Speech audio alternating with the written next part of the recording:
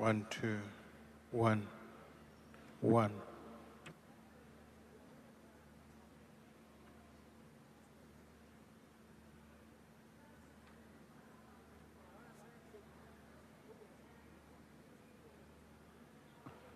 One, two, 1, 2.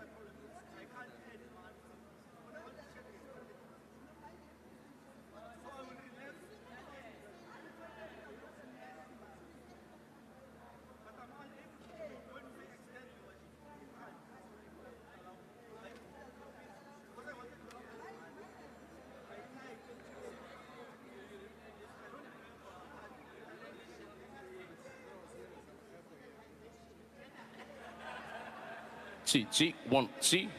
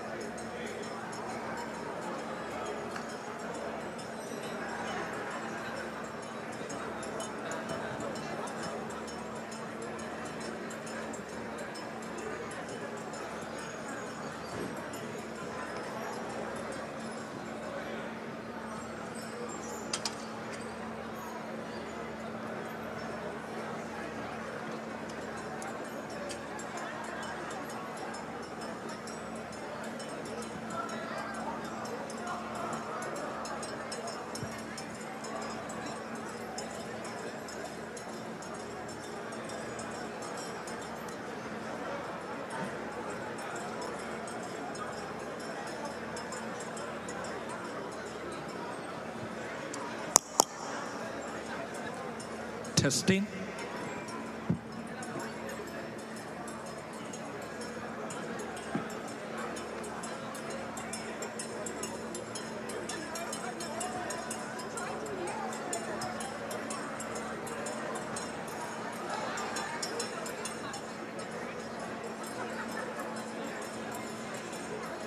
The House Chairperson.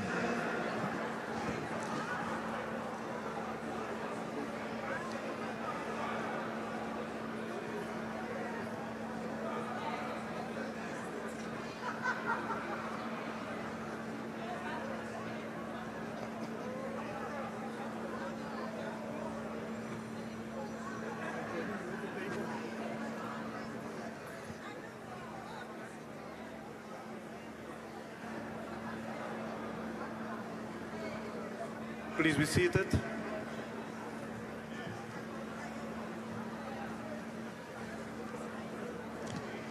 Daniel, where are we now? Fourth order. Order, honorable members. The Secretary will read the fourth order. Consideration of report of Portfolio Committee on Land Reform and Rural Development on oversight visit to Mpumalanga Province from 8 to 11 October 2024. I now recognize the chairperson of the committee who will introduce the report. The honorable chairperson.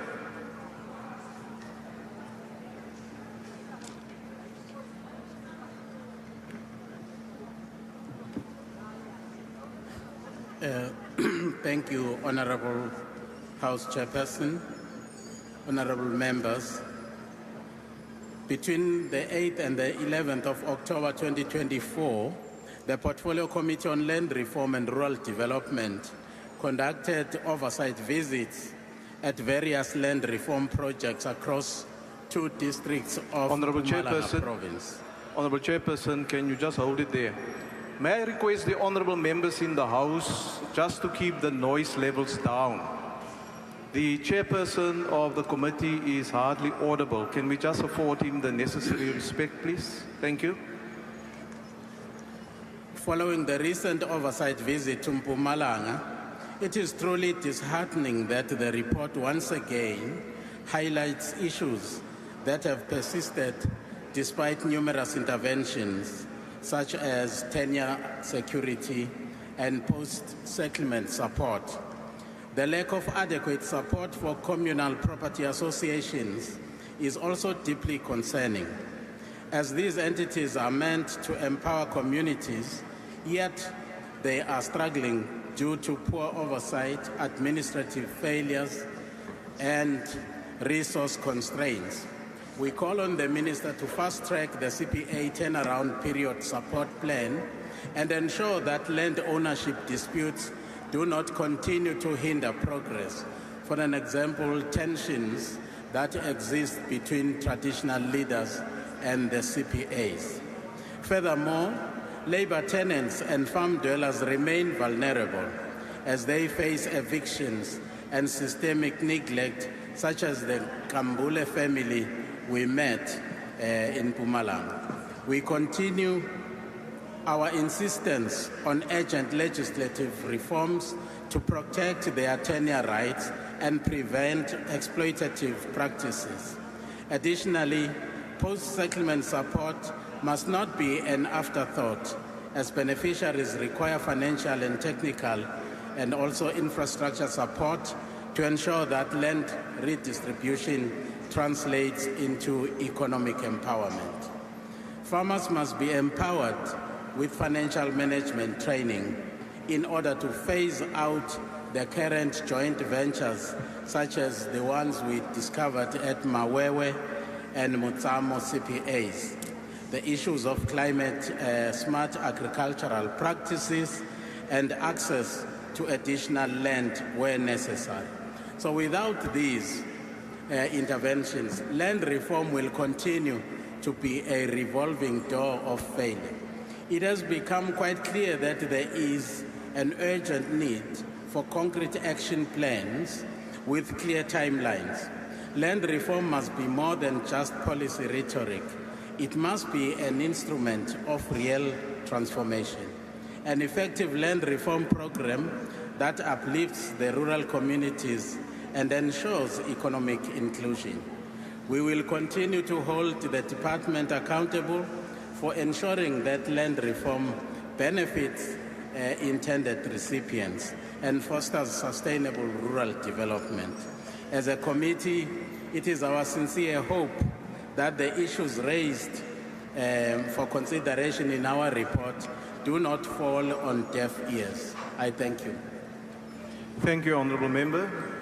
I will now recognize political parties wishing to make a declaration. The usual times for declarations of votes will apply. The DA.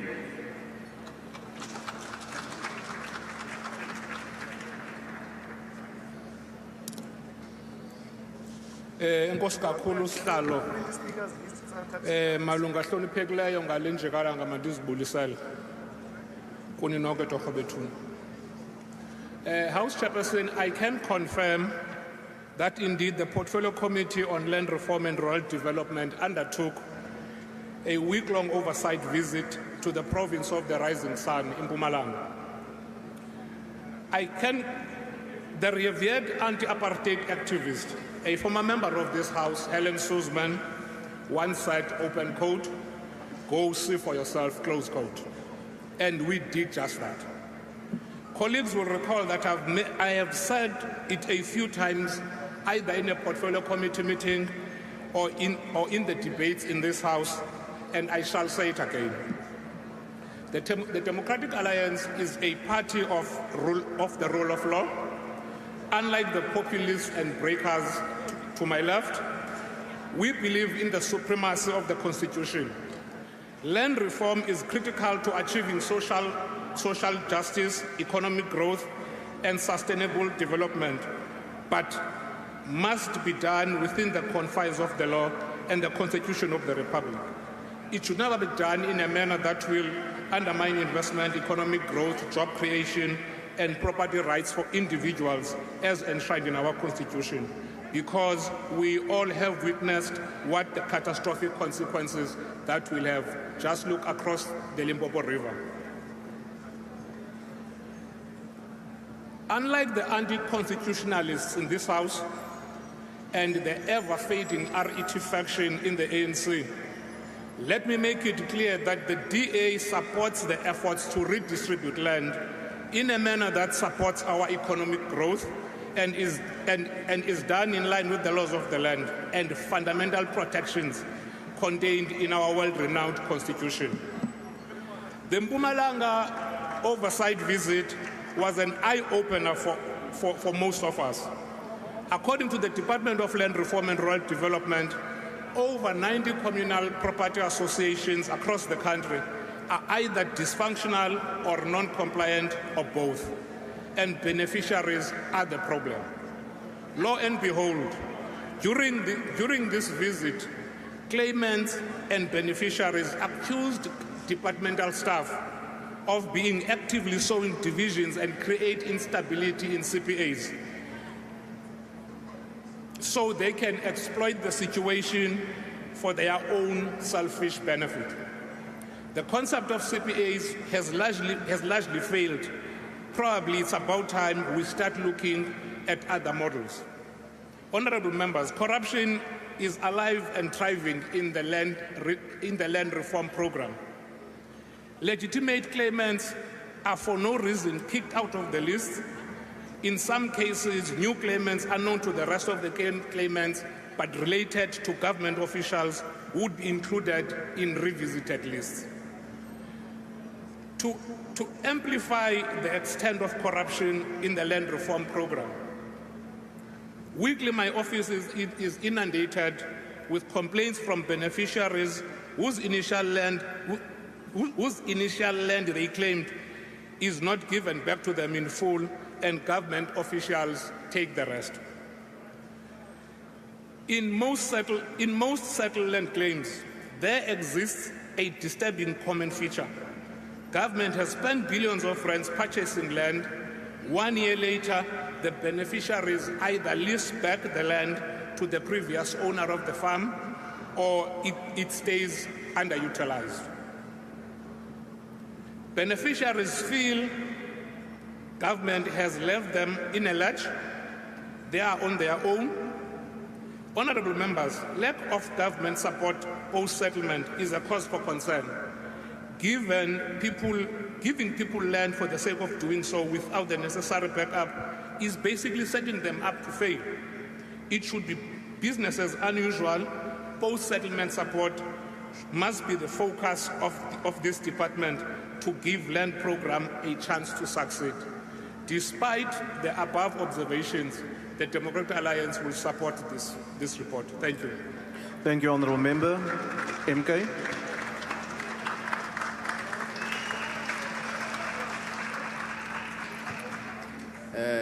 Ngibonge sihlalo.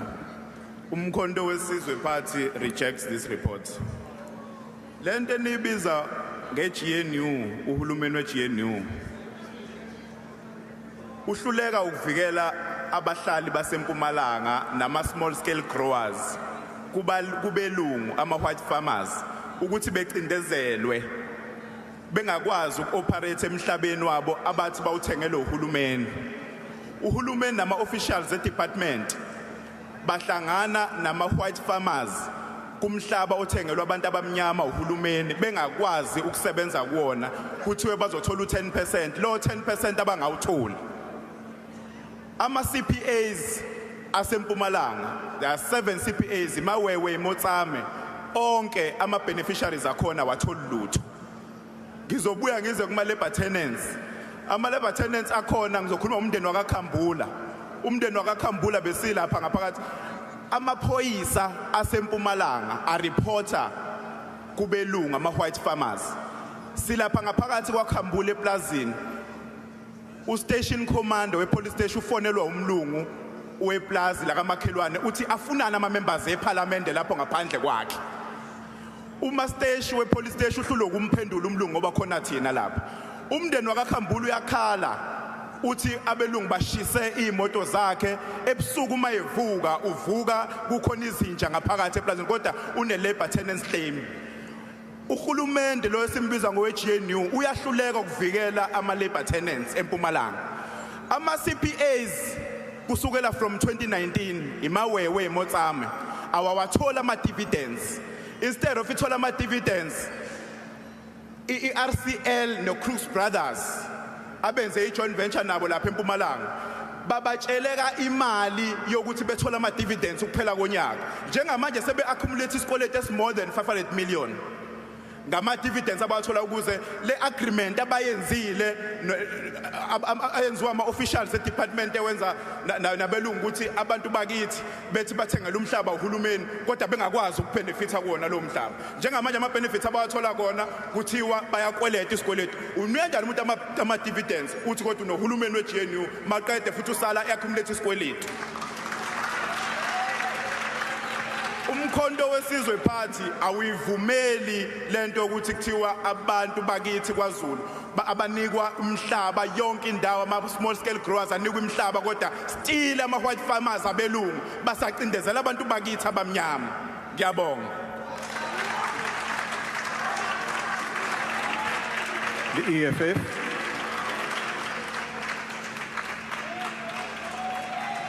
Thank you so much, Honorable Chair. Honorable Chair, yesterday it was the birthday of the Commander-in-Chief. We wanted to extend our revolutionary salutation to the Commander-in-Chief. Chairperson, the plight of those who got land from the land reform program, the neglect by government, is one of the most serious crimes committed by the democratic state against the people. During this oversight, we visited various CPAs in Mpumalanga. The committee visited Mawewe and Matsamo CPAs. What is evident is that after land has been restored back to the people, beneficiaries and CPAs are left on their own devices.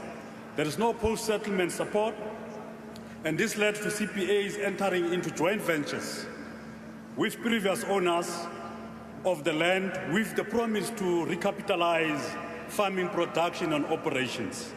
The CPA operations are at even levels of functionality. The Mawewe CPA is relatively stable and managed well, although exclusively controlled by these business partners. However, Matsamo CPA is ravaged by greed, personal interest, elite interference, and internal squabbles. The last AGM of the Matsamo was in 2017. The executive committee is refusing to relinquish the leadership and unwilling to convene an annual general meeting on account of dispute on verification of membership, resulting into a CPA engaging in subletting of land without approval of CPA's members and the revenue generated being not used on the benefit of the general members. Why is the department not intervening, as they are mandated by the CPA Act to intervene? They cannot intervene because government officials are conflicted, are corrupt, and they are corrupt from the head to the foot. The ministers before the current ministers are just as corrupt as the officials.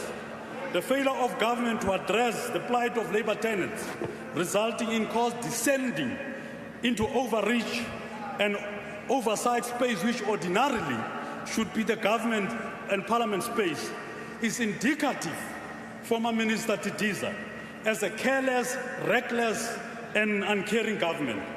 The cases of Mkwanazi as well as in Kambula on the Landman farm are perfect cases where expropriation without compensation can be used.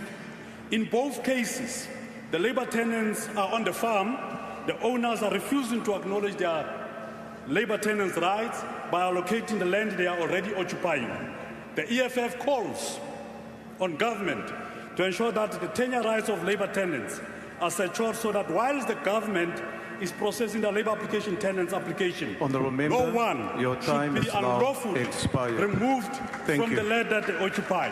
The EFF called on swift action against racist farmers who continue Honourable to victimize Member, our people, your and their time is farms now must be expired. expropriated without compensation. Thank you. The IFP.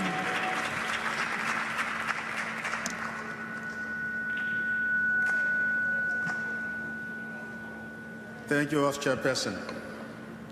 Our members. Kulivula amehlo ikomiti ubuya eMpumalanga mkhulu umkhuba wenkohlakalo ekuphathweni kwalemhlaba amaqola amakhulu abasebenzi bomnyango abaxova amalungu amakomiti ama-CPAs banomthelela omkhulu ekutshaleni uqhekeko kubahlomuli ngaleyo ndlela abagugusha nabo bese beba namavenga amakhulu asikwayo ukuba beyisiza lo monakalo ke uyakhomba ukuthi kuyadinga ukuthi uhulumeni asondele eduzane ubukele eduzane konke okwenzakalayo ngoba kulihlazo ukuthi uhulumeni ekhiphe imali wathengela abantu imihlaba leyo mhlaba ingabazuzisi kepha igcine izuzisa abambalwa qhubeke nenkohlakalo kulabo abayisiza bona ababukela izisu zabo. Furthermore, post-settlement support must not be an afterthought, as a beneficiary require financial, technical, and infrastructure support to ensure that land redistribution translates into economic empowerment, as we have constantly called for. The IFP demands concrete action plans with clear timelines. Land reform must be an instrument to really transformation. We will hold the department accountable for a fair and sustainable land reform. Siyalesekela ke ikomiti umsebenzi elenzileyo Thokoza. The PA. FF Plus. From the PA, thank you. Thank you. Honourable House Chair, the visit to Mpumalanga was quite a mixed bag, with us meeting with more and less successful land reform projects. It reminded me of a book I read from the management consultant G.G. Alcock, who to his own account is a mother of a Zulu mother and an English father who grew up on the banks of the Tugela River. And he said that most black people that he knows would say, if you fix the past, the present will fix itself. While the most white people that he knows says, you can't do anything about the past, you can actually only change the future. And this is a very profound difference on how we approach something like land reform. The Department of Land Reform and Rural Development has the mandate in actuality to change the past, to fix the past in order to have a better future. Now that is a very difficult mandate, even for a department full of competent and honest officials who really try their best. What we saw in Mpumalanga were families who were resettled on land that they possessed before, also communities who were not relocated on that land but got that land in the legal person of a CPA, but the CPA does not farm, a strategic partner farms and pays out dividends. Now that means that a new class of peasant farmers are not created in the process. Now the problem is that the distant past, the past before land dispossession, gets better every year, while the more recent past, the past of apartheid, gets worse everywhere, and it makes it impossible to fix the future. I thank you. Thank you, Honourable Member. Action SA. The ACDP. May I request the honourable members who want to make interventions to move to the waiting chairs on my left or right hand side so that we can proceed smoothly with the proceedings. Action SA. Apologies, Chair. Land restitution without skilled transfer, roads to market, and governance training and funding is being set up for failure. When you look at our CPAs, there's no governance training. The lands that have been fruitful because of squabbles and poor management now lie fallow. If there's no training on how CPAs should be run, on how trust should be run, we're creating a problem. We also need to ensure that there's an effort to look for previous landowners. Not all of us are labor tenants, but you find the rise of owners not being recognized. We need to look at our own systems that manage land well. We should not undermine tribal systems that managed land well, that ensured that those that were given lands to farm were also given the resources to be able to farm. Lack of training, lack of implements, lack of funding is a major problem. We cannot, as people of African descent, continue to be set up to faith. Government is not doing us a favor by restoring our lands, but it's not doing us any favor by not giving us the necessary technical assistance to ensure that the lands are productive. What people are asking for is a helping hand and not handouts. Can I plead that there be a transfer of skills and support to communities? Thank you, Chief. Thank you, Honourable Member. The ACDP.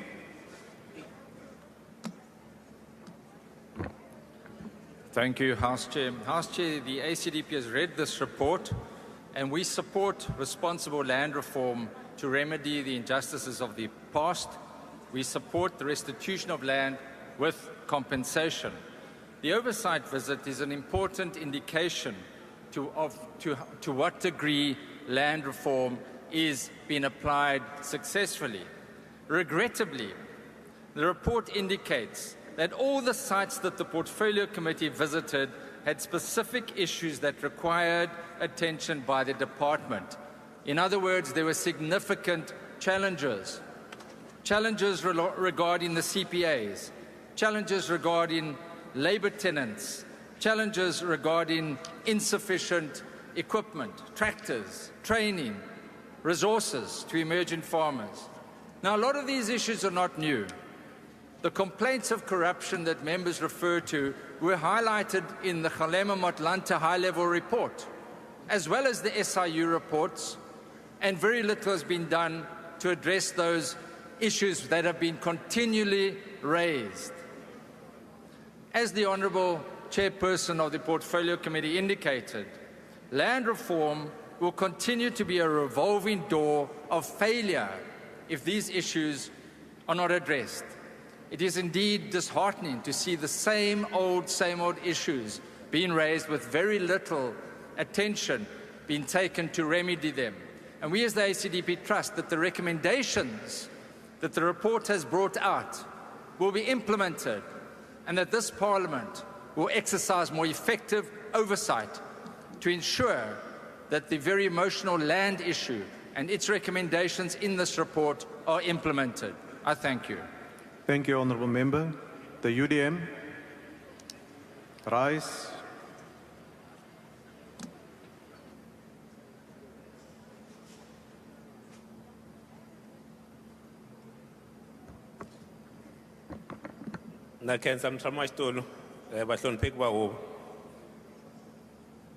As the agricultural economist Wandile Slobo will say, the problem with land reform is not insufficiency of land, but ineffective bureaucracies and inadequate support to beneficiaries. The land reform challenges in Mpumalanga, as highlighted by the report, is but one part of the land reform challenges across South Africa. These challenges stand in the way of productive use of land, particularly for agriculture in South Africa. There are many South Africans who are desperately needing assistance insofar as the farming skills to ensure that as a nation we are food secure. From ourselves as Rise Mzansi, we want to appreciate the work of the Portfolio Committee in not sugarcoating the challenges of land reform, but also highlighting some of the big issues relating to the CPAs. Because what we are seeing, as it was articulated by the Portfolio Chairperson, is that there is, in many instances, a lack of transparency in governance and finances of many of the CPAs. And we believe that the time has arrived for the government, especially the Minister of Land Reform, to also recognize, working together with the Minister of Agriculture, that for us to succeed, we did not at all times treat farming as a group project, but identify suitable beneficiaries so that they can produce the necessary food for our people. Thank you, Honourable Member. Bosa.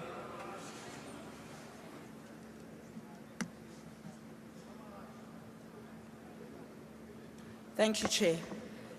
Land reform is about justice, and it is at the heart of addressing the legacy of an evil past. And we've got to make sure that we pursue this with sound judgment and never with nefarious political intentions. We all know that land was weaponized in this country and it was used as a political tool during apartheid. Therefore, the onus is on us to make sure that now, in this democracy, we don't do the same thing in the pursuit of land reform today. And this begins by making sure that we have the correct facts and data on who owns the land in South Africa. Now, according to the report of the Portfolio Committee on Land Reform, the state lacks a reliable land ownership database, and the report highlights that land redistribution is hindered by administrative inefficiencies and uncertainty around PLES farms. And these are meant to be part of the government's land reform strategy. Instead of first utilizing state-owned land that is already available, the government is only looking at one aspect at this point, which is expropriating private land, and this is something that we have to make sure happens at the same time, parallel.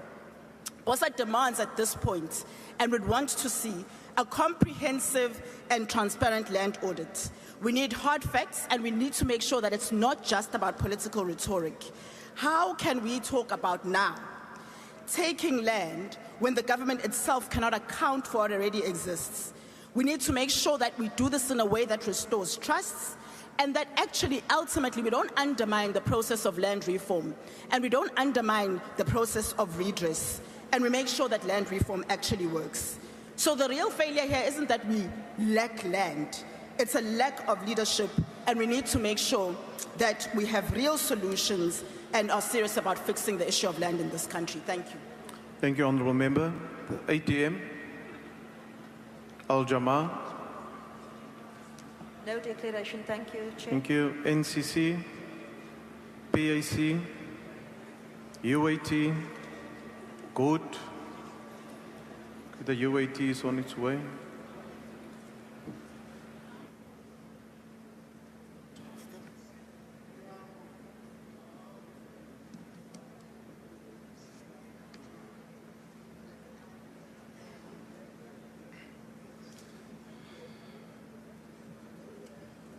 Thank you, Chairperson.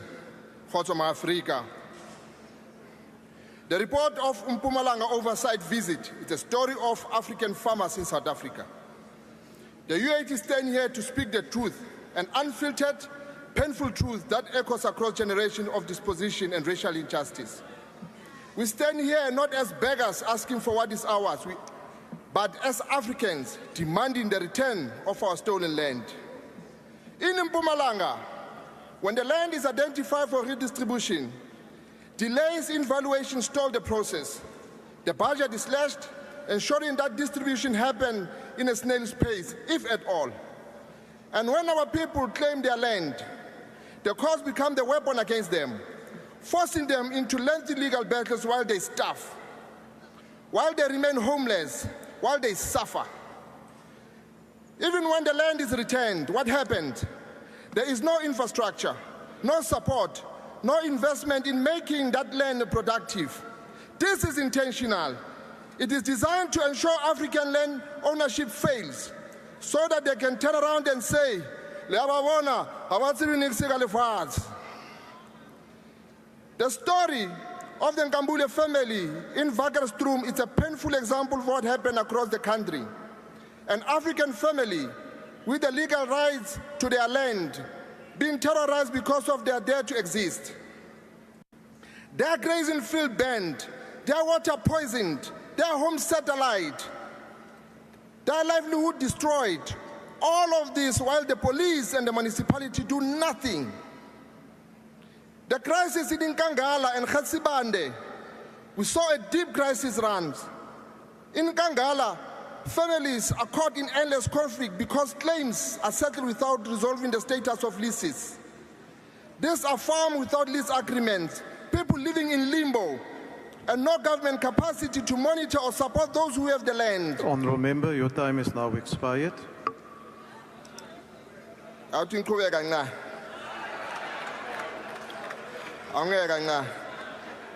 The land question is not just about ownership. It's about dignity, justice, and economic liberation. We cannot be free until the land is returned to the people. Kanimambo. The ANC. The ANC.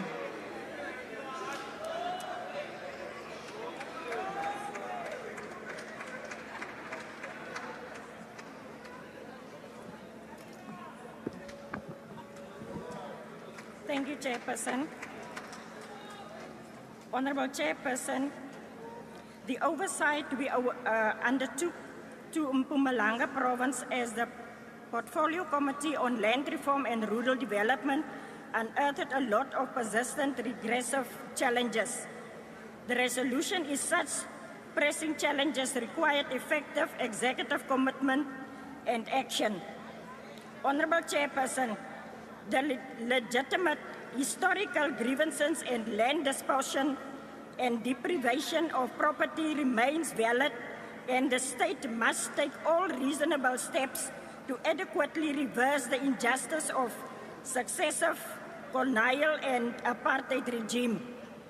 These tendencies manifest in many landowners refusing accept of acquisition of land on the grounds of just and equitable constitutional principle.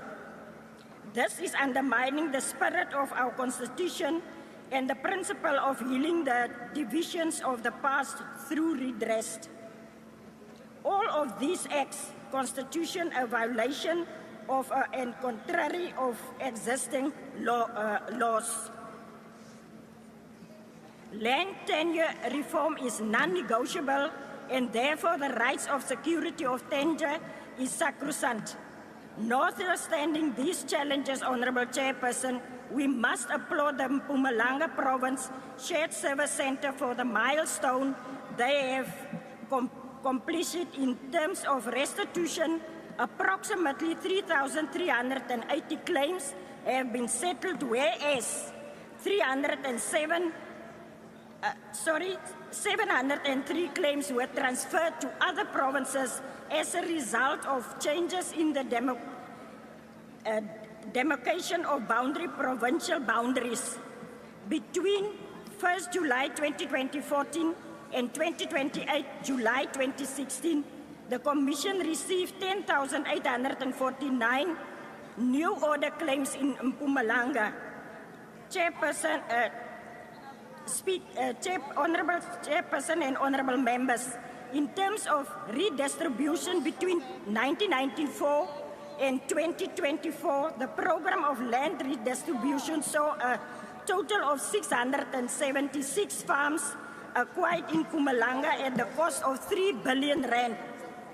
Honourable Chairperson, the functionality of communal property association in many cases require urgent attention to rescue them from financial mismanagement and governance decay. Currently in Mpumalanga, there is 470 registered CPAs owning approximately 379,505,5293 hectares of land. CPAs are progressively instrumental of transforming of land ownership pattern and economic productive, and therefore need urgent intervention to strengthen the transformation and development potential. Chairperson, the train is moving. All that is required is more resources for an accelerate of land reform to realize a better life for all. We must keep moving at a faster pace and scale to fulfill the historic mission of returning the land, both rural and urban, to the rightful owners. There are many successes stories of the radical land reform program. An existing example is the Motsamo CPA, which processes sugarcane, banana, mango, vegetables, and lychee. This is their own production, generating employment for more than 5,175 people. I thank you, Chair. Thank you, Honourable Member. I now recognize the Honourable the Chief Whip of the largest party. Thank you very much, Chair and Honourable Chair, and good afternoon to you. May I therefore propose that the report be adopted? The motion is that the report be adopted. Are there any objections? Yes, Honourable Member. Thanks, Chair. Umkhonto wesizwe party continues to assert that Honourable Member, expropriation I'm of not land, asking you to make a speech. You either indicate... expropriation of land without Honourable compensation remains the only viable land reform solution. Honourable Member, we therefore resolutely reject the report. Honourable Member, you are completely out of order. You had an opportunity to make a declaration. You simply indicate we reject whether the you report, Chair. Reject or support. That's all. No further. And therefore calling for a division. Honourable members, a division having been called, the bells will be rung for 5 minutes.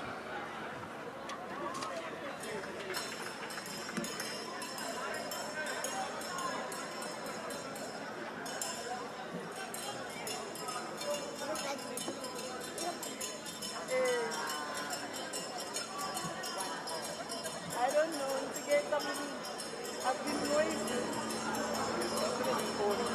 I wanted to go to the toilet.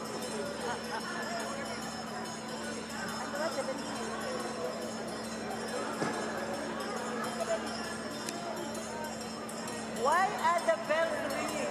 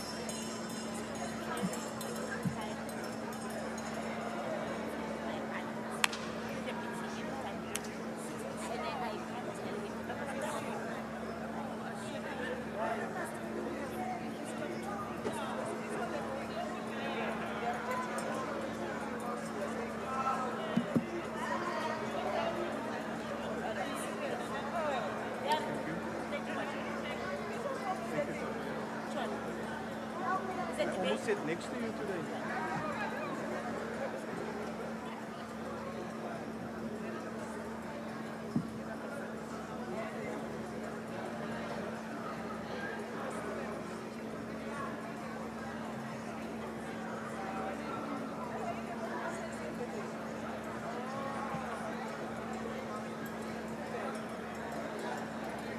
I'm supposed to sit here until 10.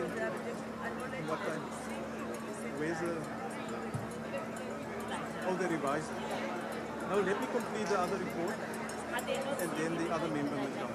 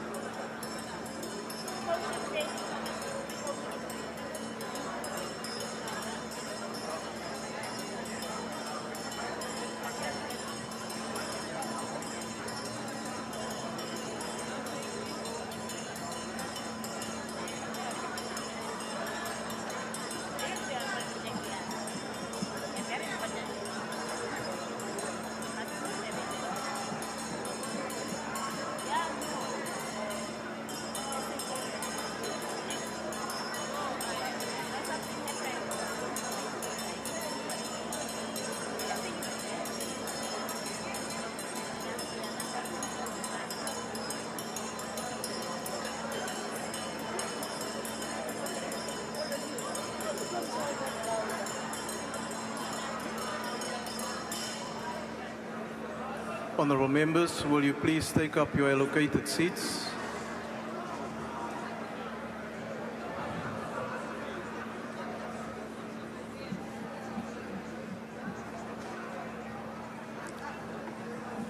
Honorable members of the ANC, can you please release the Honorable Kaula so that she can take up a seat, please?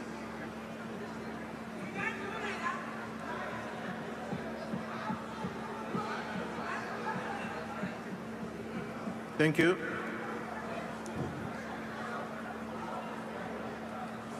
Order, honorable members.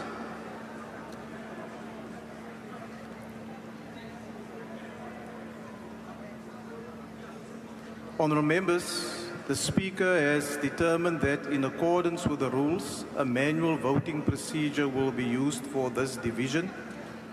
In order to establish a quorum, I would request the table to confirm that we do have the requisite number of members physically present in the chamber to take this decision. Party whips will then be given an opportunity to confirm the number of their members present and indicate if they vote for or against the question. A member who wishes to abstain or vote against the party vote may do so by informing the chair. Having confirmed that we have the requisite quorum, we will now proceed. The question before the House is that the report of the Portfolio Committee on Land Reform and Rural Development on the oversight visit to Mpumalanga be agreed to. Voting will now commence and the doors of the chamber will remain locked and members will not be allowed to enter until voting is concluded. I will now request whips to confirm the number of the members that's present in the chamber and indicate if they vote for or against the question. The ANC. Thanks, Chair. The ANC with 105 members support the adoption of the report. Thank you. The DA. House Chairperson, the DA with 61 members in the House vote in favour. MK. The MK with 39 members vote against. Thank you. The EFF. Should I come back to you? House Chair. Yes. The EFF supports the report. How many members do you have, Honourable Member? 28. Thank you. The IFP. House Chairperson, the IFP with 11 members supports the report. Thank you. PA. House Chairperson, Patriotic Alliance with 6 members voting in support. Thank you. Honourable members, will you just quiet down? It's difficult to hear the declaration of the vote of the party whips. Action SA. Honourable House Chair, Action SA with 4 members, we support the report. FF Plus. House Chairperson, 5 members in favour. ACDP. House Chair, the ACDP has 2 members voting in favour. The UDM. UDM has 2 members voting in favour. RISE. RISE, 1 member, we support. BOSA. BOSA with 1 member supports. ATM. ATM, 1 member vote against. Al-Jama. Al-Jama with 2 members support. NCC. The PAC. UAT. UAT was member, we reject. Good. Is there any member that wishes to abstain or vote differently to their party? There's none. Thank you. The voting session is now closed.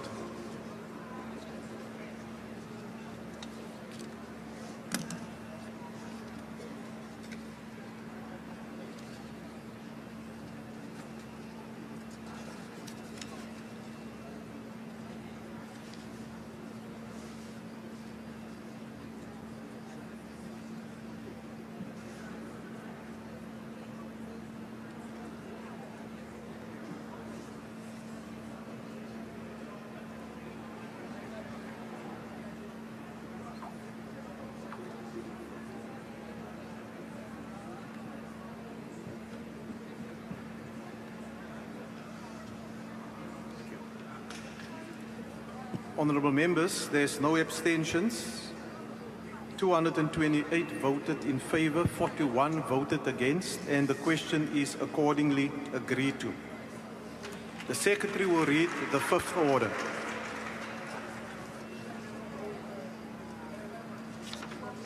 Consideration of report of Portfolio Committee on Health on oversight visit to Northwest Province from 8 to 11 October 2024. I now invite the chairperson of the committee who will introduce the report, the Honorable Glomo.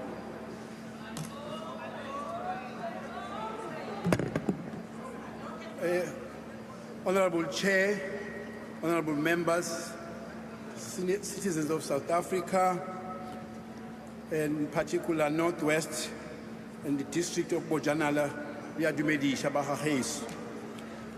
I present this report for consideration and hopefully adoption. The committee visited Northwest, in particular Bojanala District, on the 8th to the 11th of October 2024. Northwest was put under administration section 101B by National Department of Health in April of 2018. Among other things the committee wanted to assess was the improvement in the health care services of that province.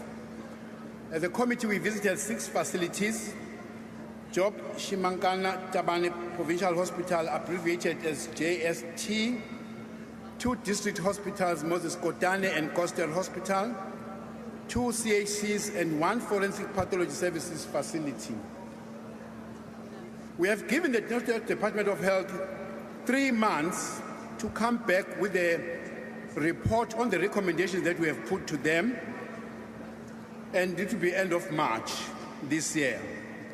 I would like to highlight just a few of those recommendations that we gave to this department. One is the filling of critical posts, especially the JST Hospital, improving the maternal outcomes, improvement in some parts of the district, the shortage of medicines, improvement on the waiting times for patients, the construction of Boitekong CHC in a waterlogged area is a great concern to the community, and we would like to know if there was any environmental impact study done before or during the construction of that CHC. The delays in the emergency medical services, ambulances, the infrastructure concerns, especially where there were roof leaks, which might actually end into injuries on duty. Notwithstanding these concerns, honorable members, our visit to Northwest picked up very good things. One of them was that the MEC for Health was with us throughout these 6 facilities that we visited. The 2 districts that we visited, 2 district hospitals, Moses Kotane and Coastal Hospitals, both of them have had no maternal deaths for 2 years. This we attribute to the competency of the nursing staff that is working in the maternity wards. 2 of these hospitals have got helipads. And just to assist the members to understand, the presence of a helipad in any facility contributes to the safe mother, safe babies. If mothers are in labor and they can be picked up by nurses who actually find a very suspicious challenges during labor, they can actually be sent in those facilities. So we want to actually commend them for this. And we then want to say, this is something that must be learned. National Development Minister, we are happy that you are here to say, just go and check Coastal Hospital in Moses Kotane and see whether what is happening there cannot be rolled out into the country, into the whole country. 2 district hospitals, no maternal death for 2 years, is something that is very significant. Committee has also taken a decision that in all visits that we do in the country, we'll do oversight on the forensic pathology services like we did. This because there are challenges in KwaZulu-Natal and Eastern Cape when it comes to this area. We want to advise Minister that maybe you will find strength in visiting Limpopo and Northwest, because our reports are showing that these 2 provinces are doing very well optimally on forensic pathology services. And we therefore present this report to the House, hopefully for adoption. We thank you, Chairperson. Thank you, Honourable Member. There will now be an opportunity for declarations. The DA.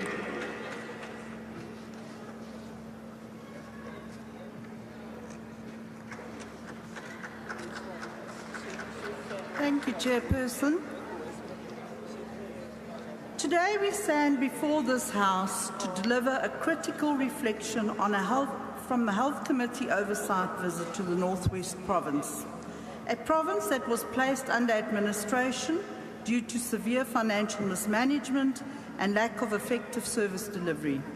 Our findings paint a concerning picture of systemic failures in the healthcare system, yet they also highlight clear pathways for urgent interventions and sustainable improvements. At the core of our recommendations is the need for decisive action to restore dignity, efficiency, and quality in healthcare delivery. We call upon the province and the administrators to prioritise the recruitment process, ensuring that all critical posts are filled without delay. This is essential in alleviating staff shortages, improving patient care, and reducing excessive waiting times. Furthermore, maternal health care must be assessed thoroughly to understand the over-reliance on caesarean sections and to encourage safer, natural birthing practices where possible. Equally, we must address the shortages of the ophthalmology specialists and essential medical equipment to restore comprehensive eye care services. The committee also identified urgent deficiencies in pharmaceutical services, stock shortages, poor stock management, and medication collection inefficiencies must be rectified immediately. A patient notification system should be implemented to inform individuals when their medication is ready for collection, reducing wastage and ensuring adherence to treatment plans. The conditions of Boitokong community health care demands immediate intervention. The persistent water shortages necessitates the installation of a borehole, while increased cleaning staff are required to maintain hygiene standards. Additionally, the sluggish EMS response times must be investigated with solutions implemented to enhance emergency care. At Moses Kotane Hospital, we commend the facility for recording 0 maternal deaths over the past 2 years, a remarkable achievement. However, fiscal discipline is needed to ensure that the budget is effectively managed, service providers are paid within 30 days, and resources such as EMS vehicles are adequately maintained and provided. Critical infrastructure challenges, including power outages and water shortages, must be mitigated through solar energy investments and borehole installations. The State of Makwasi Community Health Centre calls for urgent repairs to address the deteriorating infrastructure. Peeling walls and floors must be restored, while essential medical supplies such as contraceptives must be constantly stocked. Increased staffing, improved EMS capacity, and proper ventilation in the casualty unit are non-negotiable necessities for ensuring well-being of both patients and healthcare workers. Costa District Hospital stands out for its commendable service delivery, but urgent expansions are required. The construction of a fully equipped theatre must be prioritised to reduce patient transfers. The hospital must also remove hazardous asbestos from its roof and address all structural safety concerns. At Brits Forensic Mortuary, a dedicated budget must be allocated to construct proper medical waste disposal facilities, create a dignified waiting area for families, and install durable flooring to maintain high hygiene standards. Honourable members, these recommendations must not remain mere words on paper. The North West Province Department of Health must respond within 3 months with clear progress reports of implementation. The people of the North West deserve better, dignified healthcare, efficient service delivery, and a system that places their well-being above all else. We will not stand idle while our people suffer. We will not tolerate delays or bureaucratic inefficiencies. It is time for action. It is time for accountability. It is time for real change. Thank you, Chairperson. The DA supports this report. Thank you, Honourable Member. MK.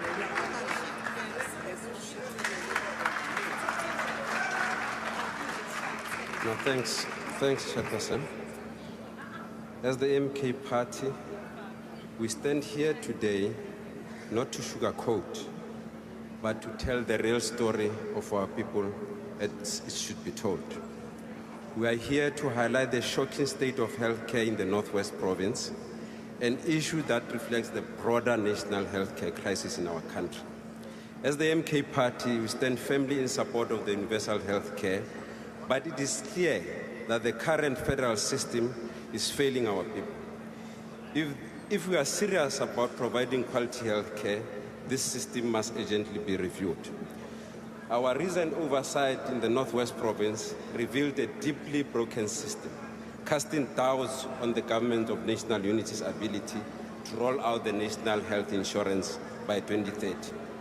Fellow South Africans, this is the story of the Northwest, as it should be told, and this is the truth and this is the reality. 30 of critical medical posts remain vacant, leaving hospitals and clinics overwhelmed.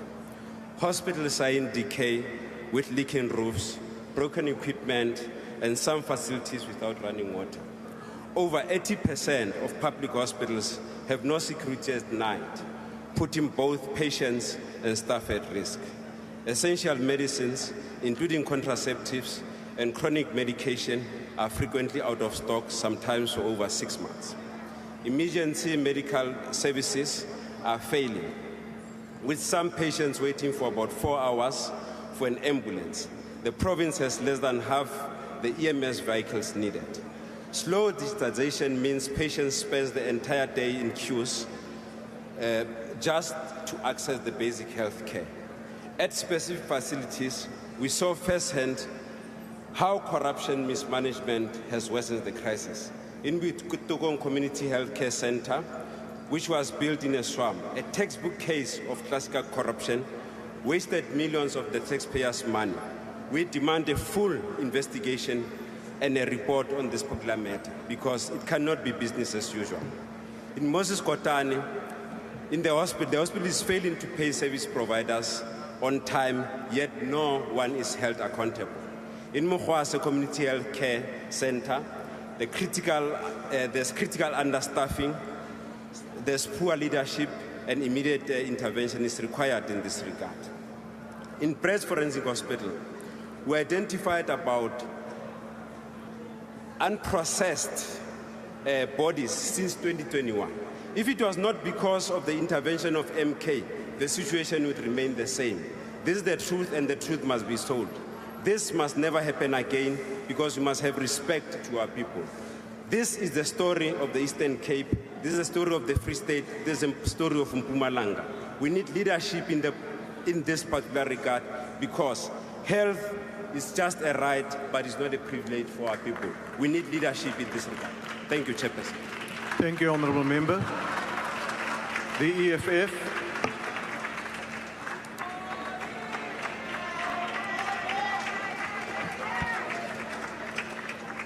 Tobela Mudula Stulo Lemaleloko. Chairperson, the Portfolio Committee on Health undertook this oversight visit to Northwest Province following the placing of the Provincial Department of Health under administration in terms of Section 100, subsection 1B of the Constitution. One of the major problems facing the provision of health services in the province is that there has not been a commensurate increase in the number of health facilities to match up with the growth of the population. This is a particular concern in the Bujanala district, and the obvious consequence is that these health facilities become overwhelmed. When engaging with the patient in various health facilities, the majority were complaining of slow services, the files not being there causing problems to referrals in addition to unnecessary delays, waiting long hours to collect medication, as well as poor attitude of certain staff. Chairperson, Rustenburg is too big to have just 2 forensic mortuaries which cater for both that area and breeds. This results in heavy backlogs of tests at forensic laboratories and high number of unclaimed bodies. It was further observed that there were no designated spaces for medical waste, proper flooring, and no designated waiting area for families in almost all the medical facilities that were visited. In all of these facilities, we were characterized by old, dilapidated infrastructure, overcrowding, inadequate record keeping and understaffing. Some facilities' roofs were leaking. Chairperson, while we agree with the observation and recommendation made, we have seen far too often that we adopt these reports and then they gather dust here. This department must be made to account.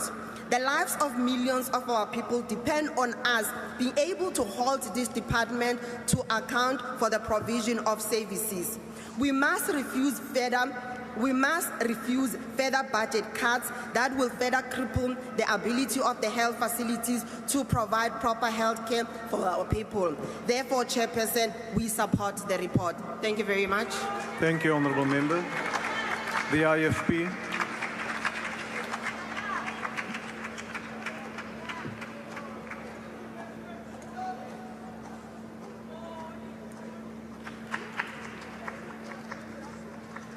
Honorable Chairperson, as the Inkatha Freedom Party, we believe that access to quality care is a fundamental right in the challenges in the Northwest Province underscore an urgent need for systemic reform. We are particularly concerned about the staff shortages, dilapidated infrastructure, and inadequate medical supplies. While the Portfolio Committee's report accurately identifies issues like poor maintenance, underfunding, and management inefficiencies, we stress that these are long-standing problems needing immediate and long-term solutions. We are critical of the delays in addressing these challenges and call the urgent resource allocation to improve infrastructure, recruit and retain healthcare facility professionals, and enhance quality involvement in the government. The IFP is committed to advocating the increased healthcare funding and ensuring that all facilities meet acceptable standards, as they are expected to meet the standards of the ideal clinic, ideal hospitals, as well as national cost standards, and ensuring the quality care service delivery. We urge Parliament, the Department of Health, and provincial authorities to urgently implement the Portfolio Committee's recommendation. Quality healthcare is essential for the well-being of all citizens. We remain dedicated to improving healthcare delivery. The IFP accepts the report. I thank you. Thank you, Honourable Member. The PA.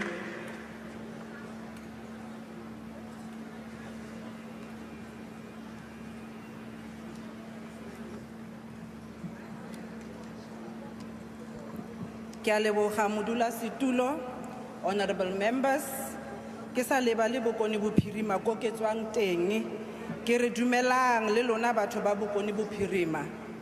Seemo sa lefapha la boitekanelo mo bokoni bophirima se mo maemong a sa kgatlhiseng. We take note of the Portfolio Committee's oversight visit to the several medical facilities in the Northwest Province.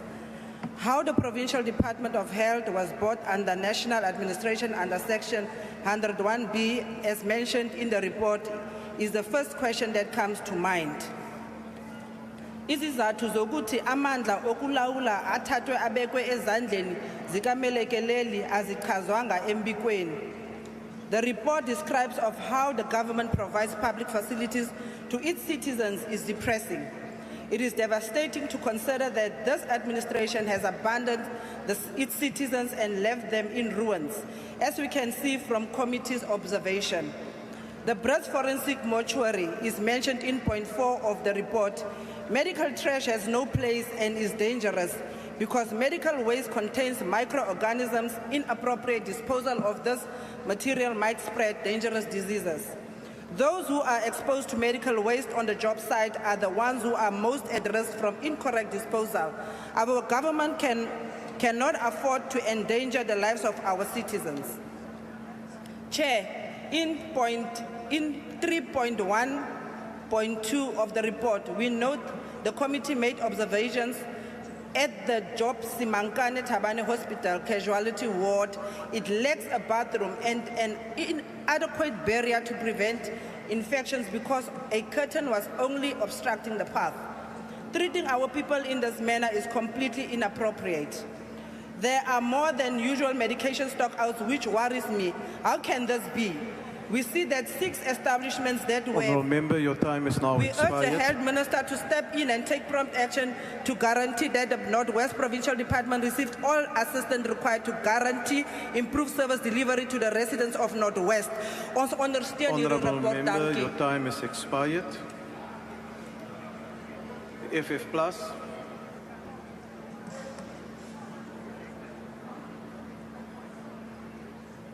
Geagte voorsitter, die ou probleem van ons openbare gesondheidsfasiliteite gaan maar net voort.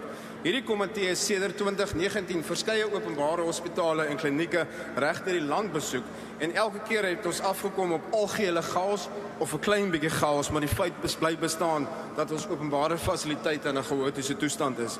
Die probleme wat ons hier waargeneem het, wissel van lang wagtye, tekort aan beddens, kameras wat buitewerking is, medisyne tekorte, van die plekke is skoon en ander is nie skoon nie, huisbakke wat nie werk nie en 'n 4-bed kraamsaal wat nagenoeg 600 geboortes per maand moet hanteer, apteke met beperkte spasie en sale wat dringende opgradering benodig, is wat ons ervaar en gesien het. When we have seen an ICU 6-bed unit that is insufficient, as at least a 22-bed unit is needed. This was only at the Job Tabane Hospital. At the Boy-Katong Community Health Center, it was shocking to see a dental room with a very expensive dental chair that probably have costed millions, but the dental room is not operational. In the pharmacy is a shortage of space to store medication, and the facility also faces a water shortage challenge. Patients have complained to us about slow services in waiting areas, files not being available, long waiting hours for collection and medicine, and poor attitude staff. At the Moses Kutani Hospital, the reception and pharmacy waiting area is in need of repairs, and although the committee were told that construction workers were on site, busy with upgrade and repairs, we could not see any of them. After inquiring about if we were informed that they were busy on the roof of the hospital, however, we could not see any construction office on site. The Makwazi Community Health Center were in total chaos, ranging from leaking taps, no medicine and long waiting times. Al hierdie probleme wat daagliks in die openbare sektor ervaar word, is tog 'n duidelike bewys dat die nasionale gesondheidsversekering nie die oplossing vir ons probleme is nie, maar dit gaan sake net vererger. Dankie voorsitter. Thank you, Honourable Member. Action SA.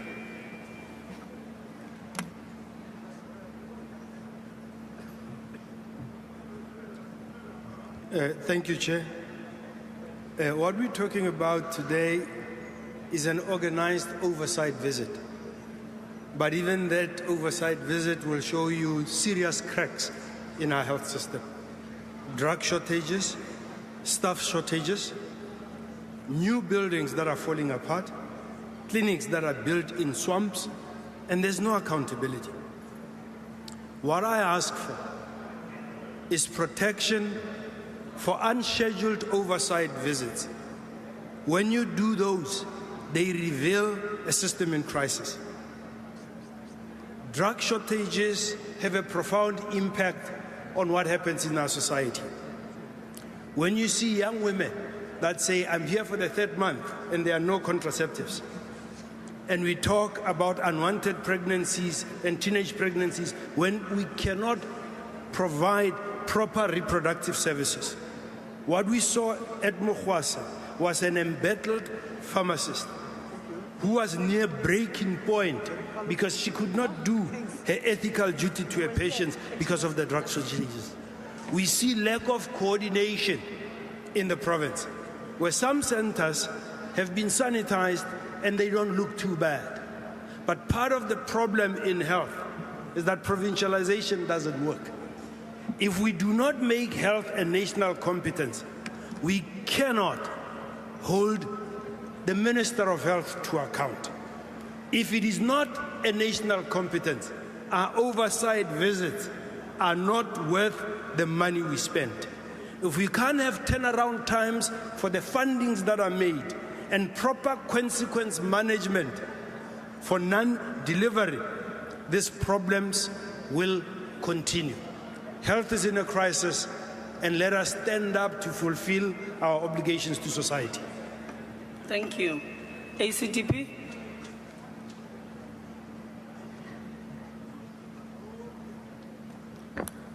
Thank you, Chairperson. Chairperson, the ACDP has studied this report, and it is noteworthy that there's been no oversight visit by the committee to the province or even in the previous parliament since it was placed under national administration in terms of Section 100. And that was done in 2018. And obviously the purpose of this visit was to assess improvements in healthcare provisions. Now, there were a number of incidents and there were hospitals such as Costa Hospital that was found to be satisfactory, and the ACDP wishes to thank all those committed staff that work under very, very difficult conditions.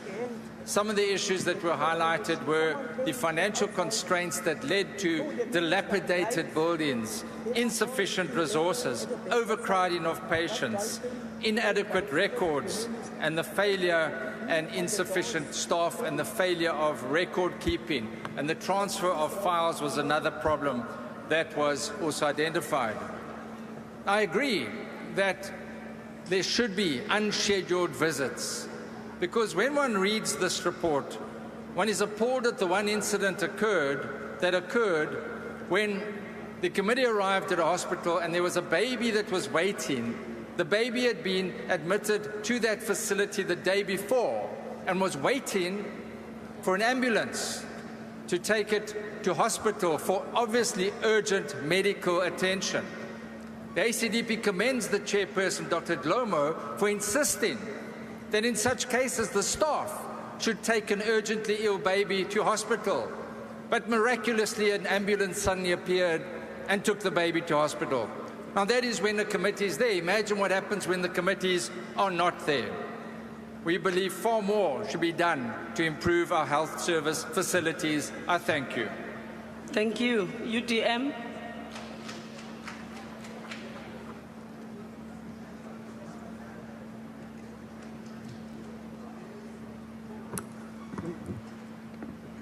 Thank you, Honorable House Chair.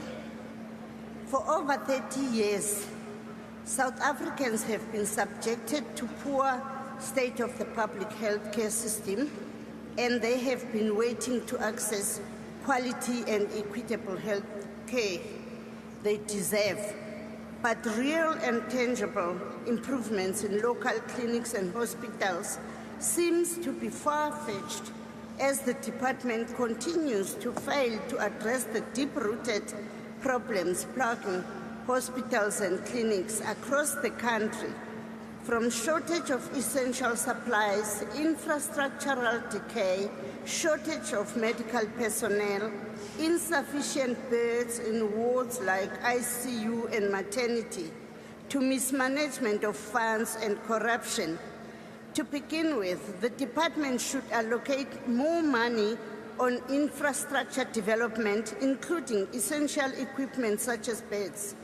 Also, the employment of more doctors is critical to alleviate pressure on staff and improve patient care.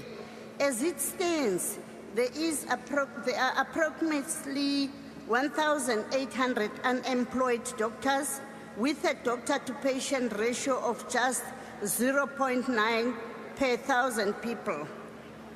The UTM calls on the department to introduce an effective system for all hospitals to address long waiting times, such as a more digital system to find folders quicker and a robust recruitment of more healthcare workers and assistant nurses into areas with high demand.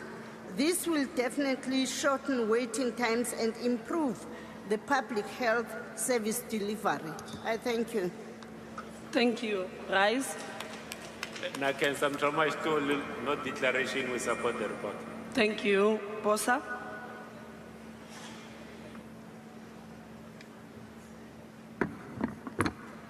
Honourable members, a functional healthcare system is reliant on three variables I'd like to propose. The first is being financial and ability to adequately finance the system. Secondly, it speaks to the question of infrastructure. And I would argue the third is the function of leadership. Now, Honorable Minister and members in this House, we can all speak loudly and boldly about the national health insurance and maybe look at that as part of the financing model, but what we cannot deny is that what this report points to is the ecosystem that connects local government, provincial government, and infrastructure build. At Moses Kotane, it was quite clear, if you read the report, about issues of water, the lack of the proper provision of water. Now, Minister Motsoaledi, I went around to see the hospitals. Many of them raised this fundamental question. When a municipality fails, the hospital cannot operate. The patients are impacted. So it's irrelevant how much money we throw in that space, it ends up being a space where, as a failure of leadership and as a failure of infrastructure, healthcare is profoundly impacted. Our decision today collectively was, of course, we can support this report, which as BOSA we will. But I guess the question becomes, are we going to insist on a healthcare reform now for future generations, or we'll just keep talking, tabling reports, accepting them and moving ahead? I want to urge for urgent action. Every hospital and every clinic must be shielded from water losses. Minister Motsoaledi, unless we do that exercise, I can promise you, you might as well shut out half of them. For indeed, water is life, and without it, our healthcare system will itself be on life support if it's not there already. We can't wait, honorable members. Let's act now. Thank you very much. Thank you. ATM. No declaration from ATM. Thank you. Al-Jama.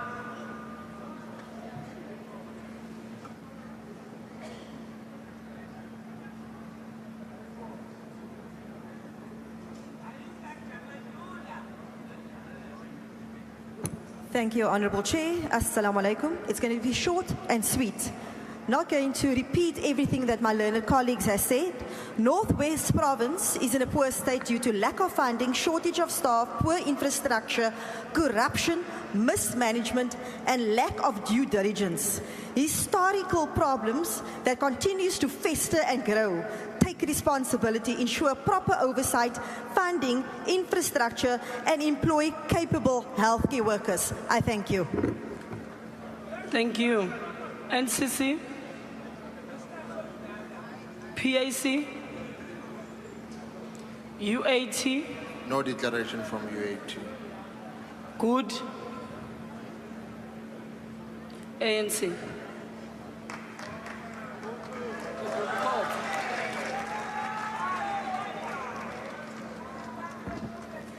Honorable House Chair, the African National Congress supports the oversight report of the Portfolio Committee on Health to the Northwest Province from 8 to 11th of October 2024. The committee visited 6 health facilities to assess their provision of health services, including forensic pathology services, the ex-mine workers project, and how the province addresses the Auditor General's audit outcomes. This was a critical visit and the first since the province was placed under Section 100 National Administration in April 2018. Since exiting administration in July 2022, the committee's observations affirm the significant and commendable interventions to stabilize the governance and health service delivery in the province. One critical achievement includes positive strides towards reducing neonatal and maternal death at Moses Kotane Hospital and Koster Hospital. In the past 2 years, these 2 hospitals never reported any case of neonatal and also maternal cases. This was attributed to the presence of a helipad and a strong leadership of advanced midwives. Such hospitals need to be used as case studies where health professionals share their skills and techniques with other hospitals to achieve such positive maternal outcomes. Despite these challenges, despite these positive developments, numerous challenges were identified, such as water shortages, medicine stockouts, and dilapidated infrastructure with leaks and walls peeling off. There were also challenges regarding the various acting positions and staff shortages observed in all the facilities visited due to moratorium on appointments.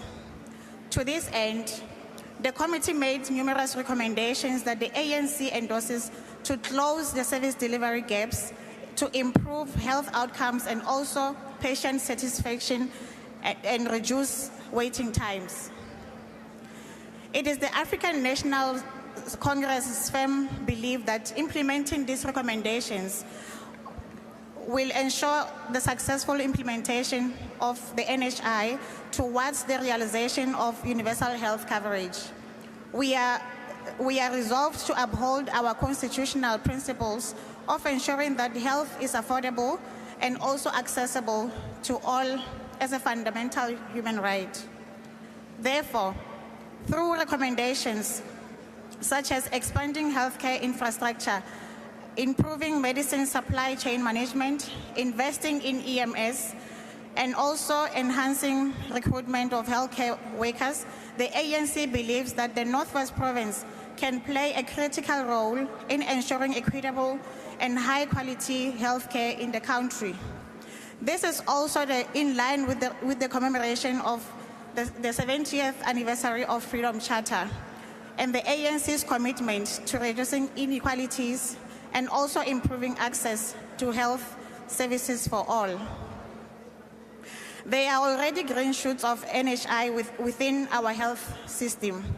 The current 570 billion or 8.5% of our GDP spent on our health is a firm basis of rolling out the NHI. We must restructure the core financing system and efficiently reallocate all resources, both human and material, to achieve universal health coverage.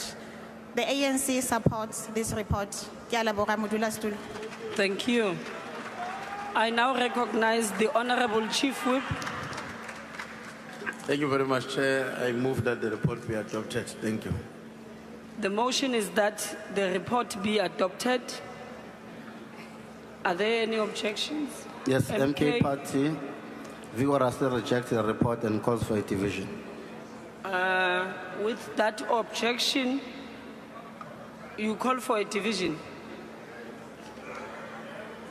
A division having been called, the bells will be rung for 5 minutes.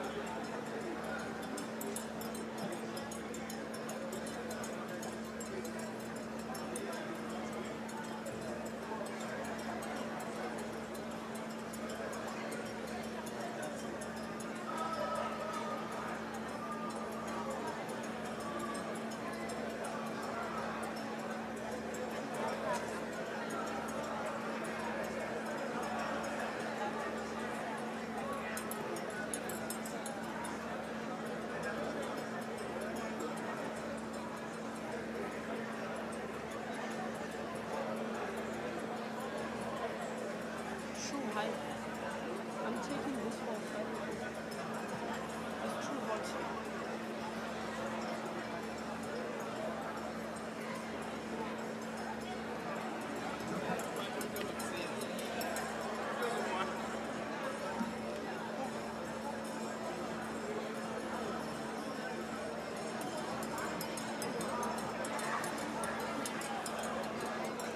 Yeah, I have.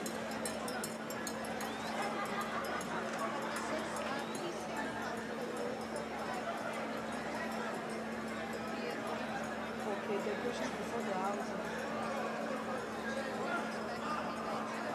Okay, all right. Yeah.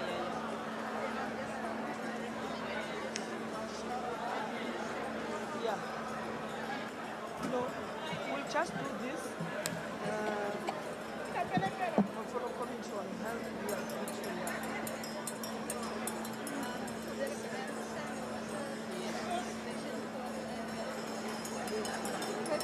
So I still.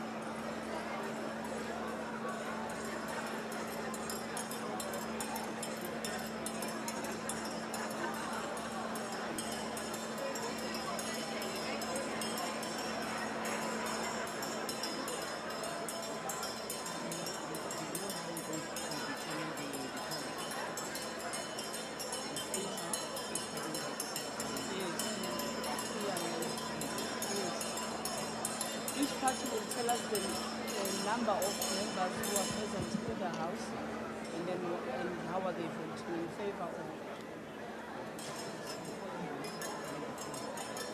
Yes. I will go here. It's fine. Yes.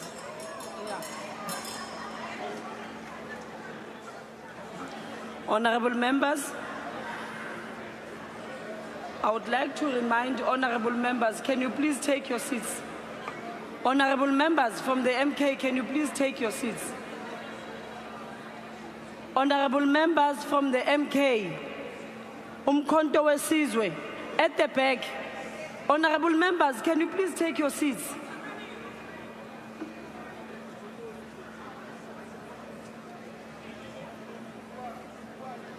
I would like to remind honorable members, in accordance with the rules, a manual voting procedure will be used for this division. In order to establish a quorum, I would request the table to confirm that we have the requisite number of members physically present in the chamber to take this decision. Party whips will then be given an opportunity to confirm the number of their members present and indicate if they vote for or against the question. A member who wishes to abstain or vote against the party vote may do so by informing the chair. I have just been informed that we do have a quorum. Having confirmed that we have the quorum, we'll now proceed. The question before the House is that the report of Portfolio Committee on Health be agreed to. Voting will now commence. The doors of the chamber will be locked and members will not be allowed to enter until voting is concluded. Whips, could you confirm the numbers of your members present in the chamber? ANC? Thank you, Chair. The ANC with 109 support the adoption of the report. Thank you. Thank you. DA? Thank you, House Chair. The DA with 63 members in the House votes in favour. Thank you. MK? The MK Umbuto ongathengisiyo with 40 members, we vote against. EFF? EFF, we are 28 in the House. House Chair, we vote for. IFP?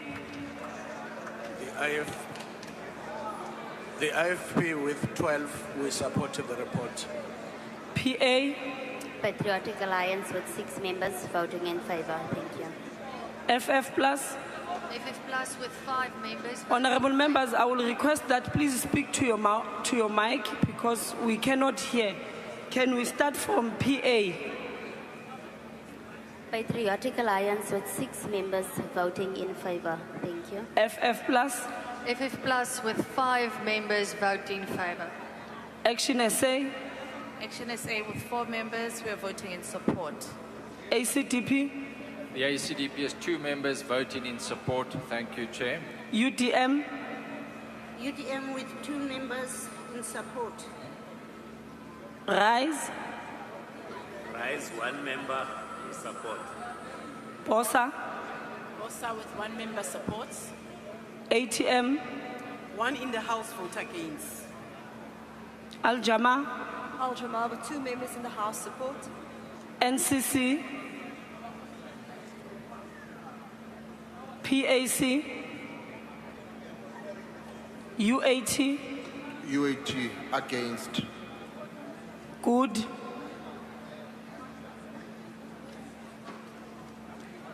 Good.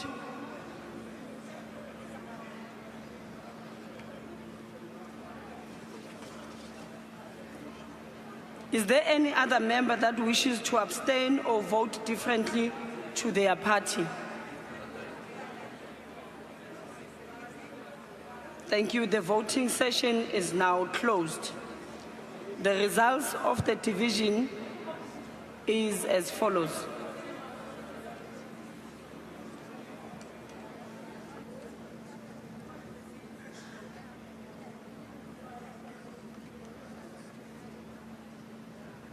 You have the numbers.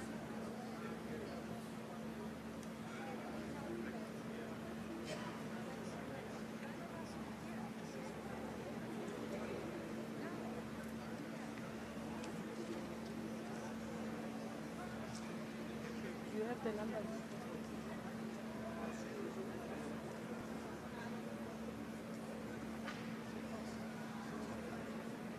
Do you have the numbers? Not yet. Sorry? Okay. Right.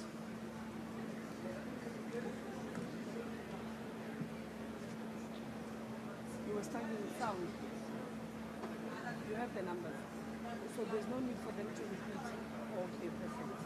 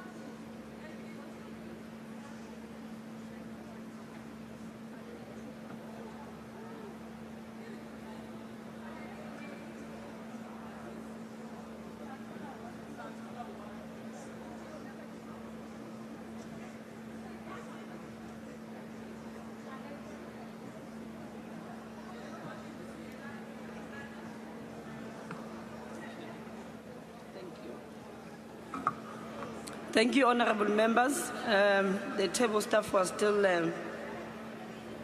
adding the numbers. Abstention is 0. The noes is 42. And the yes is 222. The question is accordingly agreed to. The next item on the order paper is member statement. Does any member of the ANC wish to make a statement? Yes, Chair. You may proceed. Thank you very much, Chairperson, and greetings to honorable members. As the African National Congress, we stand with recent events that have been circulating on our social media, and really with great sadness as the African National Congress do not support human rights violations and treatment that has been observed and displayed in the latest violations of human rights. We are speaking of the incidents that took place being perpetrated against young men at a nightclub in Gauteng, Tshwane. This incident took place at an establishment by the name of Zanzu Night Bar. We further take note that these young men are victims. As the African National Congress, we strongly condemn such violent actions that seek to demoralize, that seek to take away the dignity of our young people who go and circulate and enjoy themselves in these establishments. But additionally, we call upon law enforcement, the Human Rights Commission, to take law into its hands. We also say to those who are owners, who are affiliates of such establishments, that it can no longer be that our young people and patrons are living in fear when entering into their establishments. Members of this august house, we must ensure the safety and security of young people, no matter where they go and seek entertainment.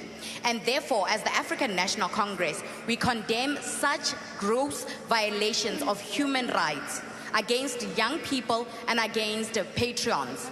And therefore, we are calling for immediate action. We are calling for the law to take its place, and we are calling that the perpetrators must be brought to book.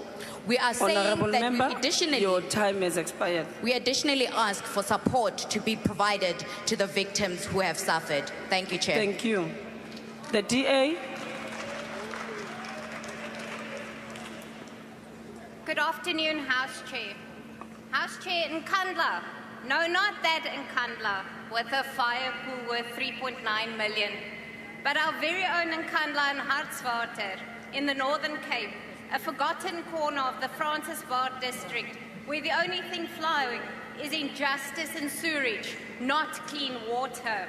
Since 2016, this community has been fighting for a basic human right, access to clean running water. Yet their pleas have been met with silence.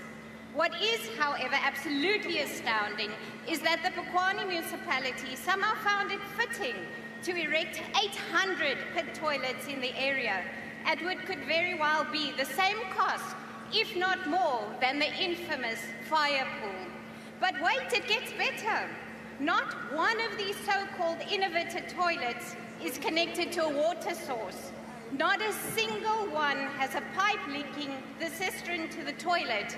That's right, Speaker. Pequani has reinvented the concept of indoor plumbing without the plumbing. Speaker, the ANC-run Pequani municipality should be hanging their heads in shame. The very people they claim to uplift are being subjected to inhumane conditions. Instead of service delivery, they deliver scandal after scandal, leaving communities to fend for themselves. If there was ever a time for accountability, it is now. Nkandla Pequani Honorable deserves member, better. your time has The expired. people deserve better, and South Africa deserves better. Thank you, House Chair. Thank you. The MK. Thank you, Chair. Sihlalo siyabonga kakhulu njengeqembu lomkhonto wesizwe khonto esifuna ukuyiveza ukuthi abantu bakithi bayibe ngayiqondi kahle indaba yokuthi iGNU ibalimaza kangakanani. Isibonelo salokho ngizokwenza indaba ikakhulukazi le yokungasebenzi okungaqasheki kwabantu. Abantu bakithi ngokujwayelekile abayi understand lento yokuthi yama million nama percent ukuthi isebenza kanjani. Ngizokwenza nje isibonelo. Uma uhlanganisa abantu base-Gauteng bonke, isibalo sabo singaphansi kwabantu abase-South Africa abangasebenzi. Lento iveza ubukhulu nesibalo sabantu base-South Africa abangasebenzi. Okusho ukuthi ngamanye amagama abantu abangasebenzi e-South Africa ziyiwici ngalowo ndlela. Okwesibili, ngifuna ukuveza ukuthi i-GNU ifana newuwa iqanda lelo ukuthi mawuliphihliza lingaphumi nalutho. I-GNU ke leyo. Okunye engifuna ukuveza, ngizama ukuveza ukuthi isimo sibi kangakanani sabantu abangasebenzi eSouth Africa. Okunye ngifuna ukuveza ukuthi ke sekunjalo ke abantu bengasasebenzi kodwa sithola i-GNU isisikaza ngo2% wokunyuswa kwe-VAT kulokho kuhlupheka okunjalo. Ngidlule futhi lapho ngize ekuthenini i-GNU ibonakala ibasaba onxiwankulu eSouth Africa. Esikhundleni sokuthi balwisane nabantu bakontrole intengo yamalahle. Honorable member, your time is expired. Oh, okay. The ANC. Thank you, Honorable House Chair. The African National Congress moves without notice that the House should do the following. Notes with deep sadness the passing of the South African music icon and actor Sutukazi Akhosi at the age of 64 on Thursday, the 13th of February, after a battle with cancer. Acknowledges that Sutu became known as one of Africa's top voices, but she was also a talented actress under the guidance of legendary mentor Gibson Cntd. Remembers also that she performed around the world, including in the United States, United Kingdom, Germany, and other countries, and also joined the United States tour of The Lion King, where she played the role of Rafiki. We also recall that throughout her 40-year career, Akhosi worked with many well-known artists, including Kaifa Semenya, Letta Mbulu, Jonas Gwangwa, Miriam Makeba, and Hugh Masekela. Also understands that our powerful voice and message of unity made her a beloved figure in South African music, and conveys the deepest condolences to the families and colleagues of Sutukazi Akhosi in the entertainment industry. Thank you. Thank you. EFF. Yeah, it's okay. Thank you, Chair. Imeko yendlela yomhlaba esuka etheni kwajo R61 nasemchabe engena kwilali zika Ward 17, 18 no 19 zimbi kakhulu ingakumbi eyakwa Ward 18 kwilali zaseLower Ncoga emahlathini kunomadamba kwaChotho apho kukho ii-primary schools ezintandathu kunye ne-high school ezimbini. Le ndlela yagqityela ukulungiswa kwiminyaka emihlanu eyadlulayo, nangoku ibiyi-disaster ngo-2021 yachaphazeleka ayizange yahoywa. Kwezi veki ziphelileyo abantwana besikolo kunye nootishala abakwazanga ukuya esikolweni. Andithethi ke ngabo bafuna uncedo lwemapolisa, iikliniki, ii-ambulances nokuya ezidolophini abakwazi ukuphuma, iimoshwari azikwazi ungena, abantu bahleli ndezidumbe ezindlini. Oko izikolo esiphayana iFalteni silinde uprincipal. Principal ii-candidates azifuna ukuthatha iposition ngenxa yemeko yendlela. Kudala abantu bale ndawo becela uncedo lwemeya noloceba, akukho mntu ubahoyayo ngurhulumente we-ANC ke lowo. Endaweni yokuba babahoye abantu bathe xa bezifunela uncedo bagrogriswa bathukwa kusithiwa zii-members ze-EFF. Kodwa kayisothusi loo nto, sizawubancedisa ukuba bafumane indlela. Abo bagrogrisa abantu funeka bayazi bi-constitution yale country allows abantu ukubana ngaba bangene nako uphuna umbutho abawuthandayo. Sicela ukuba uminister weKogta kunye no-rural development ne-transport benze umsebenzi wabo, ne-ad hoc committee leyayidila ne-disaster ibuyiswe. Inkosi. Thank you. Before I call on the other, can I remind members that this is the item for member statements, not motions. So when you read, you must then understand which one you are. I'm not referring to the EFF, but I'm just saying that I'm reminding members that we are not on motions. The IFP. Honorable Chairperson, the township economy has the potential to change the lives of the citizens. Honorable member, can you please speak to your mic? We can't hear you. The township economy has the potential to change the lives of the citizen and contribute to the economic growth in the country. Last year, Honorable Speaker, spaza shops made headlines for all the wrong reasons. Honorable Speaker, the IFP raised concerns about the dangers of food sold by unregistered foreign-owned spaza shops and called for urgent intervention through regulations and inspections. Therefore, we acknowledge and appreciate the Minister of COGTA's efforts to implement the regulations that ensure compliance and closure, thereby mitigating the risk of exposure to products hazardous to human health. South Africa is losing approximately 178 billion rand on its GDP every year to its illicit economy. One contributing factor found in spaza shops is smuggling of secret products. Honorable Speaker, the simple reason is to avoid paying tax and duties. A recent study revealed that South Africa loses 8 billion rand in tax revenue given the current growth of the illicit cigarette trade. For years, SARS has tried to implement strategic programs to restrain revenue leakage in the formal sector by establishing crime syndicate. As the IFP Honorable will member, support your time is expired. and call for the whole government to join in the fight against this prohibited Honorable member, transaction. your time is expired. ANC. Thank you, Honorable House Chair. The ANC applauds Charlotte Maxeke Academic Hospital in making history in February 2025 by becoming the first health facility in Gauteng to perform microclip implants. This procedure is a minimally invasive treatment to mend leaking hearts. The procedure's key benefits include drastically reduced recovery times, often just 1 or 2 days post-insertion, making it a game changer for elderly or high-risk mitral regurgitation patients who are unsuitable candidates for open heart surgery. With the availability through academic hospitals and the ongoing tracking of patients' outcomes, the pioneering therapy is set to transform the treatment landscape of mitral regurgitation in South Africa.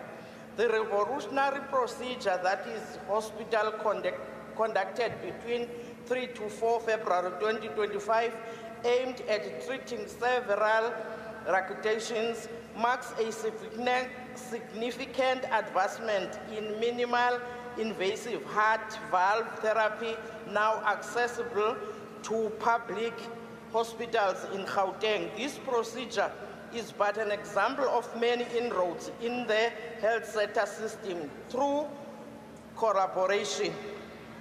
With the Honorable member, your time is expired. Thank you very much, Bosa. Honorable House Chair. Bosa.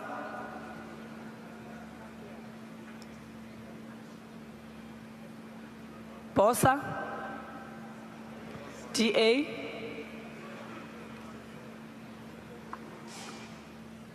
I rise today to highlight the importance of considering the needs of Muslim communities during the holy month of Ramadan. As the holy month of Ramadan commenced on 2nd March 2025, I urge the Minister of Electricity to engage with ESCOM and the Minister of Corporate Governance to adjust the load shedding and load reduction schedules to accommodate the needs of Muslim communities across the country.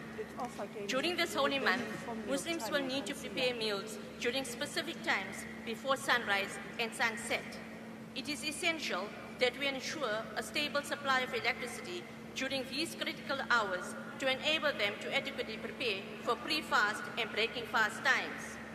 Furthermore, access to clean water is crucial during Ramadan. I call on the Minister of Water and Sanitation to ensure that our water supply systems are functioning optimally to provide Muslim communities with a reliable source of clean water for praying, cooking, drinking, and hygiene purposes. Let us work together to ensure that our communities can observe the holy month of Ramadan with dignity and without unnecessary hardship. Thank you. Thank you. UDM. Siyabulela sekela sihlalo.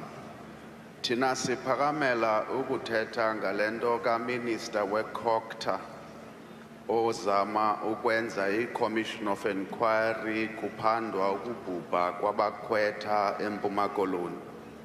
Sithi thina ewe nakubeni siyithatha ingqalelo nje elinyathelo makuqinisekiswe ukuthi i-traditional leaders neenkosi zidlala indima ebambekayo apha kuba ngabona abantu balaziyo nabalilandelayo isiko. Kutsawugqiba kususwe these illegal initiation schools, provide training and regulation for amakhankatha. Londo idibanisa neengcibi phakathi kulungiselelwe ukuthi umbiyinge othathwa ingcibi ungabi mninzi kupheliswe lento ba ingcibi iphinde belikhankatha babantwana bahoyeki nokunxila kweengcibi namakhankatha ephondweni kusawugqiba kujongwe nezindawo ziyingxaki zifana neAlfred Nzo ne-OR Tambo region. Asoze sikwazi ukwenziwa ezonto ke inkosi zingadlalanga indima ekhokelayo kungaziswa abantu abangazinto ngelisiko. Inkosi. Thank you. ANC. Thanks, House Chair. Recently, we had all witnessed what essentially can be termed treasonous behavior by the likes of AfriForum and Solidarity, who have spread misinformation of white... Who are not here. Honorable Member, can you here. please speak closer to the mic? Thanks, House Chair. Recently, we had all witnessed what essentially can be termed treasonous behavior by the likes of AfriForum and Solidarity, who have spread misinformation of white genocides and are lobbying by the President of the United States for the interest of the white Afrikaners. These groups believe incorrectly that laws that seek to redress the untold discrimination against the black majority, such as the Expropriation Act, aims to indiscriminately seize off, confiscate their land. Laws and policies that are aimed to level the playing field cannot be seen as an oppression considering centuries of systematic exploitation of the black people in every phase of their lives through segregations of law and practices. In 2022, the World Bank classified South Africa as the most unequal country in the world and listed race, the legacy of apartheid, a missing middle class, and highly unequal land ownership. As the measure drivers, about 10% of the population control 80% of the wealth. This is an unacceptable situation. Democracy may... Honorable Member, your time is expired. Thank you, House Chair. Thank you. MK.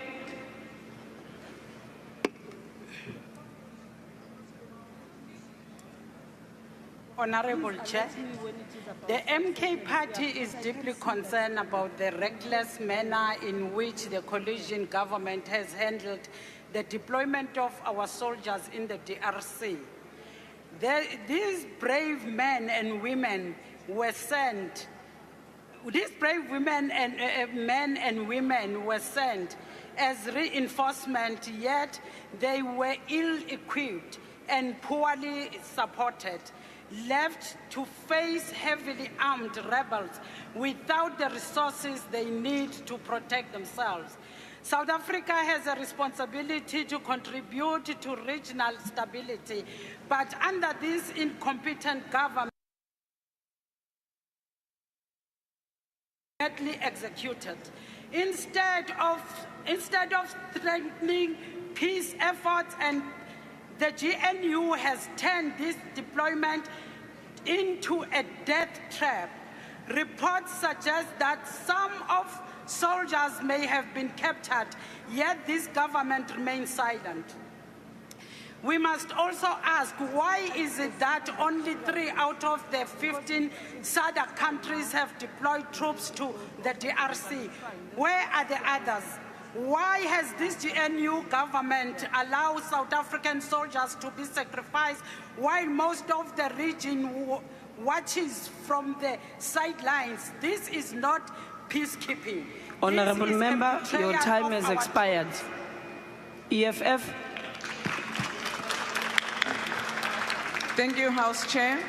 The President and Commander-in-Chief of the Economic Freedom Fighters, President Julius Selo Malema, celebrated his 44th birthday on Monday, on the 3rd of March 2025. We recognize that the President Malema has contributed immensely to South Africa, Africa, and the world to advance radical and leftist politics. Because of his fearless and decisiveness, he has been at the forefront of a revolutionary movement of economic freedom in our lifetime as a recognized leading figure in the world. We see him in the same light and spirit with Steve Biko, Thomas Sankara, Patrice Lumumba, Amika Cabral, and many more fearless Africans. His humanitarian efforts in ensuring that the political party he leads is always at the forefront of restoring the dignity of Africans. Yesterday, Commander-in-Chief and President, he celebrated his birthday with the dejected masses and children of Tembisa in Gauteng, where he contributed 200,000 to the cause. The President of EFF has played an immense role in unifying Africans and advocated for Black people's economic freedom. We wish him long life, success, and enduring fight spirit until we achieve economic freedom. Mandla. ANC. Thanks, Chair. The ANC mourns the passing of the country's first Black female nuclear scientist, Senamile Manasango, on Sunday, 9 February 2025. The 37-year-old, who many South Africans thought as the queen of science, was a beacon of hope for many young people, especially women. Masango became the first Black woman to be part of the research team working at the European Organization for Nuclear Research.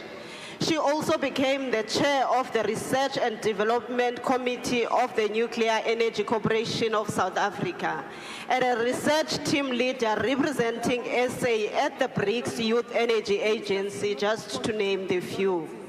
She was recognized by the South African news publication Mail and Guardian as one of the country's top 200 scientists under age 35, and was honored with the International Women in Science Award, recognizing her profound impact on the scientist community.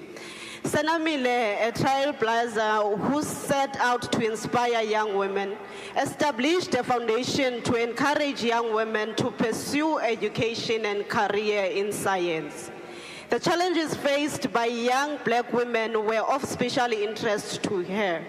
It is for that reason that the ANC believes that her tireless effort to promote science Honourable Member, education will be deeply missed.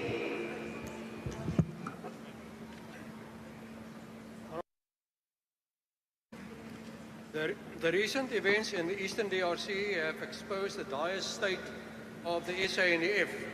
Years of underfunding, misspending, the failure to implement the Defence Review 2015 have severely impacted on our combat readiness, leaving the SANDF with minimal air capability and no close air support. This contributed to the SANDF, the main foreign force in the SAMI DRC mission, being overrun on January the 25th after intense battles at Saki and Goma Airport at the... Honourable Member, can you please speak to your mic? After intense battles at Saki and the Goma Airport in the DRC. Completely encircled by M23 rebels, our troops cannot move out of their defensive bases and have now to rely on the goodwill of M23 rebels to obtain rations. critically wounded soldiers took 31 days to reach proper medical care at one military hospital in Tabatswane. The most recent Joint Standing Committee report also indicated that the President did not comply with the time frame to give notice to Parliament of the deployment.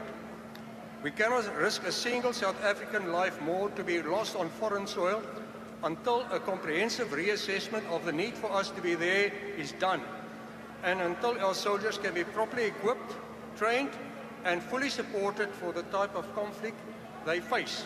The price is simply too high. Thank you. ANC.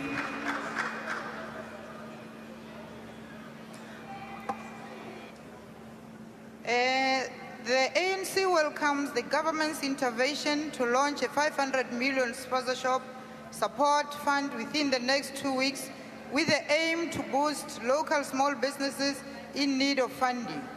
This initiative was announced by the Department of Small Business Development on Sunday in the wake of the February 28 deadline for registration of sponsor shops and food handling outlets during a media briefing in Pretoria. The fund aims to achieve economics of scale by linking sponsor shops and food handling outlets to buying groups for bulk purchasing, build business capacity through training, and support to improve shop operations. It will comprise of funds from the Department of Small Business Development. We're talking about 150 million here, and the Department of Trade, Industry and Competition equals to 350 million. The ANC also welcomes the plan by the department to roll out a multidisciplinary outreach program. The purpose of the outreach program is to bring government services closer to the people through disseminating information on community convenience shops and support offerings. The ANC believes that small businesses are vital for economic growth and job creation. I thank you. Thank you. Rise Mzansi.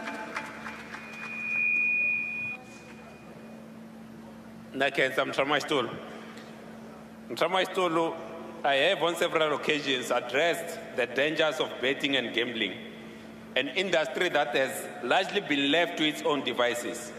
As a result, South Africans have spent over 1 trillion rand on gambling and betting last year.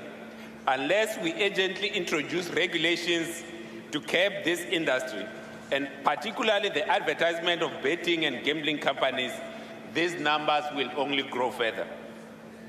Betting and gambling advertisements are everywhere, on highway billboards, on television during sports matches, on social media, and more concerningly, on foldable desks donated to schools in need. It is unacceptable that our children are being turned into walking billboards for such a harmful industry. We call upon the Minister of Basic Education to explain how she could allow our children to not only be explicitly exposed to such advertisement, but also to become walking advertisements for gambling. The minister must commit to keep gambling out of our schools. Over the last few weeks, we have engaged with several stakeholders in the gambling sector to ascertain the extent of the problem as well as possible solutions. To that end, we also call upon the Minister of Trade, Industry and Competition to investigate the staggering growth of the gambling and betting sector. And I must conclude by saying that as the US is withdrawing the paper fund, we can get the money from the gambling industry as a form of a sin tax. Thank you very much. Thank you.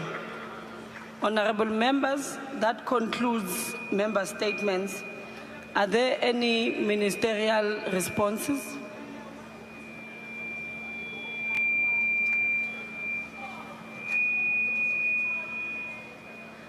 Minister Mtswaledi, we'll start with Minister Mtswaledi, Minister Mchunu, Minister Mtsecha, Minister Ndabeni, Minister Mantashe. Okay, I will note. Minister Majotina. The one for, no one come.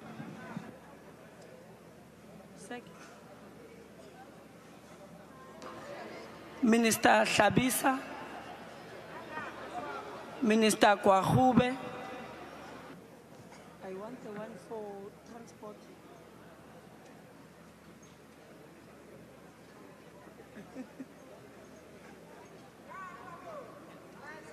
Yeah, it's how much now? Twaledi, Majotin, Mantashe, Kuni, Shabisa, Ndabeni, Kwahube. 2, 3, 4, 5, 6, 7. It's 7.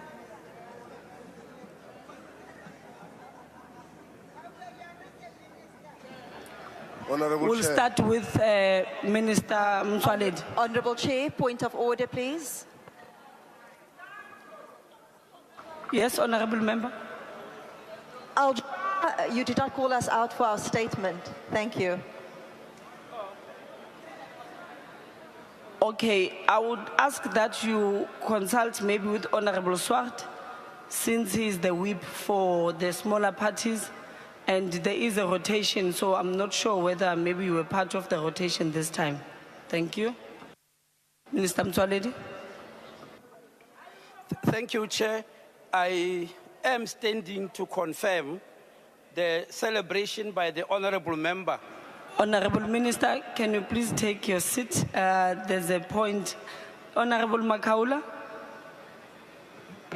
Ngibuka sangathi ungikhohliwe nami as a minister.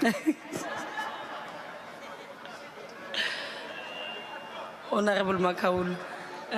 Honorable Mtswaledi, you can continue.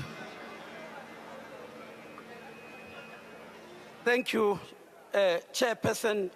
I'm indeed standing up to confirm the celebration from Honorable Teko about the pioneering procedure done at Charlotte Maxeke Academic Hospital.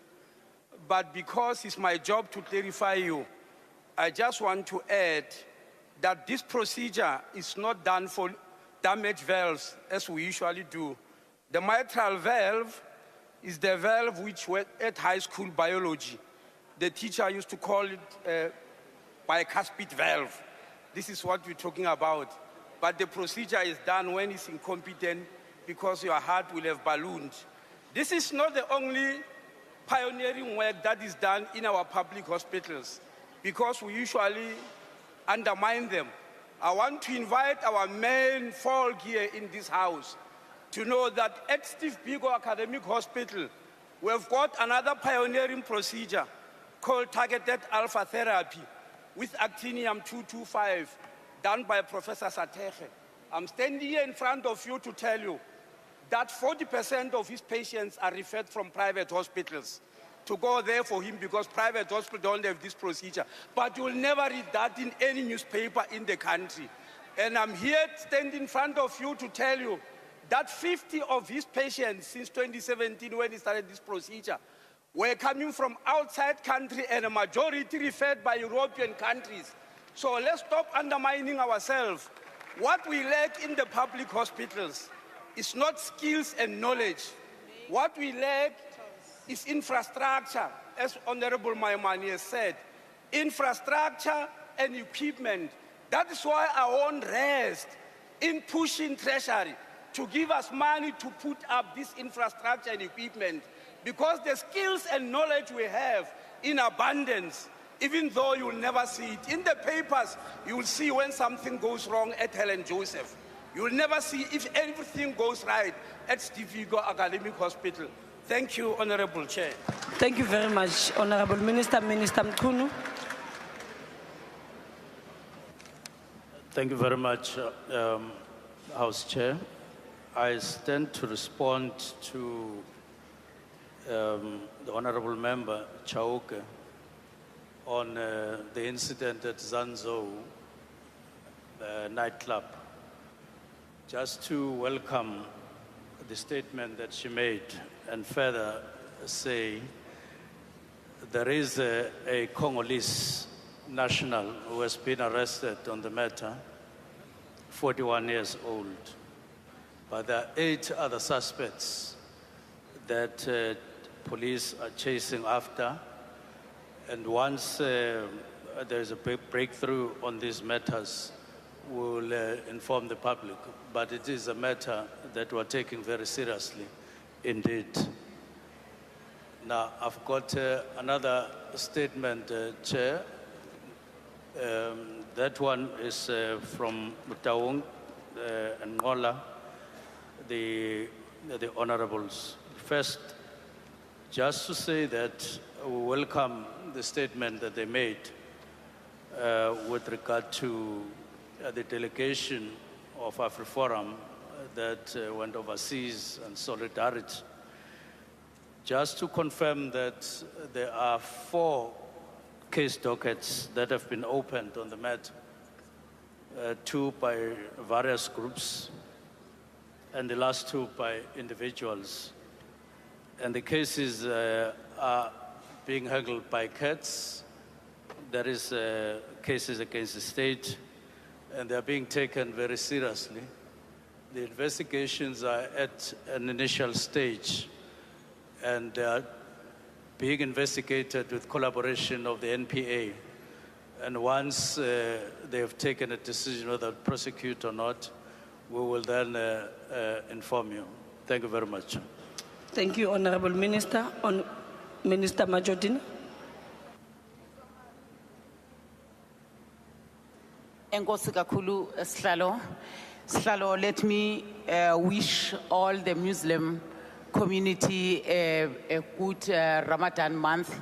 Having noted what was raised by honorable members from the Muslim community, I have already sent emails to all premiers, to all district mayors, as well as local mayors, that if they are doing maintenance or they have water shedding in their space, they must consider to accommodate the Muslim community between 17:30 in the evening to 19:30, as well as in the morning between 3:30 a.m.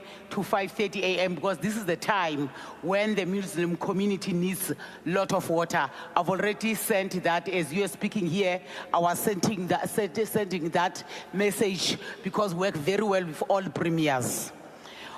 On the next matter on Polokwane, indeed there have been challenges in Polokwane. What we are doing as the department, we have funded Polokwane through the Regional Bulk Infrastructure Grant, where they are going to build a regional bulk waste water treatment, because Polokwane is growing rapidly. The economy is growing now in Polokwane, as well as the population. Polokwane is aiming to be a metro, and therefore it must have enough water infrastructure. So we are assisting them, or as well as through the Olifants Ebenezer project that have already started.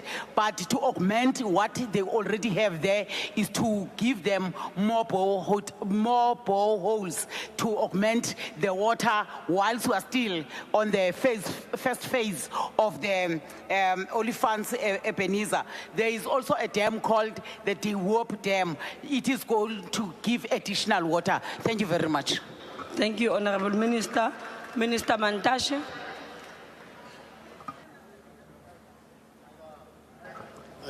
Honorable Chairperson, thank you very much. I want to start with my friends from MKP. They are my prodigal sons. They have no program, they have no identity, and therefore gasping for breath. Now, as a result of that, Tiger. every problem with them is fresh air. They want to breathe it with no suggested solutions. That's where the shortcoming of having no program and no identity comes from. For solutions, unemployment is a national program that is receiving attention. And we're all aware that unless we grow our economy, unemployment is not going to be resolved from the air or out of wishful thinking. So the investment must be in the economy. Let me go past that. I want to give them an advice on the budget. The budget will be presented on the 12th of March. Don't put the cart before the horse. Okay? Take your cart, put it behind the horse.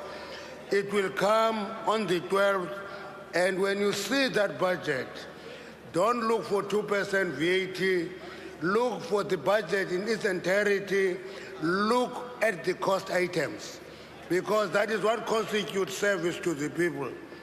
Let me leave that. I'm talking now as the Minister of Finance, must listen carefully. Now, I want to conclude by referring to the issue of AfriForum.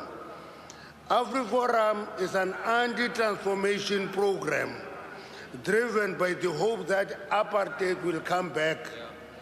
It's a mirage, and that mirage must be confronted by all South Africans, irrespective of color, because it is going to hurt the country before we recover. This is not an attack on the Enson Ramaphosa as they announced. It is an attack on the country. And everybody must be concerned. We must mobilize our people to confront right-wing mobilization that is emerging in the country. Thank you. Thank you, Minister Ndabeni. Enkosi sihlalo womhlangano. Masibulele kusihlalo we-Portfolio Committee on the statement that acknowledges the work that has been done by the portfolios responsible for business, DTIC, and small business development. Mhlanga Phambili, I want to thank all the spaza shop owners that heeded the President's call by ensuring that they go and register. When we introduced this intervention, we did so because we appreciate the challenges that small businesses, especially spaza shops, are faced with when it comes to compliance. That's why we said some of this money will go to assisting those that are South African owned by women, youth, and people and disabled peoples that are in the rural and township areas of our country. Those that are not compliant, because there's lots of matters or issues that are considered when we are looking at the compliance, and they are the ones that we're going to assist. The detail goes as follows: 40,000 rands, which is a grant for stock, 10,000 rands for business development support, which talks to training, and then an additional 50,000 rands that goes to refurbishing the structure, because it is important that the buildings are properly built. We are doing this in order to make sure that we reclaim the township and rural economy, to bring it back to the hands of the South Africans, but most importantly to ensure that we build competitive spaza shops that can in turn create jobs in the people that are in their communities, those that are prepared to trade with us. Ngiyabonga, mhlali ngaphambili. Thank you very much. We need a Minister report. Kwahube.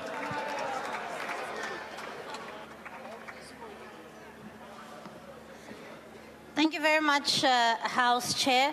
Honorable Ghana raises an important point around the regulation that govern operations in the gambling companies. Obviously, this work falls within the ambit of DTIC, and I'm sure he can raise that with them. However, on the issue around the Department of Basic Education partnering up with corporate partners, I want to say to the members in this House, the reality is that that's something that we cannot shy away from. The 13.5 million learners, the 24,000 schools, and the kind of budget that we have in the system, we simply cannot meet the demand. Therefore, we have to partner with private partners. However, where I agree with the honorable member and the criticism around how some corporate partners advertise with products in schools is that we must have a policy that says, how do we manage the kind of branding and advertisements that happen in schools in a way that doesn't harm the learners but assists us with the gap. But I must point out that the future of partnerships, particularly corporate partnerships, is here, because ultimately government cannot meet the demand that our schools and our learners have. And I take the point, though, around branding and protecting learners in particular from harmful branding exercises. Thank you. Thank you. Minister Hlabisa.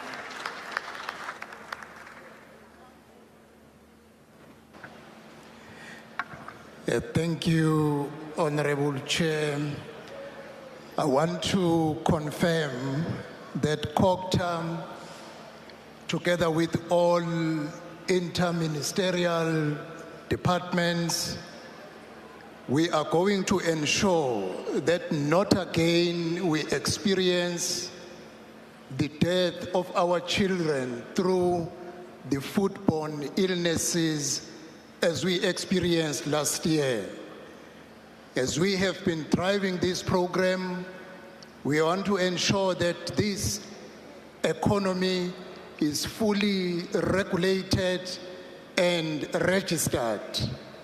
We want to appreciate all those who responded, and we want to call the spaza shop owners who did not register not to break the law, but what they must do, they must go through the process, register once approved and open, because it will be not necessary that some people eventually get arrested because they are breaking the law. And secondly, with regards to the initiation culture, since December to last week, we have engaged all structures in Eastern Cape. It cannot be over 8 years. 371 boys have died. 110 have been amputated. It cannot be allowed to go unchecked. This time around, we want to ensure the slogan, abahambe bephila, bebuye bephila. Any recklessness in the initiation schools will be taken into account. There will be consequence management, but initiation culture is supported and must be promoted, must be taken from one generation to the other on condition that it does not result to death of our children. Thank you, Honorable Chair. Thank you very much. Honorable Ministers, unfortunately, we cannot take all ministers today. There's only a limitation of responses of 7 ministers. So I tried to at least mix that we get different responses from different ministers. But we appreciate the fact that you are here today and you were ready to respond to all the member statements that were given today. But it is unfortunate that we cannot take all of you with responses. We can only take a maximum of 7 ministers. So those who did not get an opportunity, maybe then you can write to those members in response and give them the responses that you would have wanted to give to the House. But that concludes the ministerial responses, and we go to the 6th order. The Secretary will now read the 6th order.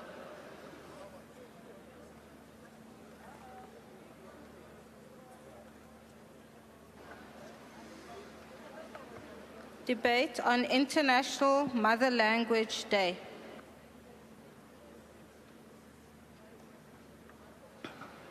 I will now recognize the Honorable Deputy Minister of Basic Education.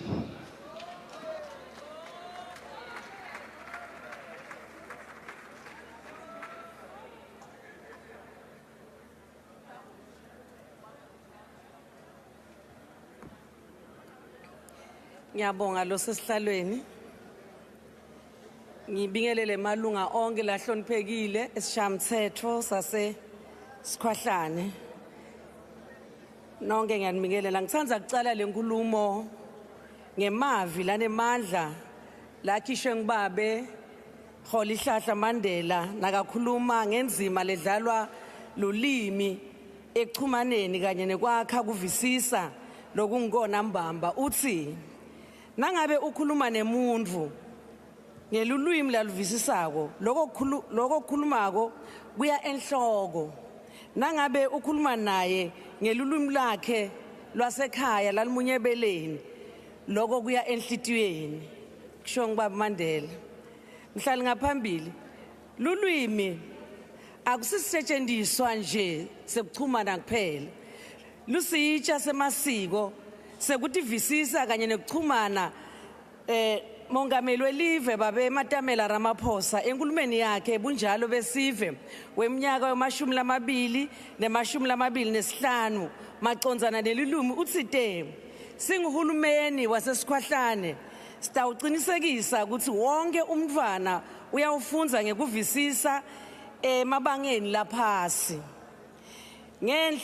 ngamhla timfica enyangeni yaBhimbidvwane ngeminyaka welishumi nemfica nemashumi lasiphohlongo nesiphahlongo Rafikul wemasulumane waseBangladesh wabhalela mabhalano womhlabuhlangene babe Kofi Annan ancoma ukuthi akube khona lusuku lwamhlabuhlangene lokubungata lusuku lwelilwimi lwasebeleni noma ilwimi lasekhaya injongo yalokuvikeleka kugcinwa nekuvikela tilwimi emhlabeni wonke lencwadzi ibhalwe ngobe kwaba nesigigaba ngendlovana ngeminyaka welishumi nemfica nemashumi lasihlanu nakubili eBangladesh lapho bantwana babulawa khona babulawa ngoba bakhankasela kufundziswa ngelilwimi lasekhaya nathi ke sisikhwahlane azange sitibeke phasi sambhalela mhlabuhlangene ukuthi bantwa bethu babulawa mhla tilishumi nemfica nemashumi lasikhombisa nesithupha ngelishumi nesithupha kunhlaba lapho Bonsamo Lukhuni babulala bantwana labanyenti kanye na Hector Peterson kodwa indzaba yasesikhwahlane ayizange ithathwe ngoba nanoma abantwa bethu bebalwela kungafundziswa ngelulwimi lemcinzeteli longekhatsi kwelive kodwa balwela kufundziswa ngelulwimi lemchamuki lwimi lankosatana kungako mhlabuhlangene wathatha indzaba yaseBangladesh kwabeka lusuku lemashumi lamabili nakunye kundlovana kutsi kube lisuku lokubungata lulwimi lasekhaya ngenxa yalokwendeka eBangladesh ngeminyaka welishumi nemfica nemashumi lasihlanu nakubili mhlali ngaphambili budlelwane emkhatsini wemntfwana nemfundzisi buncike kakhulu elimini lakhe lalikhulumako lolisetshenziswa ekhaya nekuchumana kuchumana kubaleke kakhulu phakathi kwemfundzisi kanye nemfundzi ngelulumi lakhe lokho kuletha lithemba ekwakheni lithemba nangabe umfundzisi achumana nemfundzi ngelulumi lakhe kuletha kuvisisa kanye nenhlonipho kungako wena losesihlalweni bantwana labafundziswe ngelulwimi lwakubo kuto tonke tigaba kubonakala kungathi bahlakaniphe kwenca labafundzisa ngelulwimi lebachamuki ilwimi lebatseshi lulwimi lwasekhaya lubaluleke ngekuthuthukisa kutethemba kuvisisa kutati imvelaphi yakho emasiko kanye nekuthuthuka umuntu lofundze letinye tilwimi ngelulwimi umuntu ufundza letinye tilwimi ngelulwimi lwasekhaya losesihlalweni ngqongqoshe welitiko letemfundvo kumabanga laphasi wamametela nyakenye enyangeni endlovana kuthi kulomnyaka losikuwo umnyaka wamashumi mabili nemashumi lamabili nakuhlanu kutawetfulwa emasu etilwimi temdzabu kuto tonke tikolo emabangeni kulibanga lesine leletfulo lakhe libuke tilwimi tetibalo buciko nebuchwepheshe kude kutsi kufundziswa kwelulwimi lwasekhaya kutilwimi temdzabu kukhushulele kulibanga lesine kuthuthukiswa kwemagama lacinisekile kuvunywe ngumtimba longamele tilwimi esikhwahlane litiko ke lona lilungisele emasu ekufundzisa eminyaka kulibanga lesine etfundweni tetibalo buciko nebuchwepheshe kuto tonke tilwimi temdzabu esikhwahlane tincwadzi tebuchwepheshe titfutfukisiwe kunelikomiti lelihleli libuke tonke tilwimi tendzabuko esikhwahlane kutsi akuthuthukise letilwimi tibuke konke lokukutibalo nebuchwepheshe Litiko letemfundo nemabanga laphasi luyachubeka kubekela kwimfundo ukuthi kubalulekile ukuthi litiko lona lichubeke nekuheha bafundzisi betilimi temdzabo lokho kutawenda ukuthi kube khona kulingana emkhatsini webantu basesikhwahlane tilimi tihlonishwe tonke ngalokufanako wonke umfundzi abe nelitfuba lekufundza ngalokulinganako kungabi netilimi letitsatselwa phasi kube ngasi kunaletingcono kunaletinye.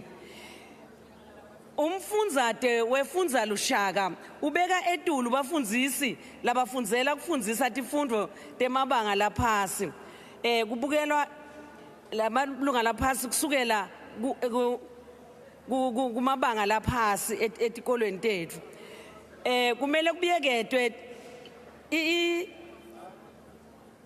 litiko letemfundo lephakeme kufuna libuyekete futhi liqinisekise ukuthi labafundzela kufundzisa bafundze lokho nangekufundzisa ngetilwimi temdzabo buciko nebuchwepheshe lokhu kwentela ukuthi bafundzi bangatitfoli badidekile ngoba bangafundziswanga kufundzisa ngelilimi lwasekhaya.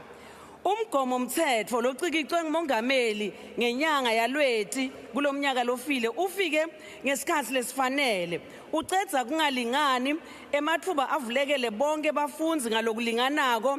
Umgomo mthetho lo ucacisa kahle indzaba yelulwimi lasekhaya futhi usiniketa litfuba lekulungisa lokho lokungalungiswanga ngalesikhathi singena kundzandvo yelinyenti ngoba besimhlungu ngekufundiswa kwelilimi lebacindzeteli labahleli phakathi nesikhwahlane sabona kungathi kungcono kubuka lilwimi lwankosatana kanzi-ke sitibambelele ekufundziseni tilimi temdzabo. Sibonga lendlu yesishayamithetho ukuthi iluphasisile lo mthetho lo mthetho lobukene nokuchibiyela lokho lobekusele nakungenwa kumshayamithetho. Mongameli naNgqongqoshe siyabonga kakhulu ngoba babonile ukuthi kubalulekile ukuthi lo mthetho uphumeleliswe futhi lo mthetho sichibiyelo uphumelelise ufundziswe nasetikolweni. Lo mthetho lo wenda ukuthi i-freedom charter lo lekubitile kuphelele lokusho ukuthi ngalo mthetho losubita ukuthi nangaboleka kule belungu limi sithi bhela yenda ukuthi sithi sekuphelele lokusho ukuthi esikhwahlane sekutawuphela lendvo ukuthi kungathi kunemaveli amabili kunalabanye labangcono nalabanye labahluphekile bantfwana basesikhwahlane batawufana bonke kanzi-ke nemthetho we-freedom charter uthi umnyango wemfundo sewuvuleke lesichibiyelo mthetho sicedza kungalingani sithuthukisa idemocracy yasekhaya esikhwahlane lohleli ngaphambili ngiyabonga.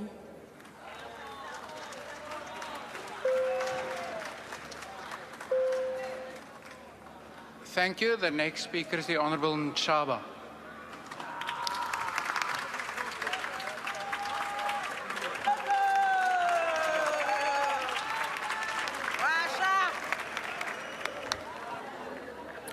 Ngibingelela usihlalo nendlu amalungu onke eParliament. Yes, girl. Akukuningi engizokhuluma kodwa nje thina njenge MK sesikhathele ukulalela izinganekwane. Indaba yensumansumane esikhathele yona.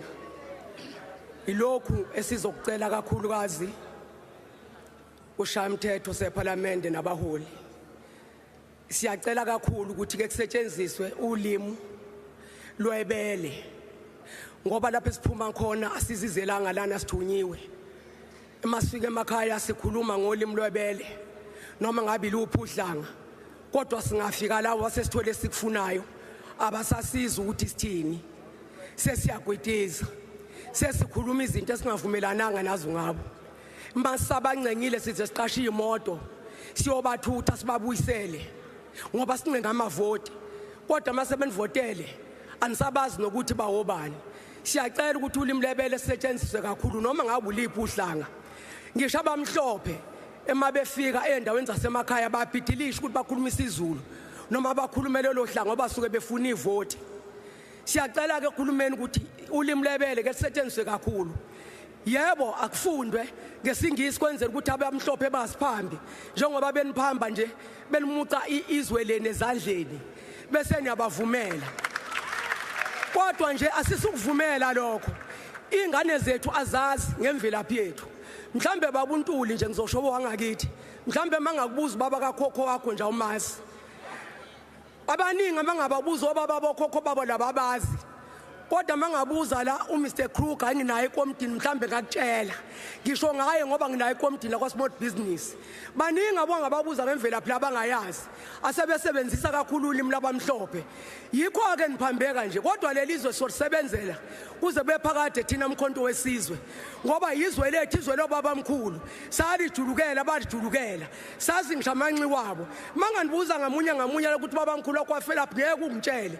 Uzongitshela enye into ngoba usasetshenziswa kakhulu wathengeka noma ngabe izindlu zodaka kodwa kusekhaya la. Nyabonga. The next speaker is the Honourable Christians.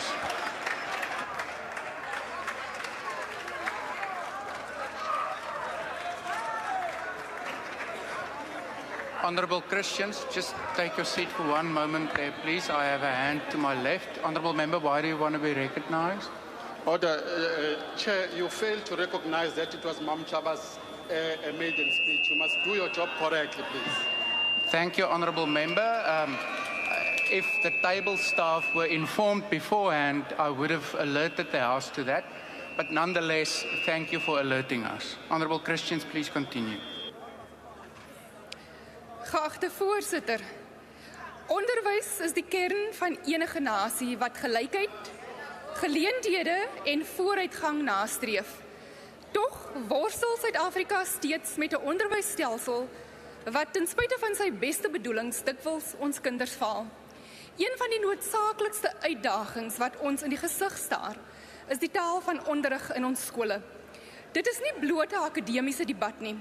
Dit is 'n saak van maatskaplike geregtigheid, kognitiewe ontwikkeling en nasionale identiteit. Suid-Afrika is 'n land van merkwaardige taaldiversiteit. Ons het 12 amptelike tale en elkeen dra die ryk kulturele erfenis van ons mense. Tog word hierdie diversiteit in ons klaskamers dikwels stilgemaak. Die oorheersing van Engels en Afrikaans as onderrigmediums het 'n stelsel geskep waar die meerderheid van ons kinders geleer word in 'n taal wat hulle nie volkome verstaan nie. Die gevolge hiervan is verwoestend. Navorsing deur professor Kathleen Jeug van die Universiteit... Honourable Christians, just take your seat for a moment. I have a hand to my left. Yes, thanks, Chairperson. We struggle to follow the debate because the interpreters are not working. So can this be attended to, please? Thank you. Can technical services please assist so that we ensure that the interpretation services are on point? Honourable Christians, please continue.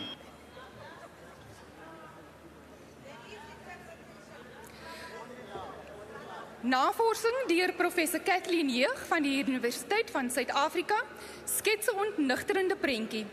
Kinders wat in 'n taal onderrig word wat nie hul moedertaal is nie, sukkel om geletterdheid en is meer geneig om skool vroeg te verlaat. Dit is nie net 'n Suid-Afrikaanse probleem nie, dit is 'n wêreldwye realiteit. UNESCO het lank reeds gepleit vir moedertaalonderrig, veral in vroeë skooljare, omdat die bewyse duidelik is. Kinders wat in hul moedertaal leer, presteer akademies beter, ontwikkel sterker kognitiewe vaardighede en is meer geneig om hul skoolloopbaan te voltooi. In haar boodskap tydens UNESCO Silwer Jubilee viering van Internasionale Moedertaaldag het minister Gwarube die noodsaaklikheid van bevordering van moedertaalgebaseerde tweetalige onderrig herhaal. Sy het beklemtoon dat sulke bevordering aansienlik belegging, onderwysopleiding en daadwerklike optrede verg, maar dat die langtermyn voordele leerders en die land sal transformeer. Maar kom ons kyk verder. as net die statistiek en besin oor wat die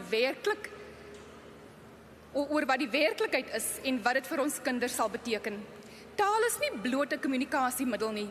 Dit vorm die basis van denke en begrip.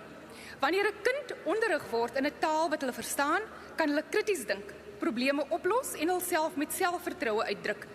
Professor Vilakazi Nomlomo van die Universiteit van die Wes-Kaapland het bewys dat moedertaalonderrig in die vroeë jare optimale breinontwikkeling bevorder. Dit versterk neurale ontwikkeling en lê die grondslag vir beter denkvaardighede, soos analise, sintese en kreatiwiteit.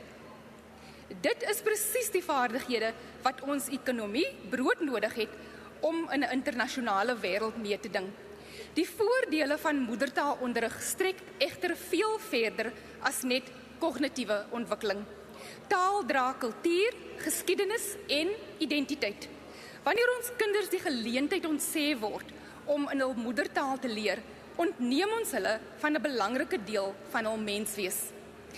Dit het ernstige psigologiese gevolge en navorsing wat deur professor Nkonko, Suid-Afrikaanse taalkundige nou verbond aan die Howard Universiteit gedoen is, toon dat kinders... Honourable Christians, my apologies, just take your seat for a moment. Honourable Member, why do you want to be recognised?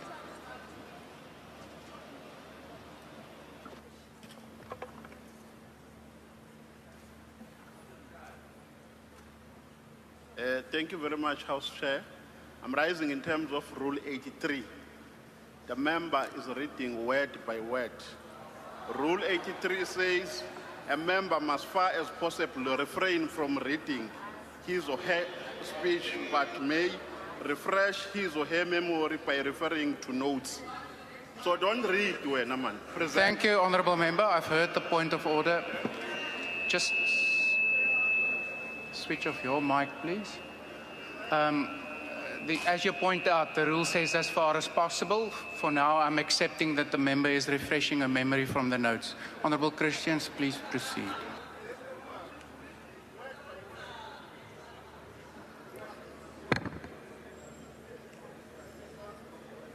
Navorsing deur professor Nkonko, 'n Suid-Afrikaanse taalkundige tans verbonde aan Howard Universiteit, toon dat kinders wat in hul moedertaal onderrig word, hoër selfvertroue het en 'n sterker sin van gemeenskap ervaar. Hulle is trots op hulle erfenis en dra meer positief tot hul gemeenskappe by. Geagte voorsitter, dit gaan nie net oor die bewaring van kultuur nie. Dit gaan oor die bou van 'n samelewing waar elke kind waardeer en bemagtig voel. Dit gaan daaroor om 'n onderwysstelsel te skep wat die diversiteit van ons nasie weerspieël en vier. Ons moet egter eerlik wees oor die uitdagings. Die implementering van moedertaalonderrig verg politieke wil, hulpbronne en volgehoue toewyding tot verandering. Ons moet die tekort aan gekwalifiseerde onderwysers wat in inheemse tale kan onderrig. Honourable Christians, please just take your seat. Honourable Christians, please just take your seat. Yes, Honourable Member, why do you want to be recognised? Thank you, Mr. Chair. I just want to point out that there are no Khoisan languages being translated. So could the Parliament please look at Khoisan languages in future as well? Thank you. Thank you, Honourable Douglas. For now, I believe we strive to have translation into the official languages, but I will ask the Deputy Speaker who's sitting there and who's in charge of translation services to consider that. Honourable Michalakis. Thank you very much, Honourable House Chair. Before my member at the podium gets interrupted again, can I just ask that you please remind members about the rule on frivolous points of order? Thank you. Yeah, thank you, Honourable Michalakis. Honourable Christians, please proceed. Let's hope that you can finish your speech without further interruptions. Thank you, Chair. Ons moet hoëgehalte leermateriaal in al ons amptelike tale ontwikkel. En ons moet seker maak dat moedertaalonderrig nie 'n hindernis word vir die aanleer van Engels, aangesien Engels nog steeds die lingua franca van besigheid. Honourable Christians, Honourable Christians. Please just take your seat again. Honourable Douglas, why do you want to be recognised now? Mr. Chair, the problem is the way that the response came to us is not acceptable. You can't say that Khoisan languages is frivolous. It's not frivolous languages. The fact that this country has not recognized the Khoisan languages for 30 years is actually morally unacceptable. Please take your seat. I've heard you. That's in fact not what the member said. The member said that the constant interruptions constitute frivolous points of order. Thank you. Honourable Christians, please continue.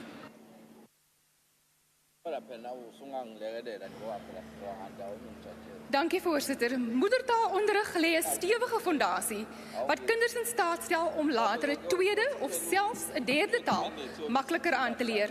Wanneer 'n kind eers konseptuele denke in hul eie taal ontwikkel het, word die oordrag van kennis na 'n nuwe taal natuurliker en meer effektief.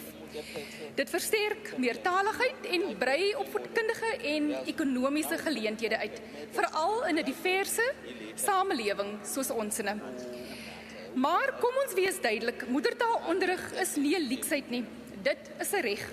Artikel 29 van ons grondwet waarborg elke kind die reg om onderrig te ontvang in die amptelike taal van hul keuse. Tog bly hierdie reg vir baie van ons kinders buite bereik. Dit is ons plig as parlementslede om te verseker dat hierdie reg beskerm en gehandhaaf word. Hierdie kwessie raak nie net onderwys nie, dit is 'n morele noodsaaklikheid. Dit gaan daaroor om elke kind in Suid-Afrika 'n regverdige kans te gee om sukses te behaal. Dit gaan oor die bou van 'n nasie waar geen kind agtergelaat word bloot oor die taal wat hulle in hulle huis praat nie. Geagte voorsitter, ter afsluiting, laat ons onthou dat die besluite wat ons neem die toekoms wat ons land vir geslagte na ons sal vorm. Ons mag nie ons kinders faal nie. Kom ons beskerm en bevorder moedertaalonderrig in ons skole. Kom ons bou 'n Suid-Afrika waar elke kind, ongeag van die taal wat hulle praat, die geleentheid kry om te presteer. Dankie voorsitter. Dankie. The next speaker is the Honourable Mtetwa.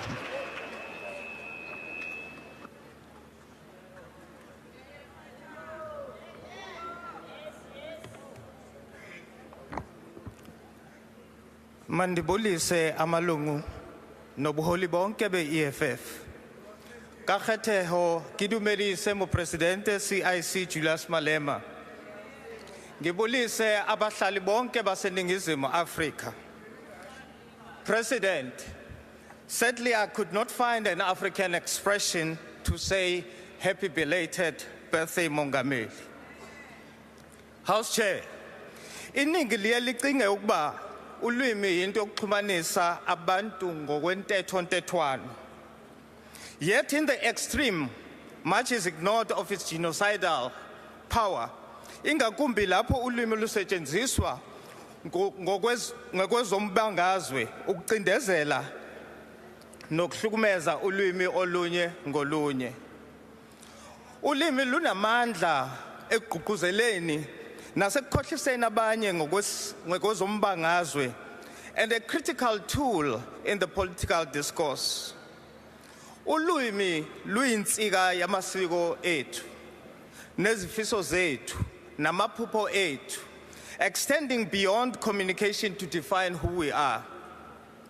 As the late Dr. Ben Gubane stated, I quote, "A person's language is in many ways a second skin, a natural possession through which we express hopes, ideals, thoughts, values, and shape society."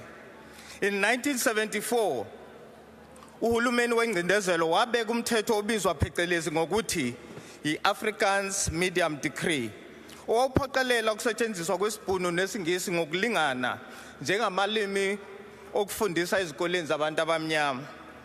The policy aimed to deny black children access to quality education and to reinforce segregation and white supremacy. It's been 71 years since the Bantu Education Act institutionalized cheap black labor. 70 years since the Freedom Charter promised to open doors of learning and culture. 49 years since the 1976 youth uprising against Afrikaans as a medium of instruction. And 30 years into democracy, but where are we?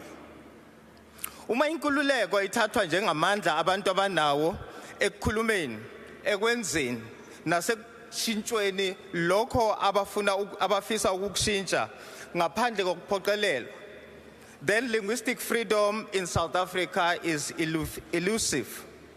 Out of 35 languages, only 11 are official. This means 24 languages remain suppressed, regardless the highly acclaimed constitutional democracy. A clear example of this linguistic erasure is the exclusion of Khoi and San languages from official recognition, despite their deep historical roots in Southern Africa. Ngugi wa Thiong'o calls this cultural genocide, a systematic destruction of people's cultural expressions and ways of being.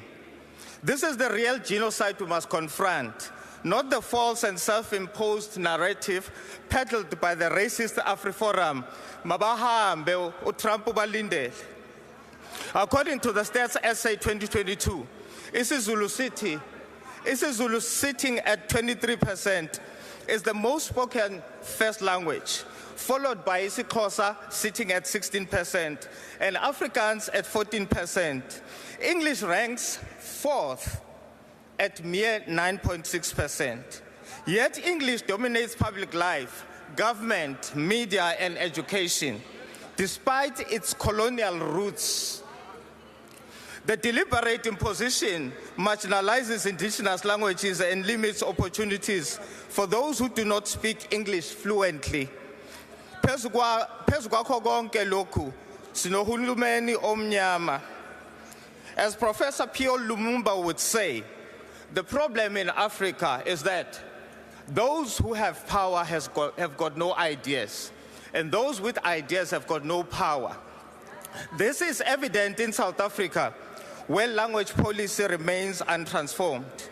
A white child in South Africa learns, lives, and thrives in their mother language. A black child, however, is forced to navigate life in a foreign language. This perpetuates the same colonial violence we claim to resist. In our attempt to anglicize, though being the numerical majority, we become a cultural minority.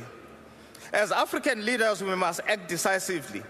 Kiswahili, spoken by over 200 million people, should be a unifying language across the continent, fostering Pan-Africanism and dismantling self-hate disguised as xenophobia. Bob Marley reminds us, emancipate yourself from mental slavery. None but ourselves can free our minds. Marcus Garvey echoes, we are going to emancipate ourselves from mental slavery. For while others might free the body, none but ourselves can free the mind.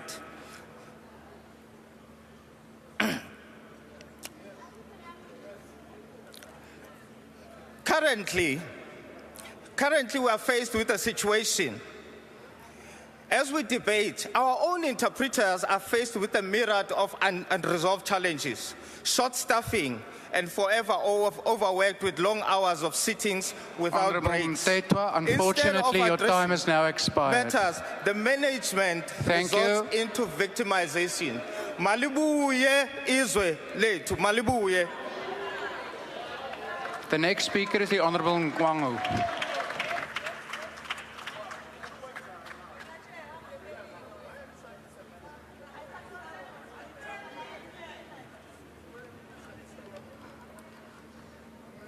Honorable Chairperson, ngiyakhuleka emakhosini nasendlunkulu, ngibingelele kuwo wonke amalungu ahloniphekile alendlu.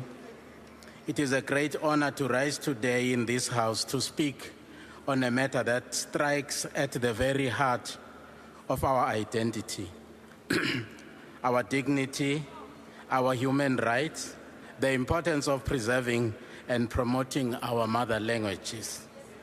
Namuhla njengoba sigubha usuku lomhlaba wonke lolimi lwebele, sikhunjuzwa ngeqhaza elikhulu elidlalwa ulimi ekubumbeni isizwe namagugu ethu, imfundo yethu kanye nokuhlukahlukana kwamasiko ethu. IsiZulu sithi ke ulimi lwesizwe luyigugu. Izilimi zomdabu zisengozini yokushabalala. Lokhu ngenxa yokungaqhakanjiswa kwezilimi zethu. Okudala ukugxila kakhulu ezilimini zasentshonalanga. Ezinamandla ezinkundleni ezifana nemfundo ephakeme, emabhizinisini, kuhulumeni kanye nakwezinye izinkundla zokuxhumana. Honorable members, language is more than just a means of communication. It is the soul of a people, a vessel that carries history, traditions, and indigenous knowledge from generation to generation. It is in our mother tongues that our grandparents passed down wisdom through fairy tales, through poems, through praises, and through amahubo that stirs us into unity as communities. Yet, despite this, we continue to witness the erosion of indigenous languages, both in South Africa and across the world. Schools are shutting doors on mother tongue education. Businesses prioritize foreign languages, and even within families, indigenous languages are being spoken less and less. This is tragedy we cannot allow to continue. Excuse me, Honorable Chairperson, we take guidance from our Constitution, which in the Bill of Rights affirms the Section 29, subsection 2, that everyone has the right to receive education in the official language of their choice, where reasonably practicable. This right is not just a privilege, it is a constitutional guarantee that must be upheld. The Supreme Court of Appeal reaffirmed this right in 2009 case regarding school language policies. The ruling made it clear that school governing bodies have the exclusive say on their school's language policy. As the IFP, we have always championed multiculturalism and the right of learners to be educated in their mother language. As the late Prince Mangosuthu Buthelezi wisely said, and I quote, "The preservation of our language is a duty we owe to future generations," unquote. Ek wil graag vandag aan alle Afrikaans sprekers sê, moenie julleself bekommer nie. Daar is geen bedreiging vir Afrikaans nie.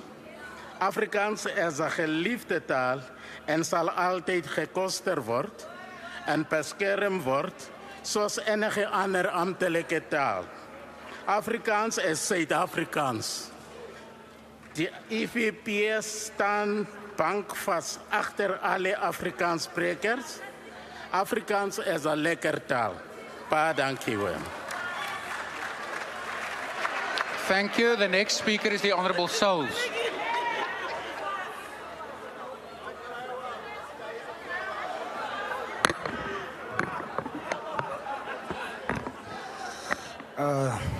Honorable Chair, honorable members. Order, honorable members. It's now the opportunity of the Honorable Souls. Honorable Souls, please continue. Honorable Chairperson, honorable members, greetings in the wonderful name of our Lord and Savior Jesus Christ. Ngoenke ahuniki.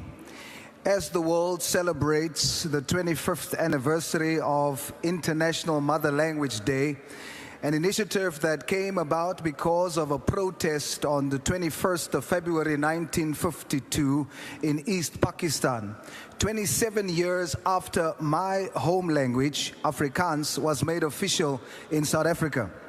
Unfortunately for the First Nation of this country, the Khoi and San, and us, their so-called colored descendants, this day serves as a sad reality that Khoi and San languages are still not recognized as official.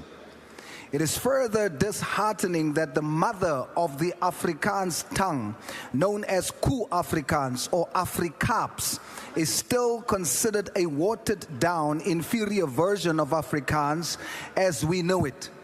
Afrikaans is a Creole language that de facto dates to pre-colonial encounters at the Cape between diverse cultures.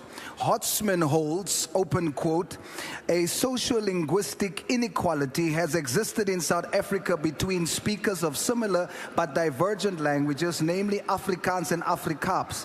The former is standardized and official. Afrikaans was regarded as lesser than but not equal to Afrikaans, closed quote. And this is because everyone, when speaking about Khoisan and colored identity, has all become very fluent in the one language that can be spoken in every language. Honorable Chairperson, the Bible calls that language lies, and further exclaims that it is the devil's native language. Colored children are struggling in schools with comprehension because although Afrikaans is our home language, the version of it taught in schools is not the version we speak at home. It is a lie that you get Saver Afrikaans and Kombuis Afrikaans or Gangster and Ghetto Afrikaans. Afrikaans is Saver. En as ons taal, we don't say juweliersware, we say jewelry. We don't say koek sisters, we say koe sisters. We don't say goeiedag, we say middag, hoe's it? Of away massacre. We don't say dinge moet balanceer, we say goedes moet balance. We don't say ons huiwer nie, we say ons bysa nie. Honorable Chair, die Boesman het gelandela op die gronde van parlement, and we call on government to ensure that our mother tongue, language like Ngu, Nama, and Afrikaans are preserved, developed, and made official.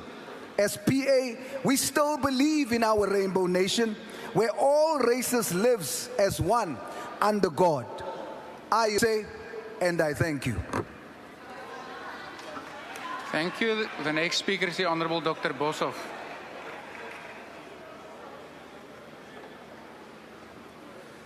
Agbare huisvoorsitter, baie dankie. 'n Belangrike deel van my toespraak oor moedertaal het ek nou vandag geskryf, nie in my moedertaal nie, en ek wil maar vir die MK vra om geduldig te wees want ek gaan lees, anders raak my Engels op. Honorable House Chair, historically people make widely divergent choices regarding their mother tongues. Let's put ourselves back in the past to illustrate this. It is 1902. The British Empire has defeated Boer resistance and gained full hegemony in southern Africa. Lord Alfred Milner has big plans for this region. With its gold mines and farmland, this would be the shiniest gem in the British crown. Afrikaners and Africans were culturally speaking equally excluded.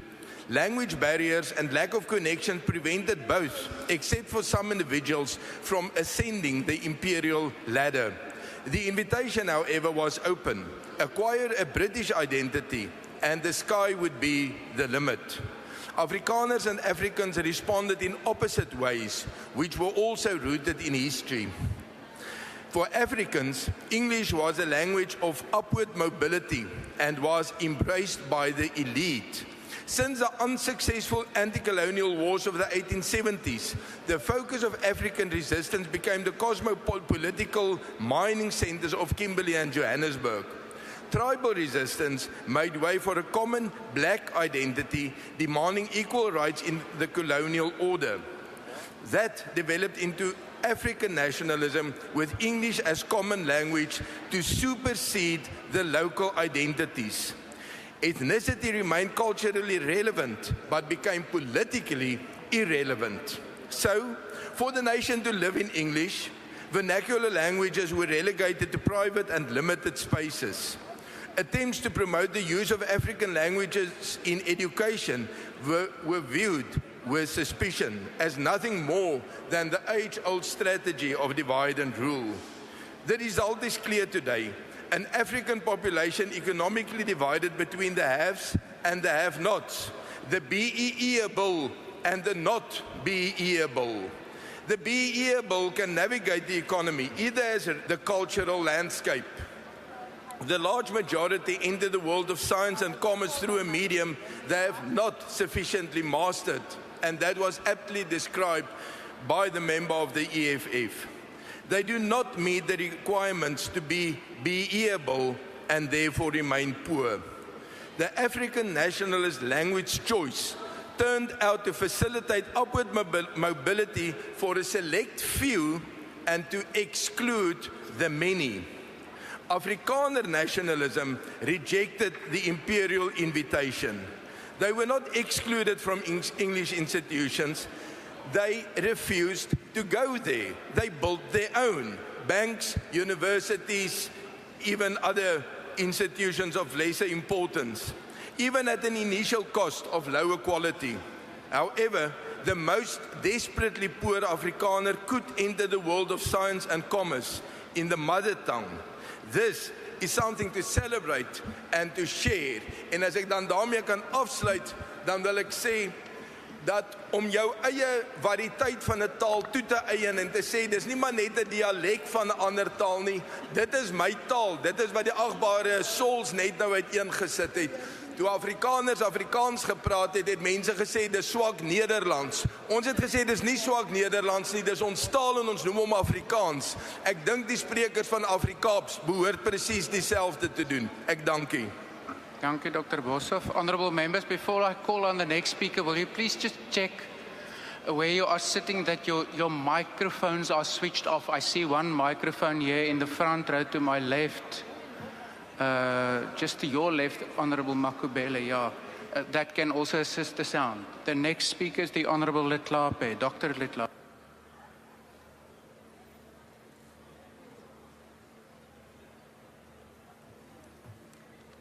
Modula Stilo, ke a leboga. You know, I sit there and I say to myself, where was I raised? Because where I come from, language was used to divide, not for social cohesion. My mother was born to a Swazi father and a Ndebele mother. My father was double Tswana. And my mother was not accepted by the Tswanas because of the language that she spoke. She was discriminated against most of her life. And my everyday experiences of language in South Africa, we use it to exclude, not to include. Right here in Parliament, when we go on oversight visits, if you sit in a car and we want to exclude you, we'll speak an African language you do not understand. If you sit another car, they will break into Afrikaans so that you're not part of that conversation. So we need to stop trying to fix the past. It's gone. But if we're going to have a future, we must be truthful about the past. I had the pleasure of visiting an Asian tiger in one of my first international trips in 1990, Singapore. Singapore is 80% Chinese, 15% Malay, 5% others. The official language of Singapore is English. They punch above their weight in terms of their economy. They are a small island with no resources. But the nationhood is built around pragmatism and meritocracy. When you go to Singapore, you will not think they are a small England. You know that you are in an Asian country. Their cultures are rich, their cultures are visible, but they are not used for identity purposes. They are not used to divide. They are used to celebrate diversity. And we need to move into that space in this country, given our history. In 1976, I matriculated in 75. I'm from Soweto. And we saw what happened on the basis of language. When you look at what is happening today about some of us going to the White House to seek refuge, it's about Dita, it's about the Kaltir. We need to put those discussions in the right space as South Africans. We must live in our reality. Language is for communication. When we talk about defining ourselves through language, we cannot unite this nation, because that is not how we have used language in the past or we use language now. When we talk about 12 official languages, there are others that are not recognized. If you come from the townships and you are not fluent in English, you will go nowhere. We've had interviews for the NYDA, and if you do not have the command of the language, even when you have content, you can't express yourself. It is important at a developmental stage that you speak the home language, whatever it is, whether it's your father's, your mother's, or the neighbor's. The choice is yours. Language divides. English must be the official language, and all other languages and cultures should be promoted.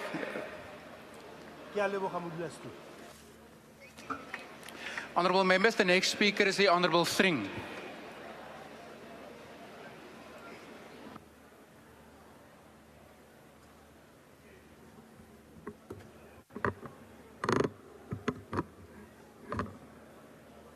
Thank you, Honourable House Chairperson. As we debate International Mother's Day, the African Christian Democratic Party condemns in the strongest terms the brutal beheading of 70 Christians by Allied Democratic Forces, the ADF, linked to the Islamic State or ISIS in Meiba, Lubero in the DRC.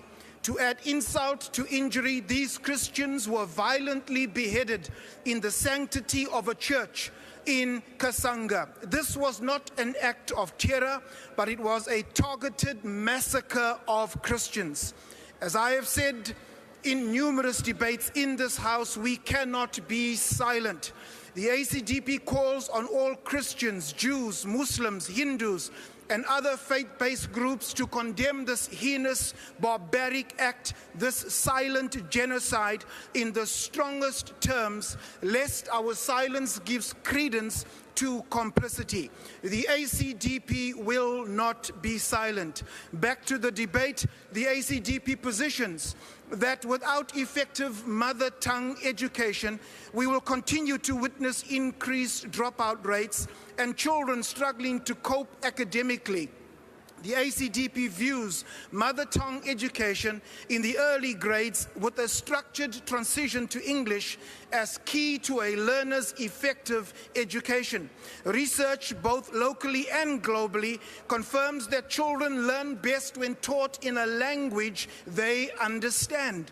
The success of the Eastern Cape Mother Tongue Education Project, where isiXhosa and Sesotho were used beyond grade 3, proves that early literacy and numeracy flourishes when learners grasp basic concepts in their mother tongue. Studies indicate that where English is introduced too late without proper bilingual support, learners struggle in later grades, particularly when transitioning to English in grade 4, if the Basic Education Minister is listening.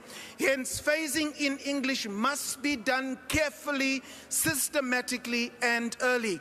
To ensure success, the ACDP believes we must firstly strengthen teacher training, where we need educators fluent in home languages and proficient in English. Secondly, we must make high quality learning materials available where currently many African languages lack adequate textbooks and resources beyond grade 3. And finally, we call for an abrupt shift to English in grade 4, but rather a phased approach is needed from grade R by implementing a structured language transition plan.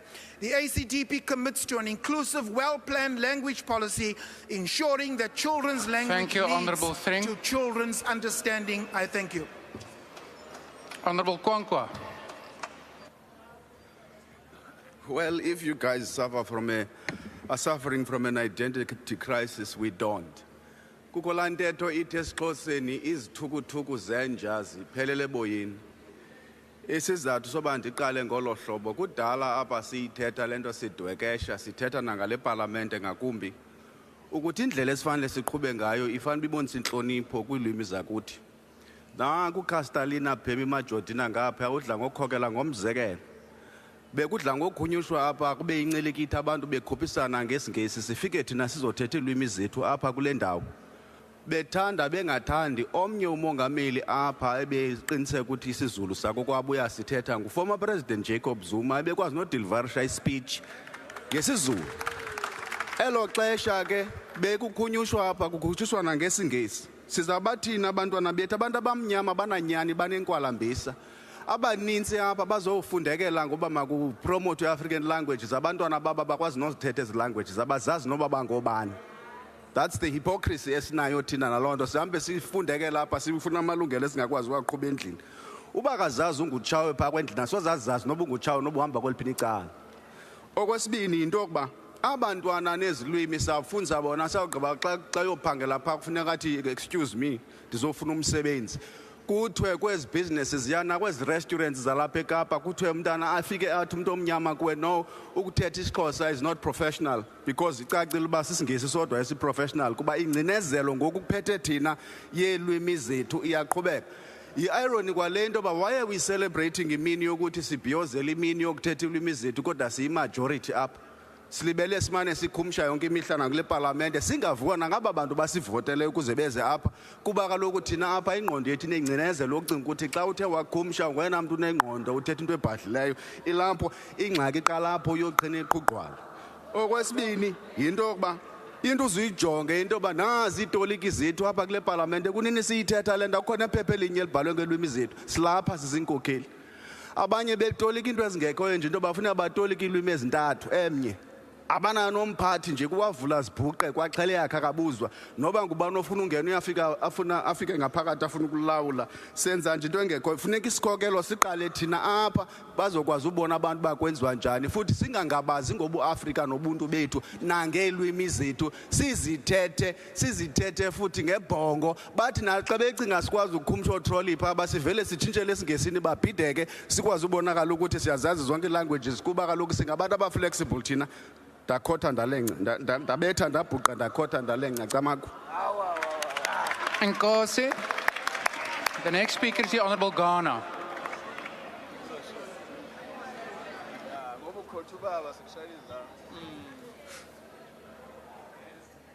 Na khensa mthama xitolo.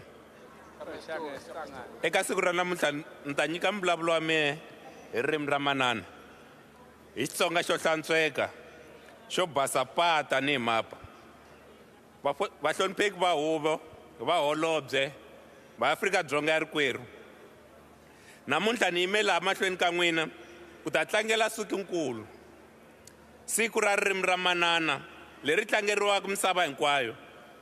Siku leri ri tlangeriwa hi siku ra 21 hi n'hweti ya Nyenyenyana lembe na lembe. Loko Palamende ya tiko ku ri yo yi tlangelaka siku leri tanihi leswi tshamaka tikweni ra tindzimi ta 12 ta ximfumo. Hi ri vula ririmi ra manana hikuva hi ri mamaveleni ra mhani. Ndzi tirhisa mbulavulo wa mina ku khensa no tlangela mhani a nga ni dyondzisa Xitsonga kusukela ndza ha ri cece. Ndzi khensa no tlangela ndyangu wa ka Ghana na muganga wa Lefara hikuva n'wana a hi wa wun'we. Ni tlangela ni ku khensa vadyondzisi hinkwavo va dyondzo ya Xitsonga kusuka exikolweni xa le hansi xa Muxoti ku ya N'wahungani, Lefara, DZJ Mthebule na xikolo xa le henhla xa Giyani. Ndzi yima ku khensa vahaxi na vahumelerisi eka Munghana Lonene hi kule hi yingisela yona yi hi dyondzisa ririmi leri. Ndzi rhandza ku khensa no tlangela vatsari va tibuku ta Xitsonga. Mina ndzi kule hi makombandlela leyi tsariwe hi HWE Ntsanwisi. Ni tlangela tinhenha ta vutsari bya ririmi ra manana. Ndzi vulavula hi DC Marivate, mutsari wo sungula wa buku ya Xitsonga. Flix Thuketani hi buku yakwe Xisomisana. Howard Khosa, Penyisi Ndhambi.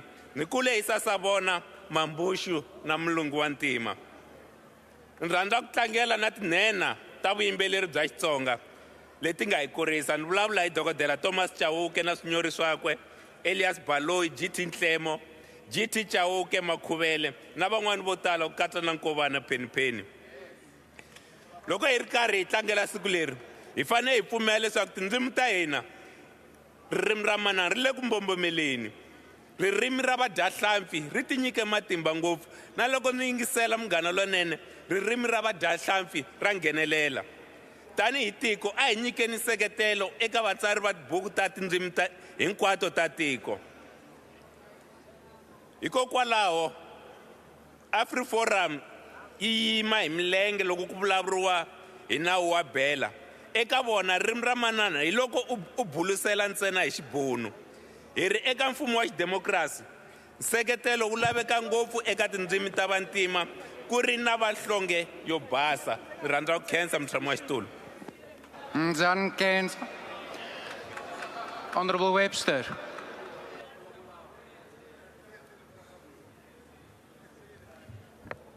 Somlomo, njengoba sigubha usuku lwezilimi zendabuko kubalekile ukuthi sigcizelele lokho ukuthi ulimi akulona kuphela indlela yokuxhumana phinde kuhlanganise kakhulu ukuzazi komuntu ukuhlanganisa usiko okubaleke kakhulu ukuthi linomthelela ekuvulekeni kwamathuba kakhulukazi kwelethi lizwe kodwa ke kulo lelizwe leli uhlelo lwezemfundo liyaqhubeka nokuqhuba ubandlululo lusebenzisa ulimi ukuthi likwenze lokho. The vast majority of top performing schools in South Africa remain exclusively English or Afrikaans in medium, leaving the other languages behind, and this is not an accident. It is the intention and a legacy of apartheid that we have yet to fully dismantle. Balekileke kodwa ukuthi sengikushilo lokho ngidlulela. We mustn't be confused that while the recent noise over the Bella Act was framed as a debate about language policies in schools, what it was in reality was a resistance to change, the desire to keep Afrikaans schools in particular insulated while ignoring the need for inclusion and equity in our education system.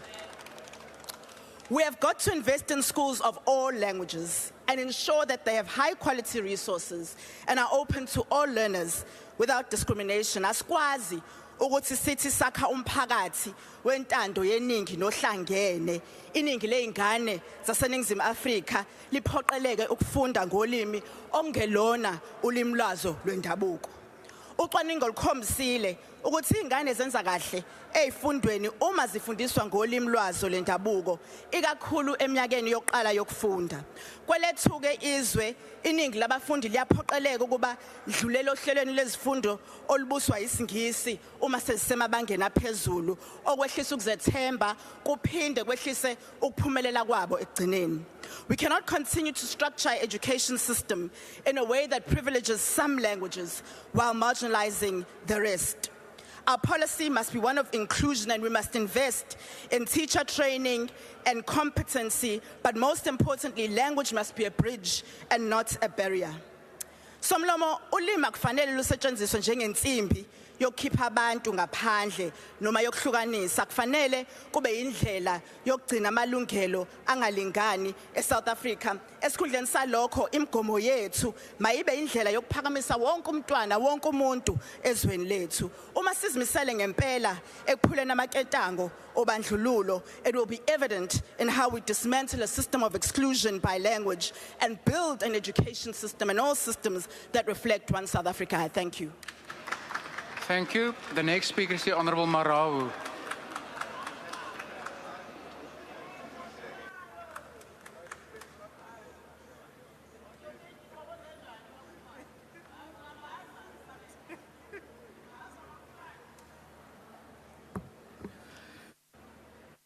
Thank you very much, Honorable House Chair. I rise today to celebrate and acknowledge International Mother Tongue Day, a day that holds immense significance of the preservation of our African heritage, identity, and dignity. Our mother tongues are not just a means of communication, they are the very soul of our cultures, our traditions, and our histories. They are the foundation upon which our children's learning and intellectual development should be built. South Africa, a nation enriched with linguistic diversity, has 12 official languages.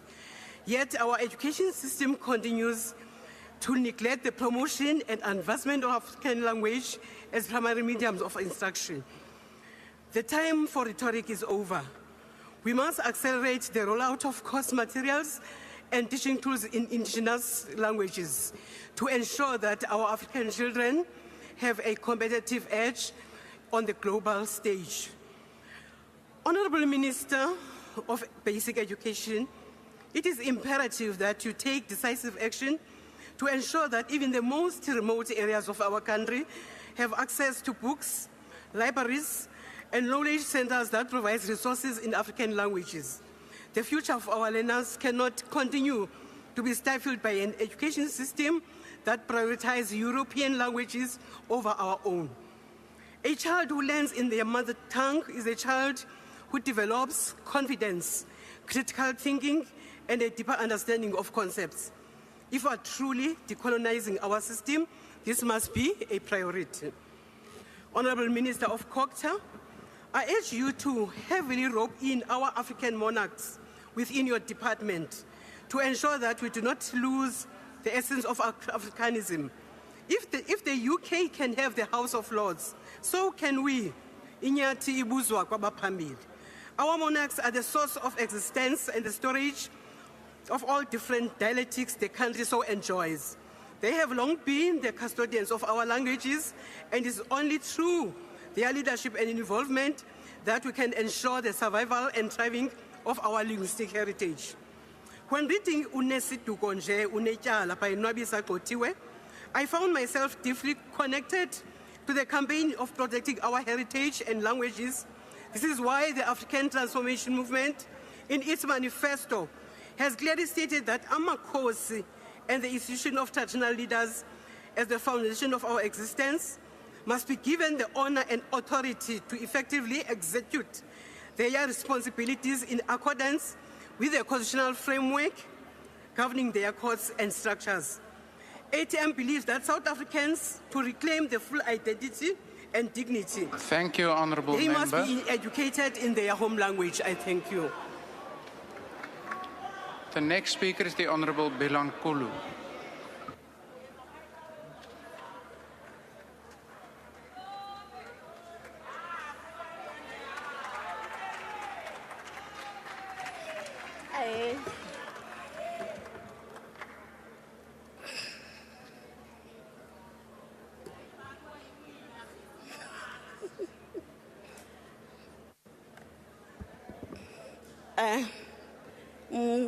Mutshami wa xitulu ba holobye na hinkwenu lava hi nga kona namuntlha haleni na vaakatiko va Afrika-Dzonga na milosa riperini.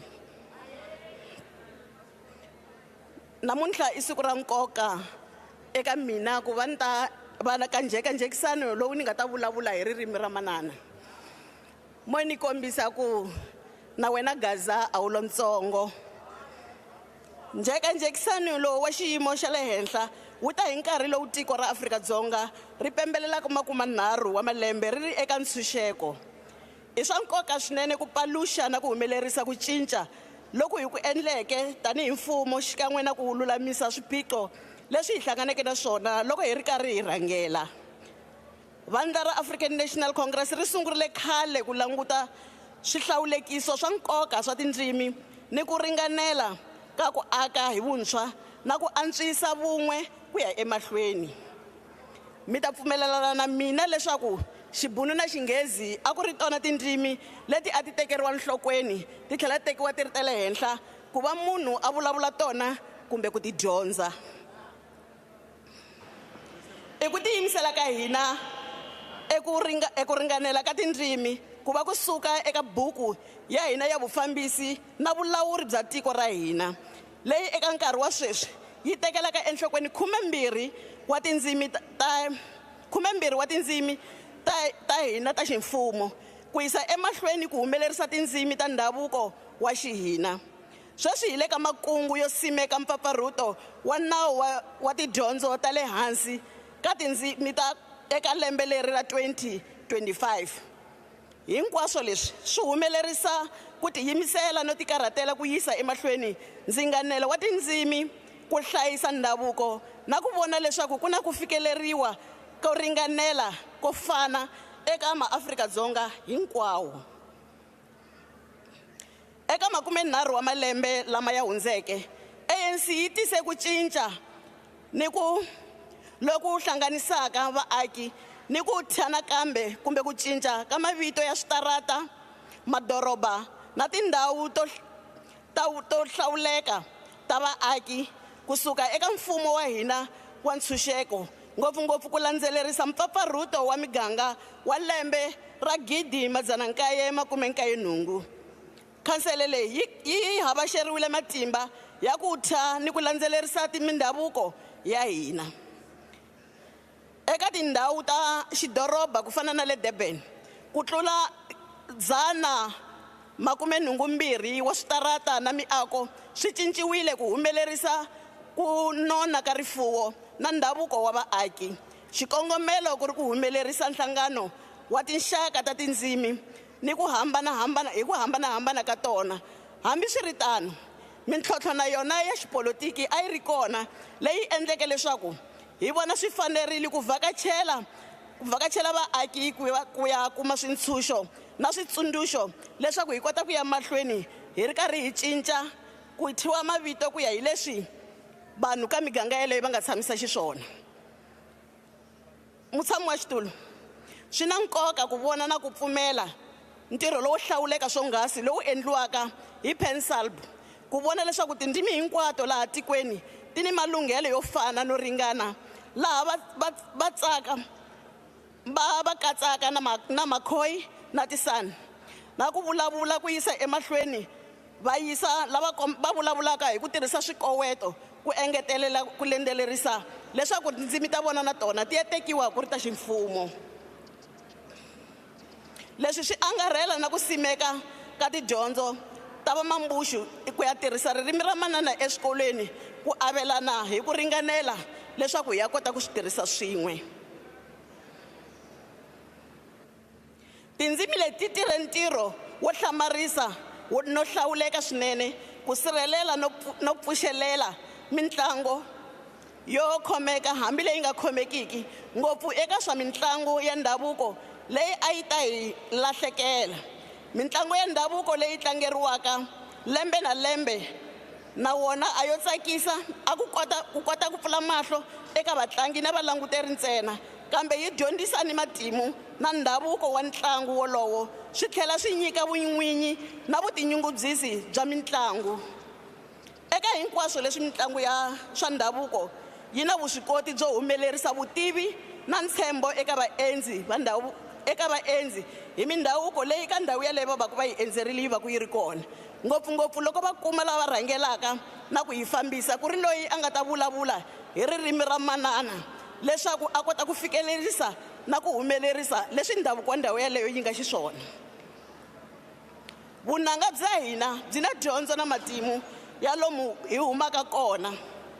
Shaka Elembe i drama ya matimu yi tisa rifuwo na matimu yo hlawuleka hi rixaka ra maZulu, vukosi na vutitshembi hi ku tirhisa ririmi ra vona ra xiZulu.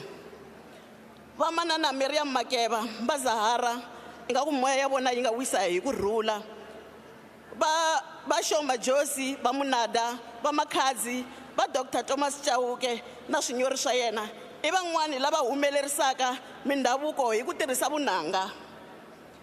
Vunanga i nchumu lowu kotaka ku hlanganisa vanhu va tindzimi to hambanahambana endhawu yin'we. Hi ri African National Congress a hi nga miyeli ku kondza na sign language yi va part ya tirimi leti nga ta tirhisiwa tanihi tindzimi ta ximfumo etikweni ra hina ra Afrika-Dzonga. Khani mamba.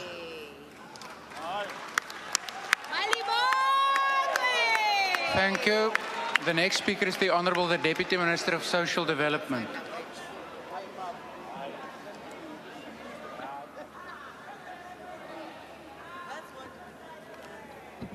Honourable House Chair, can I wish Honourable Malema a very happy birthday. Language is a cultural phenomenon par excellence, according to my philosophy lecturer, Professor Adam Small of the University of the Western Cape, quoting Leopold Senghor, the first president of Senegal. He said Africans can only prosper if they develop a culture distinct and apart from colonial powers that oppress them. This helps us understand the Afrikaans phenomena that triggered the Soweto and Cape Flats riots of 1976. Why would Afrikaans-speaking learners from the Cape Flats declare war on Afrikaans? What Donald Trump and some leading Afrikaners are engaged in is nothing but an apartheid activity. What will this trigger as we celebrate International Language Day? Let me rather focus on our Constitution. South Africa's Constitution, Section 29(2), guarantees learners the right to receive education in the language of their choice. Most researchers agree it would be best for learners entering school to be taught in their mother language from foundation phase up to grade 4. This is in line with several African countries where schooling is an indigenous language for the first 3 to 4 years until the learner is about 10 years old. Language must not be used as a means of separateness, reminiscent of separate development, a euphemism for apartheid. What we have seen in the opposition to the Bella Act was nothing else but an apartheid activity.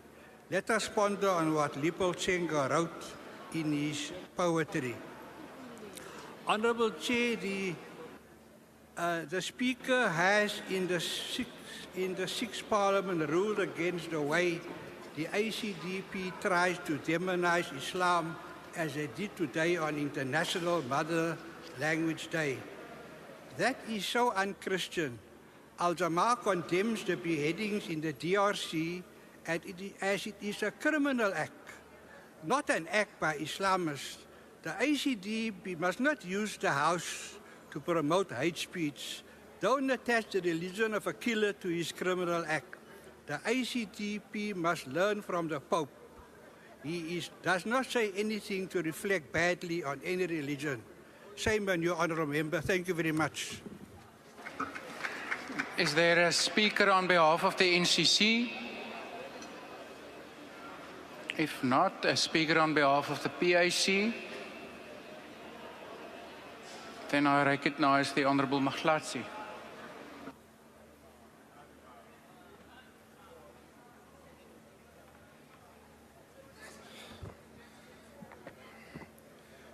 Chairperson. Hordes of Africa. I stand before you today to urge that the preservation and promotion of our mother language are essential for the dignity, unity, and progress of our people. Our argument is rooted on two guiding principles, Ubuntu and Pan-Africanism, the principle that define who we are as Africans. The philosophy of Ubuntu teaches us that our humanity are interconnected. Language is more than just words. It's the soul of the people, carrying their history, values, and identity. If we abandon our mother tongues, we do not lose words, we lose wisdom, tradition, and the very essence of who we are. Ubuntu demands that we respect and nurture what makes us unique, and our language at the heart of this uniqueness. In many African countries, we see how indigenous languages are sidelined in favor of colonial language. This creates disconnections between the generation and erode the social fabric of our communities. To truly embrace Ubuntu, we must uplift our own languages, ensuring that they remain relevant in education, governance, and daily communication. Pan-African call for the unity and self-determination of African people. How can we achieve through unity if we are forced to communicate in a language imposed to us by colonial powers. The great Pan-African leaders, Kwame Nkrumah, Julius Nyerere, Thomas Sankara, understood that reclaiming our dignity is key for our liberation. And this begins with languages. Colonial language divide us, making it difficult for Africans to connect beyond artificial borders. Imagine Africa, where Swahili, isiZulu, Amharic, Hausa, and other indigenous languages are used to mediate of trade, diplomacy, and education. This will not strengthen our unity, but also challenge the dominance in the foreign influence over our institutions and economies. The UAT called for action that the government must prioritize African language in education and ensure that children learn their mother tongue before transitioning to other languages. The media and creative industry should promote African languages through literature, film, and music. We, as individuals, must take pride in speaking our languages, teaching them to our children, and Thank using you, them Honourable in a Mahlatsi. professional space.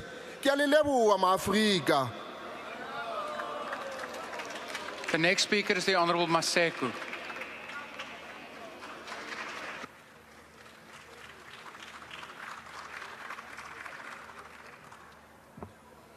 Ke a leboga modulasetulo. E re ke eme ke keteke letsatsi la puo ya ga mme. Ka matsatsi a mang we get hooked in fighting that we sometimes forget that celebrating puo ya ga mme ke go tlhompha leleme lo la ntseng mo letsweleng la ga mme. Ka jeno re kopane re le setšhaba se se logilweng mmogo ke ditiro tse dintle tsa dipuo di le 12 tsa Aforika Borwa. Nngwe le nngwe e rwele pelo ya setšhaba sa yone, botlhale jwa boraetsho le ngwao wa rona o farologaneng. Aforika Borwa ga se fela lefatshe, ke pina ya mantswe, setshwantsho sa ditso le bosupi jo bo tshelang jwa popagano mo pharologanyong. E re ke go tseye ke go buisetse morago kwa re tlhagang ko teng. Kana ba bangwe ba rona re di graduates tsa sub A mo neng re re daar op 'n feye boom se die fabon so sê dag so sa predikant. Maar glo tog nie dat hy so vroom is. Nee regtig nie. Hy is as strand. As hy hom aanraak, dan verkeer hy. Geel, rooi, grys, bruin en blou en groen. Ke ka mo beretsa dipoko. Re leka go ka bua, re tlhaloganye re le ma-Afrika Borwa. E re Motswana ga a fitlha a re mo tshokologong ya letsatsi re mmona a bapile le dipota. Re mmona a tsokotsega jaaka e kare ke setsokotsane se mo tsentse bodikwadikwane a gatela kwa godimo maoto a gwe a tlhaela lefatshe. A tatema jaaka temeteme tlhaka la tite matlho a le mafibidi e kare ke bobete. Ke ka mokgwa e beng re bua re leka go godisa maleme. Di ane tse beng bomme ba re fa tsona gore e re ga re gola o kgone gore o ka ipona go ya mo meloding e monate ya Setswana go tswa mo metlong e tseneletseng ya Sexhosa go fitla mo botlhaleng jo bo humileng jwa Sepedi. Dipuo tsa rona ga di a lekanyediwa fela mo mafokong. Ke isago ya rona, ke pego ya ditiragalo tsa rona di sireletsa mekgwa ya rona, di keteka le moa o tshelang o re o tlhalosang re le ma-Afrika Borwa. Jaaka re keteka letlotlo la dipuo le setso sa rona gompieno, a re gakologelweng gore nonofo ya rona e mo go tlotla, go sireletsa le go babatsa lentswe lengwe le le agang setšhaba se se nang le mmala wa motshegare. Dipuo tsa rona ga di a tshwanela gore kgaoganya, mme di tshwanetse gore kopanya. Re tshwanetse re setšhaba se le sengwe, pelo e le nngwe, Afrika Borwa e le nngwe. Dipuo tsa rona ga di a lekanyediwa fela mo puisanong. Ke dikarolo tse di logang mmogo history ya rona, ngwao ya rona le boitshupo ja rona re le setšhaba. Nngwe le nngwe ya dipuo tsa rona tse di 12 di rwele botlhale jwa meloko, bontle jwa ditso tsa rona tse di farologaneng le maatla a go re kopanya re le setšhaba se le sengwe. Fa re tsamaya pele a re seke ra bua puo tsa rona fela mme re di tshele, re di keteke le go di fetisetsa mo melokong e tlang. A re amogele mmino o mo mafokong a rona, motlotlo o mo ditirong tsa borraetsho le dipopagano tse tswang mo go tlhaloganyeng le go ananelwa ditso tsa bangwe. A mantswe a rona a tlhage mmogo ka kutlwano re le Afrika Borwa e le nngwe. Ke boikarabelo jwa rona go ruta bana ba rona ka ditso tsa bone, ka gore ga re sa baruti diphiri tsa borai di tla nyelela. A re sireletseng ditemi tsa rona, re tlhotlheletse bangwadi ba rona, re eme le mmino wa rona, re jese bana ba rona dijo tsa rona, mme re nne setšhaba se se tlotlang ditso tsa rona. Modulasetulo, re Aforika Borwa ka ntlha ya ditso tsa rona, mme re tla aga isago e humileng ga re ka se lebale gore re bomang re tswa kae. Ke a leboga. Ke a leboga. The next speaker is the Honorable Kubani.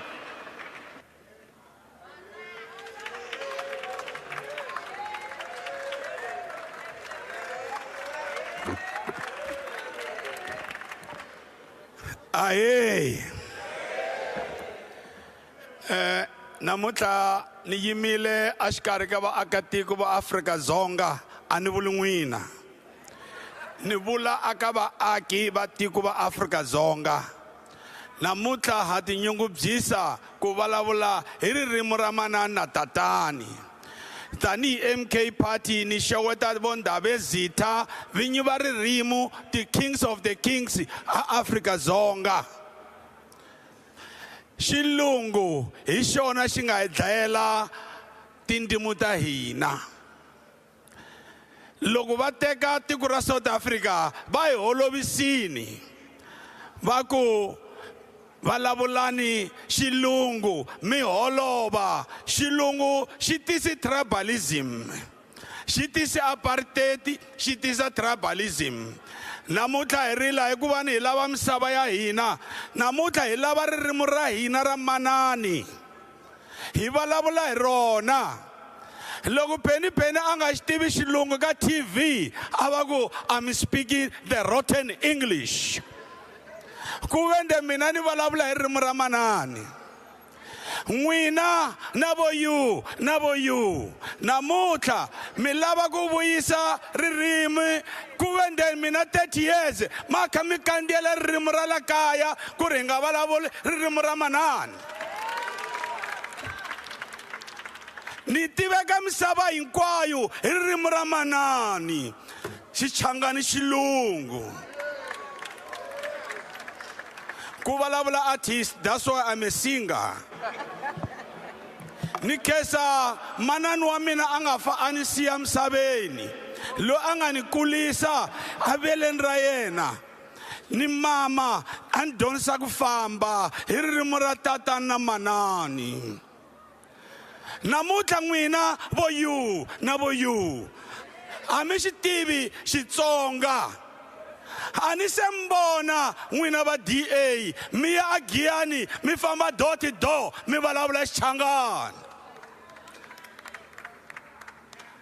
Namuntlha mi byela ku ri hi tlangela ririmi ra manani. Ririmi ra manani hi ri tlanga 24 hours, January to January. Namuntlha vana va n'wina i vo because mi tsangwa ririmi ra va manani va n'wina.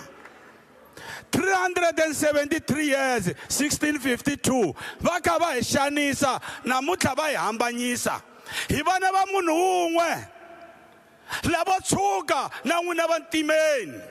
Namuntlha ha holova va ri minority hi mhaka ya English ya n'wina. Namuntlha hi ti enemy hi mhaka xilungu xa n'wina. Namuta, amitivi chumu, ni tu un'wana vulavula ku ri khesa vo swimanimani. Ni teke ririmi ra Xitsonga Xichangani ri famba misava hinkwayo. Hikuva a ni ti chavi ku ni Mutsonga Muchangani. Namuta vaZulu va vulavula Xizulu, Maxhosa va vulavula Xixhosa, Vatswana va vulavula Xitswana, vaVenda, vaPedi, Vatsonga. Xilungu xi fike xi hambanisa hi mhaka ti force removal. Force removal hi yo yi nga fika yi avanyisa a Limpopo. Va ku Mvenda one side, Mchangani one side, Mpedi one side. That's why Limpopo is a home of tribalism. Hi mhaka ya valungu. Loko va hi hambanisa, hi kule hi ri maAfrika-Dzonga hinkwenu. Apartheid yi fika yi ba le xikarhi ku ri luya a Mchangani, luya a Mvenda. Namuntlha mi la ku hi byela ku hi la ku tlangela ririmi ra manani.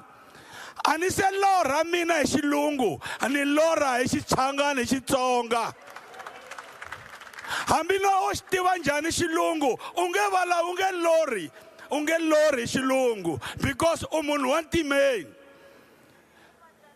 Namuntlha hi vulavula hi ntwanano wa rixaka because you have failed. Mi hlulekile ku hlanganisa tiko ra Afrika-Dzonga.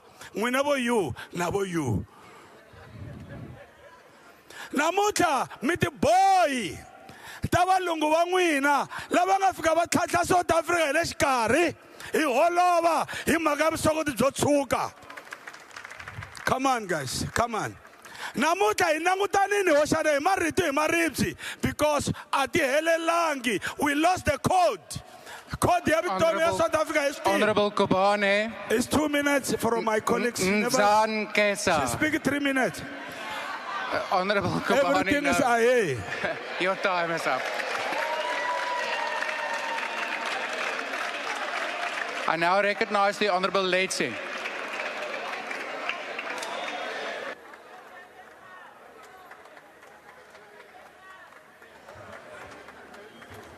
I don't think Honorable Trope heard him.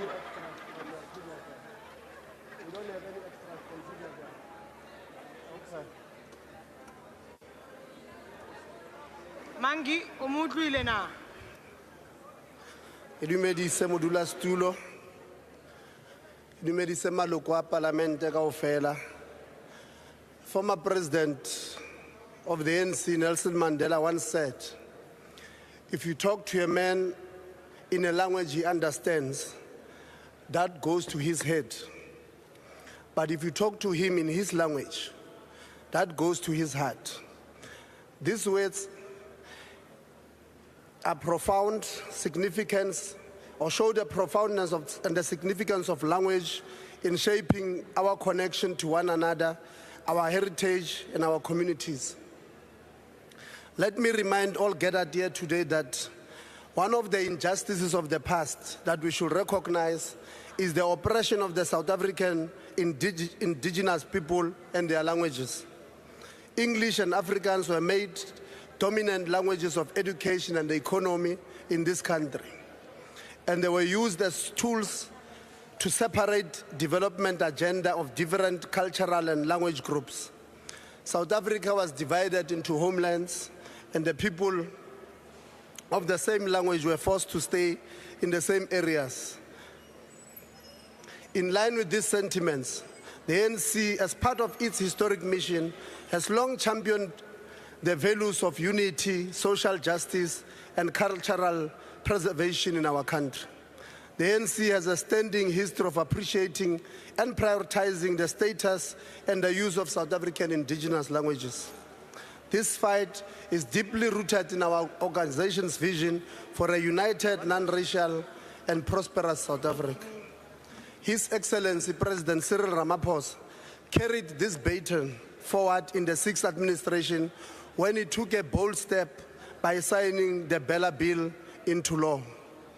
This legislation includes provision for revising language policies in our education system to better support educational outcomes and create a more inclusive environment for our learners.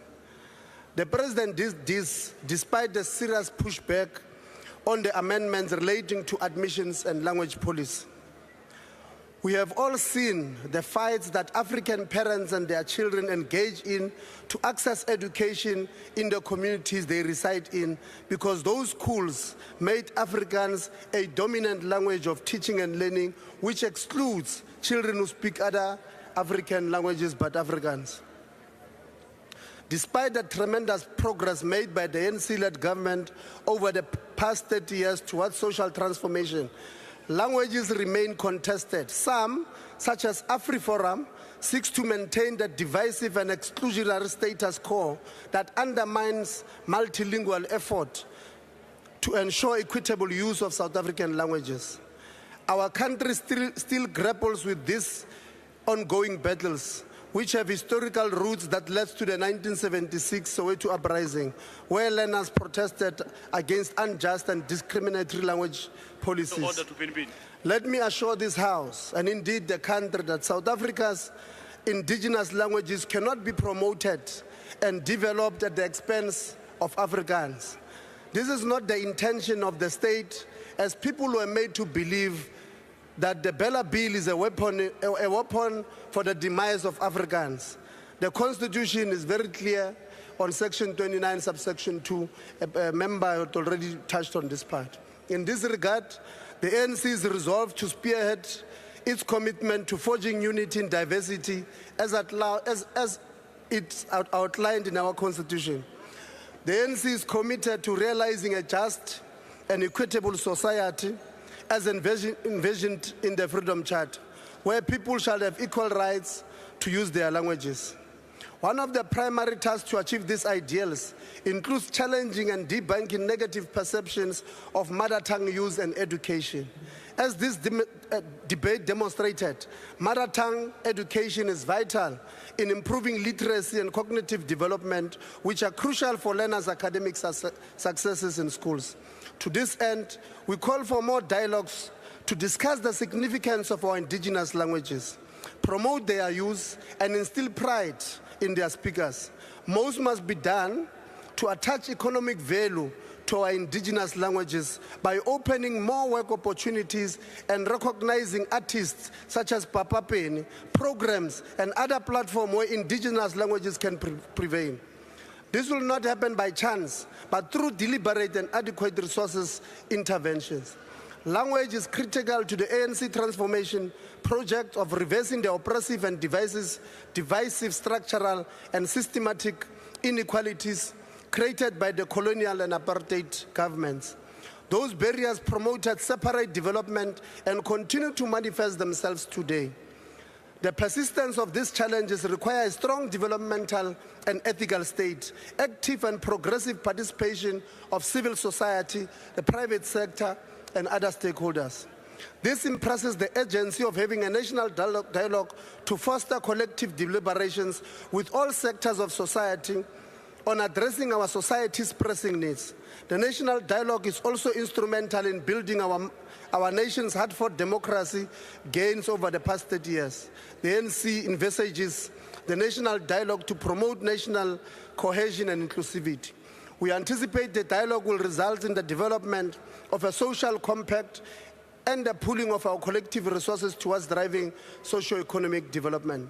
We must commend institutions of higher learning that have demonstrated exemplary leadership in implementing language policies that reflect our nation's linguistic diversity, such as UKZN, which has isiZulu as a compulsory course.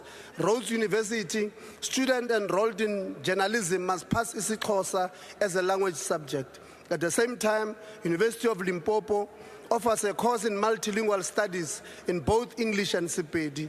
UNISA has also begun offering programs in both English and African languages, including translating some of its courses from English to African languages, and many other institutions. These institutions, they've shown that fostering and integrating indigenous languages into higher education is feasible and necessary to create a truly equitable and welcoming learning environment. They've taken significant measures to guarantee that our nation's rich linguistic legacy is not only preserved, but also incorporated into the fundamental structure of our education system. However, more remains to be done. We call on all other institutions to build on the work done for all universities to develop and implement language policies that advance South Africa's indigenous languages in known production, in research, in science, as outlined in the language policy framework for public higher education institutions. Such initiatives are also tied to improve service delivery by ensuring that our higher education institutions produce graduates who are not only expert in their respective fields, but also multilingual to best serve our people and our nation. This is particularly important in frontline services that serves our people, such as doctors, nurses, teachers, police officers, and public servants. Honorable Chairperson, for the ANC, language is central to the transformation agenda, appreciating that language is not just communication and merely words, but instrument linked to power, to knowledge, identity, and culture. To this end, the importance of language rights in promoting unity and diversity can never be overstated as we move forward.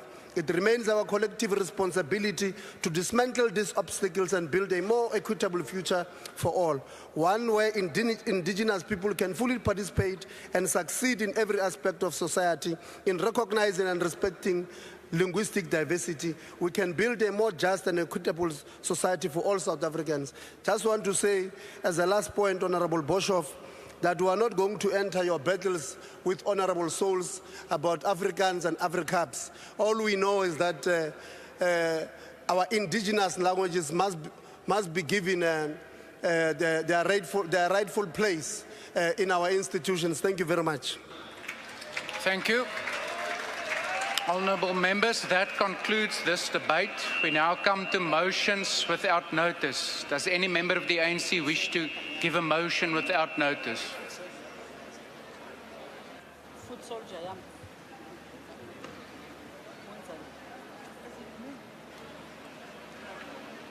Is there a motion without notice from the ANC? Otherwise, we move on. Thank you, Chair.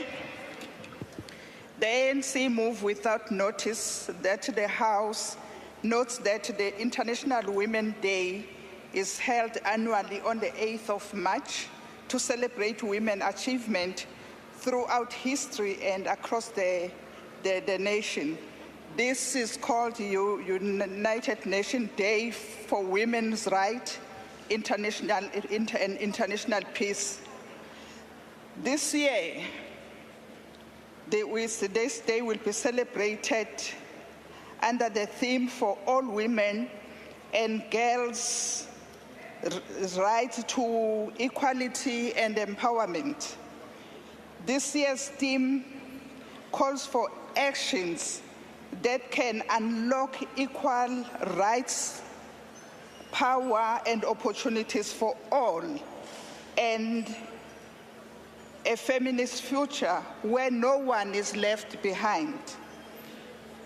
We further believe that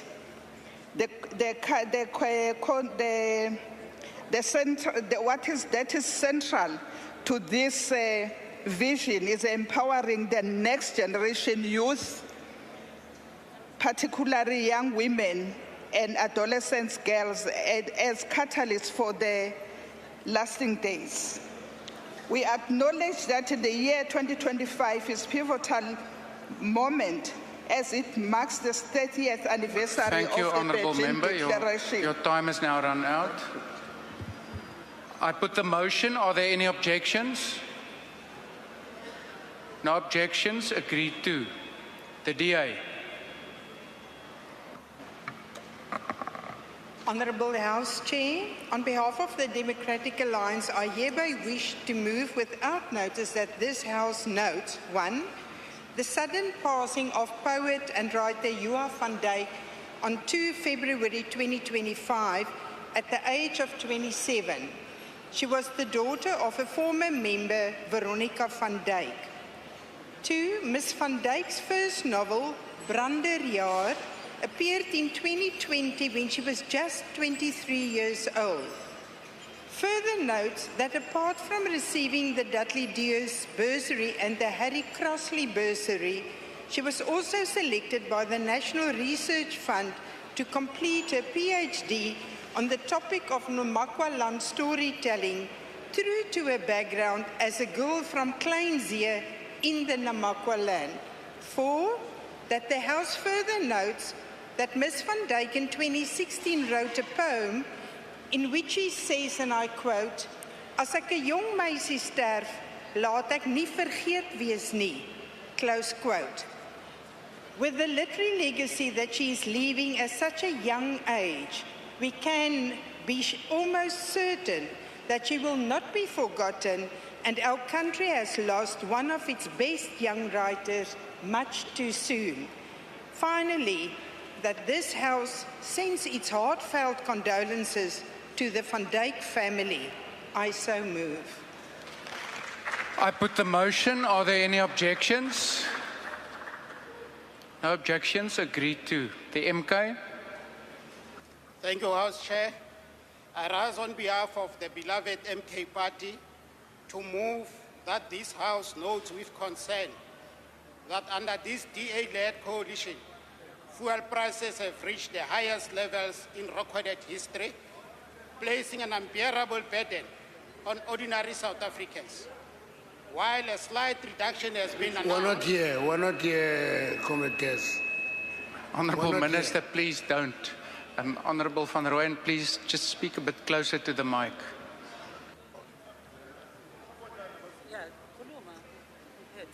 While a slight reduction has been announced, it does little to ease the financial strain on households as fuel remains unaffordable for the majority. This House must further note that while government attributes these exorbitant prices to global factors, the reality is that South Africans pay some of the highest fuel taxes and levies in Africa. Instead of reviewing and reducing these excessive charges, so-called GNU government continues to exploit struggling citizens while big business enjoys tax breaks and subsidies. We therefore call for an urgent and comprehensive review of the fuel pricing model to ensure transparency, fairness, and alignment with international best practices. Most importantly, it must prioritize affordability for the people over government revenue collection. I thank you. Honourable members, I put the motion. Are there any objections? Honourable Skosana. Yes, the ANC object, Honourable Chair. Thank you. Thank you. Honourable Michalakis. The DA objects. Thank you. Honourable members, there have objections having been registered. This motion will be converted to a notice of motion. The EFF. Thank you, House Chair. I rise on behalf of the economic freedom fighters for the House to note that the 28th of February marks the day Egypt was declared an independent sovereign state in 1922. Note that in 1882, Britain illegally occupied Egypt during the Anglo-Egyptian War, which led to the colonization of Egypt. Acknowledge that Egyptian revolutionaries rose up against British colonial rule in 1919, making the British administration ungovernable until Egypt was granted nominal independence in 1922. Recognize that the consequences of British colonization have left a lasting impact on many African nations, evident in the destruction of nature, culture, and human dignity. We take this opportunity to send a congratulatory message to the people of Egypt on 103 years of independence from the British colonial rule. Thank you. Honourable members, I put the motion. Are there any objections? No objections. Agreed to. The ANC.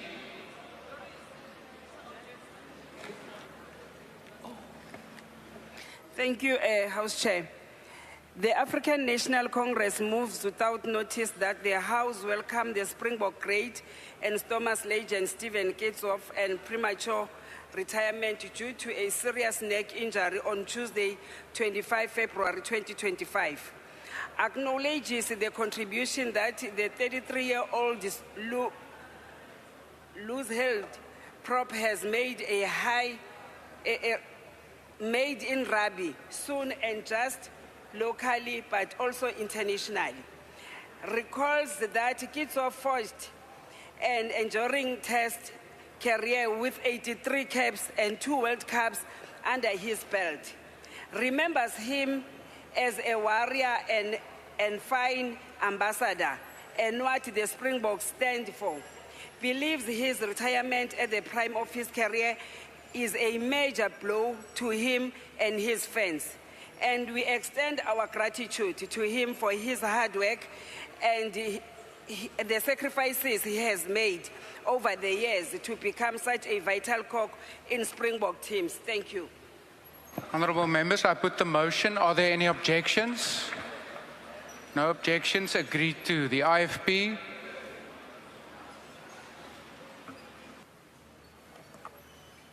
Honourable Speaker, Inkatha Freedom Party want to move without notice that the House congratulate the team of Last Ranger for being the first isiXhosa film to be nominated for an Oscar award that recently took place in Hollywood. To acknowledge that the film was the only African film on the 2025 shortlist for this prestigious award. Further acknowledge it talks about serious issue of rhino poaching in an indigenous language. Commend the executive producer Anele Mdoda and Lebo M for continuing to shine a global spotlight on South Africa's consecutive effect and courage of the female rangers protecting the country's endangered wildlife. Thank you. Thank you. I put the motion. Are there any objections? No objections. Accordingly agreed to. The PA. Thank you, Chairperson. I hereby move on behalf of the PA without notice that the House extends our deepest condolences on the passing of Queen Cynthia Trichardt, a respected leader and tireless advocate for the rights and recognition of the Khoi and San people. Born in the Damakwa territory, Queen Cynthia's life was dedicated to cultural preservation, women empowerment, and the pursuit of justice alongside her husband, King Khoi-san Ese. Her voice and leadership will continue to inspire future generations. As the nation bids her farewell, we honor her legacy and her unwavering service to her people. Our thoughts are with King Khoi-san Ese, her children, and all who mourn her passing. May her memory guide the ongoing fight for dignity, unity, and official recognition of Khoi-san and colored people as Black in general and African in particular. I put the motion. Are there any objections? No objections. Agreed to. The FF Plus. No motion, House Chair. Action SA. Chairperson, Action SA moves without notice that the House congratulates the Executive Mayor of the City of Tshwane, Dr. Nasipi Moya, and all the multi-party partners for the remarkable progress achieved in the new administration's 100-day action plan. Acknowledges that the following highlighted achievements are a direct result of ensuring equitable service delivery and sound financial management. An increase of 777.5 million rand in total revenue and improved liquidity outlook from 0.57% in October to 0.81% in January, and cash reserves of 365 million. The repair of over 21,000 street lights and 291 high mast lights in such a short space of time, greatly enhancing safety and visibility. The city meeting 90% of its target to improve revenue collection through enhancing billing accuracy. 3, commends the city on these achievements, which have set it on a path towards improved service delivery for all, inner city rejuvenation, the restoration of law and order, and financial stability. Further acknowledges that the ethical and exemplary leadership being provided by Mayor Nasipi Moya has enabled and facilitated the vital work of the new administration and is laying a formidable foundation for effective government which will lead them to overcoming the many challenges affecting residents of Tshwane. Malibongwe. I put the motion. Are there any objections? Honourable Michalakis. House Chair, the DA objects. We're happy to debate it. Thank you. There an objection having been registered. This motion is converted to a notice of motion. The ANC.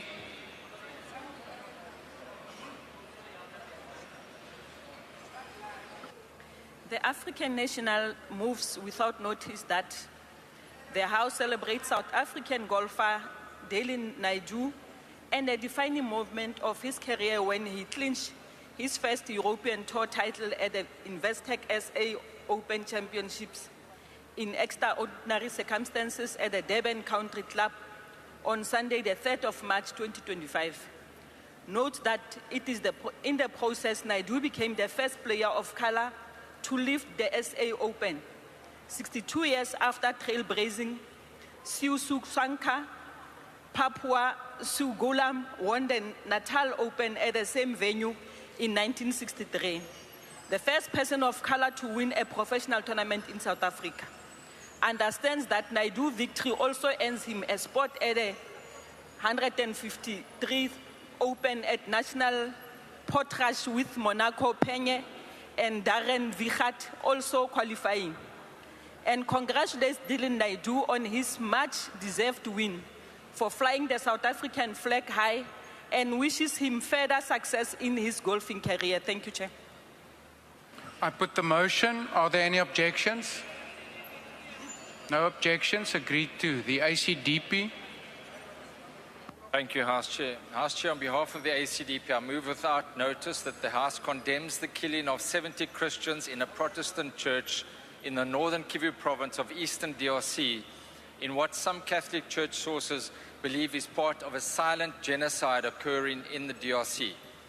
Notes that the victims were found beheaded on 15th of February this year near the Mayabu village, a district close to the border between Rwanda and Uganda. Many of those who died in the massacre were women, children, and the elderly, and had their hands tied behind their back. Further notes that the Allied Democratic Forces, or ADF, an Islamist group originally from Uganda and aligned to the ISIS Islamic State group, is believed to have carried out these killings. Notes that since 1996, the conflict in eastern Congo has killed an estimated 6 million people. Calls on the international community to do far more to bring peace and stability to the DRC and protect all vulnerable communities, including the Christian communities. I so move. I put the motion. Are there any objections? Honourable Sali. Thank you, Honourable Chair. Al-Jama objects. Thank you. With an objection being registered, this motion is converted to a notice of motion. The DA.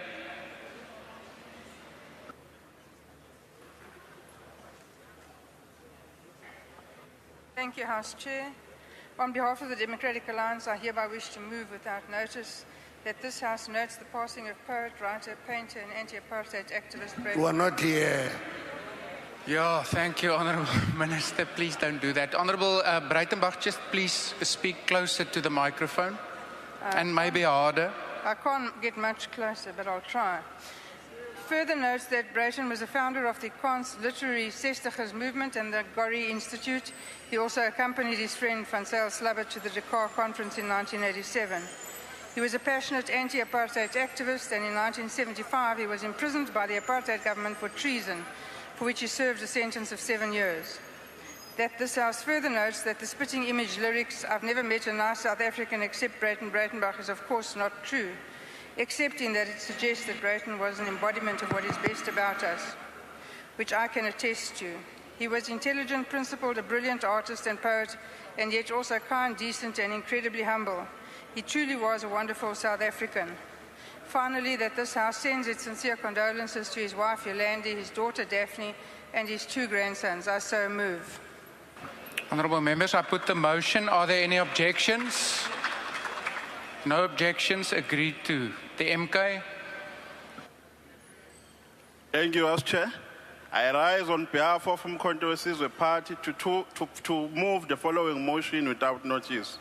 That this House notes that certain Afrikaner leaders have engaged in foreign powers seeking intervention in South Africa's political affairs. The MK Party has laid charges of treason against those involved as their actions threaten the sovereignty and stability of our nation. Believing that no individual or organization should undermine South Africa's independence by inviting foreign interference. Such acts, if proven, amount to betrayal and must face the full force of the law. Therefore, we urge that this House resolves to condemn any attempt to solicit foreign intervention in South Africa's internal matters. Urge the law enforcement agencies to expedite investigations into the treason charges laid by the MK Party. 3, reaffirm our commitment to protecting South Africa's sovereignty and democracy. I so move. I put the motion. Are there any objections? The Freedom Front, Honourable Denner. Thank you, House Chair. Please note the objection of the FF+. Honourable Michalakis. The DA objects. Thank you, honourable members. With objections having been registered, And the ACDP. the ACDP as well. With those objections registered, this motion is converted to a notice of motion. The EFF. Sibonge sihlalo. Indle iqonde ukuthi lo hulumeni womhlanganiso kaHelen Zille, uhulumeni ongenayo ngisho ibudget, wanqaba isiphakamiso se-EFF sokuthi akusungulwe ikomiti elikhethekile elalizophenya futhi lilwisane nobugebengu obukhona njengamanje bokuthi abantu bakithi abakhokhiswa imali yokuthi bavikeleke abaphephe. Le ndlela iphinde yazi ukuthi lo mkhokha wokukhokhisa abantu imali yokuthi bavikeleke awusekho nje einkampanini zamathenda kuphela, kepha usungene ngqo kuhulumeni. Akusabona abantu amadela ngokubona kuphela busy nalomkhokha, kodwa neinkampani zakahulumeni are involved. Sikhuluma nje sihlalo uTransnet ukhokhela ukuhamba kujantshi lapha eMamelodi ngoba kunemgulukude evula i-toll gate kujantshi ikhokhisa uTransnet. Siphethe uhulumeni umpataniso ongafuni ukulalela ubuhlakani be-EFF. Banenkana balaleli futhi bamagwala benjalo basaba uDonald Trump, basaba amadela ngokubona, basaba nemgulukude yaseMamelodi. Ukunqatshwa kwesiphakamiso soku-EFF ukuthi akusungulwe leli komiti elizobhekana nalobhubhane khombisa ngokusobala ukuthi lo hulumeni awunazi inhlelo zokulwisana nobugebengu kulesi country. Siyabonga. Honourable members, I have been informed that this motion was not circulated as prescribed by the rules. Therefore, I'm not in a position to put this motion to the House. The UDM. Thank you, House Chair. The United Democratic Movement moves without notice that the House notes the critical situation at Ketlane Primary School in Limpopo, where over 100 learners are being forced to squeeze into a single room.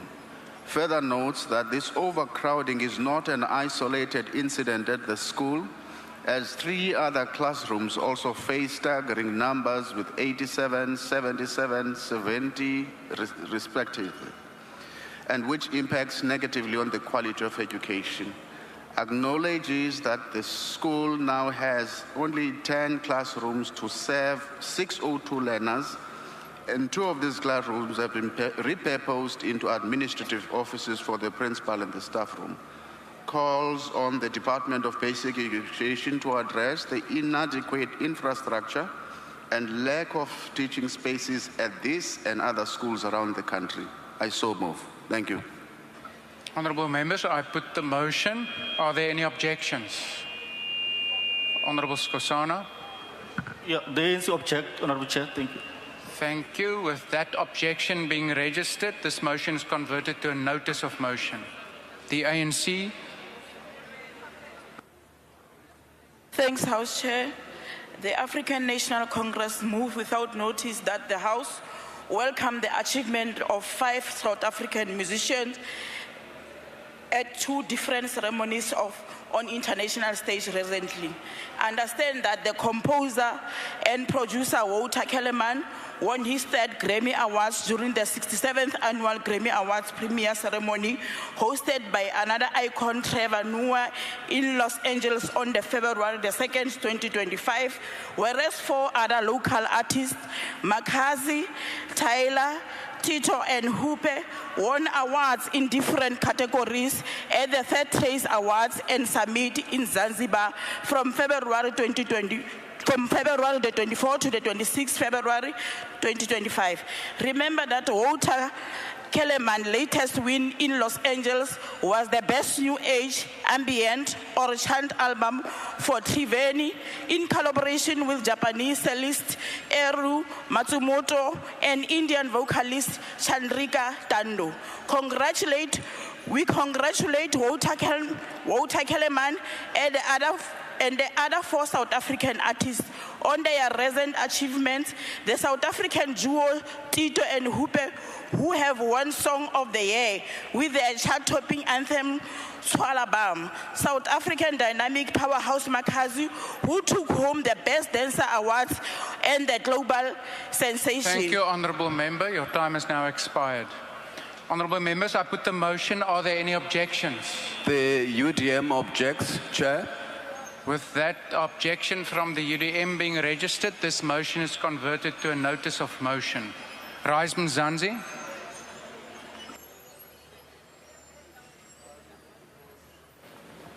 Nakenza Mtramashitulu. Rise Mzansi will use this item to celebrate South Africans and what is good about South Africa. I hereby move on behalf of Rise Mzansi that the House congratulates TechSpan, a South African robotics teams with members aged between 13 and 18, on being crowned the champions of the 2025 South African First Tech Challenge and International Robotics Competition on Saturday, the 17th of February 2025. Recalls that this is the second year that TechSpan has won this prestigious competition, knows that TechSpan's outreach and fundraising efforts have supported at least 11 other young robotics teams across South Africa, and acknowledges that TechSpan's efforts are supporting science, technology, engineering, and mathematics education in South Africa. I so move, Chairperson. Thank you. Are there, I put the motion. Are there any objections? No objections. Agreed to. Bosa. The ATM. The ANC. Thank you very much, House Chair. The ANC moves without notice that the House welcomes the Northwest University's unveiling of the Siyakolisi residence and Invictus residence on Monday, 24 February 2025. Acknowledges that the new Kolisi residence on the Potchefstroom campus provides housing predominantly to the university's large contingent of rugby players affiliated with the Northwest University Rugby Institute. Also acknowledges that the newly established multi-sport residence on campus, named the Invictus Residence, was opened by Springbok coach Rassie Erasmus, who was previously awarded an honorary doctorate by the university. Understand that the two residences will accommodate 204 students. Believes that the unveiling of the two residences celebrates leadership, resilience, and sporting excellence.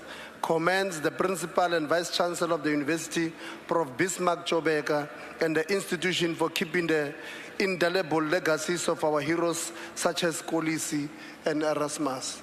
We so move. I put the motion. Are there any objections? We object, Chairperson. Yeah, thank you. The UDM have registered an objection. This motion is therefore converted to a notice of motion. Al-Jamar. Thank you, Honourable Chair. Al-Jamar moves without notice that the House notes that the individual's rights to freedom of speech at pro-Palestinian protests are being monitored by the South African Jewish Board of Deputies.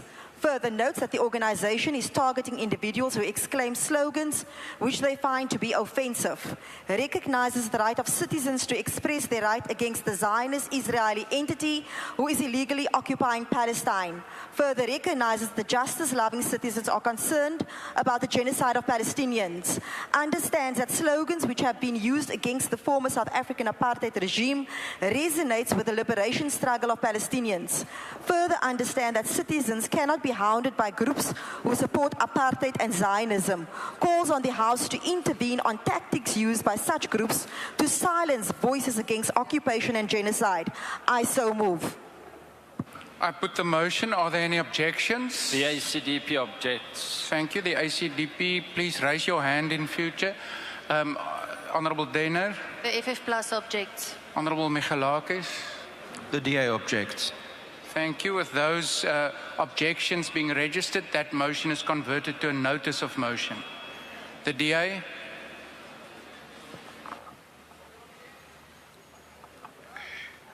Thank you, House Chair. On behalf of the Democratic Alliance, I hereby wish to move without notice that this House notes the passing of former Cape Town Mayor Patricia Fine on the 1st of March this year. Further notes that Mayor Craner, as she was then known, held office from 1993 to 1995 and was therefore the first citizen of Cape Town during the first democratic election and our transition into a democracy. At this time, she was also only the second woman to ever hold this office. During her tenure, she was key in negotiating Cape Town's sister agreement with Atlanta in the USA, an agreement which has since evolved into direct flights and investment between the two cities, which has created many jobs for the people of this city. She also showed great solidarity with victims of HIV and AIDS during her tenure by attending funerals of the many victims at the height of the devastation that this epidemic caused among many local communities. Ultimately, Ms. Fine was a mensch who cared deeply about her community, her country and its people, and she will be dearly missed. Finally, that this House sends its condolences to her children and grandchildren. May her memory be a blessing. I so move. I put the motion. Are there any objections? No objections. Agreed to. The NCC, the ANC.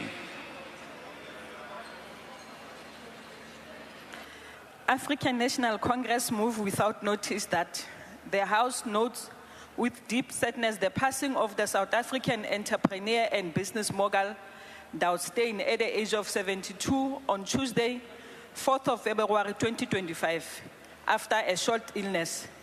Acknowledges that as a respected businessman and philanthropist, Mr. Steyn made significant contribution to the South African economy and various social initiatives, leaving behind a lasting impact on the country's development. Recognizes that Steyn, a friend of former President Nelson Mandela, was a visionary with a deep-seated commitment to South Africa and its people. Recalls that when former president was released from prison, he found refuge in Steyn's home in Johannesburg, where he completed his autobiography, Long Walk to Freedom. Believes his legacy in business, particularly in the insurance and property sectors, as well as his philanthropic work, will be remembered as part of his commitment to building a better South Africa, and extend its deepest condolences to the family, friends, business associates, and all who were touched by Mr. Douw Steyn's generosity and leadership. Thank you, Chair. I put the motion. Are there any objections? No objections. Agreed to. The PAC, the UAT. Thank you, Speaker. The UAT moved that this House recognize the World Hearing Day on the 3rd of March annually as a global initiative to raise awareness about hearing loss and ear health. We call upon the Department of Health to implement awareness campaign and hearing screening program nationwide. Encourages measures to improve access to hearing care services, including affordable hearing aid and treatment, particularly the underserved communities. So I move. Thank you, Honourable Mahlatsi. Unfortunately, I've been informed by the table staff that this motion was not circulated as required by the rules, so I cannot put it to the House. Good. The MK. Thank you, Chairperson. The MK Party move without notice that the House recognizes with grave concern the recent outbreak of hand, foot and mouth disease in schools across the country, which poses a significant risk to the health and well-being of learners, educators, and staff. Notes that HFMD, a highly contagious viral infection, has historically disrupted schooling, leading to closure, absenteeism, and a decline in academic performance, particularly in under-resourced schools with poor sanitation and overcrowded classrooms. Kumanje nje KwaZulu Natal, these cases asenyuke aba 330, eGauteng awu 15, and Eastern Cape awu 14, okuvimbela abantwana bethu ukuthi bakwazi ukuthi baye esikoleni bayofunda futhi bafundiswe.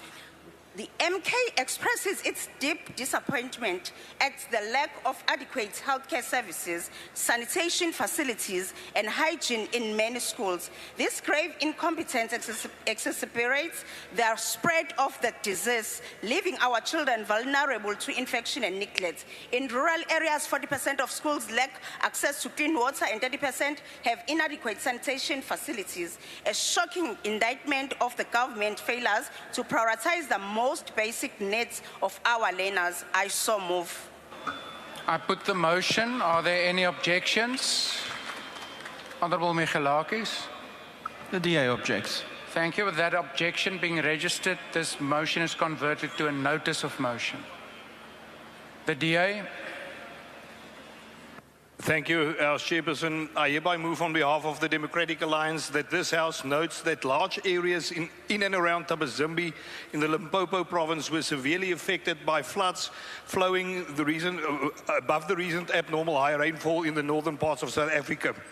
Further notes the immense amount of damage that these floods caused to the agricultural sector as well as to residential properties and the road, electricity and water infrastructure. Notes that these floods could not have come at a worse time for the affected farmers because they were approximately 2 weeks away from harvesting most of these crops that were now destroyed by these floods. That this House further notes the job losses caused by these floods, especially those of seasonal workers who rely on the work that they obtain annually during the harvesting season. That this House acknowledge the sterling work done by farming organizations, farmers and farm workers who unselfishly assisted their fellow citizens to escape the danger posed by these floods. That this House recognizes that there is an urgent need for the repair of electricity supply as well as repairs to the road and water infrastructure in these areas. That this House thank the Minister of Agriculture, the Honourable John Steenhuisen, for visiting the affected areas and immediately taking steps to assist our affected farmers. That this House calls on the Premier of the Limpopo province to declare the affected areas as disaster areas to assist with the release of immediate emergency funding. And lastly, that this House extends its sincere condolences to the family of the 6-year-old girl who tragically lost her life when she drowned as a result of these floods. I so move. I put the motion. Are there any objections? The MK? MK object. With that objection having been registered, this motion is converted to a notice of motion. The ANC.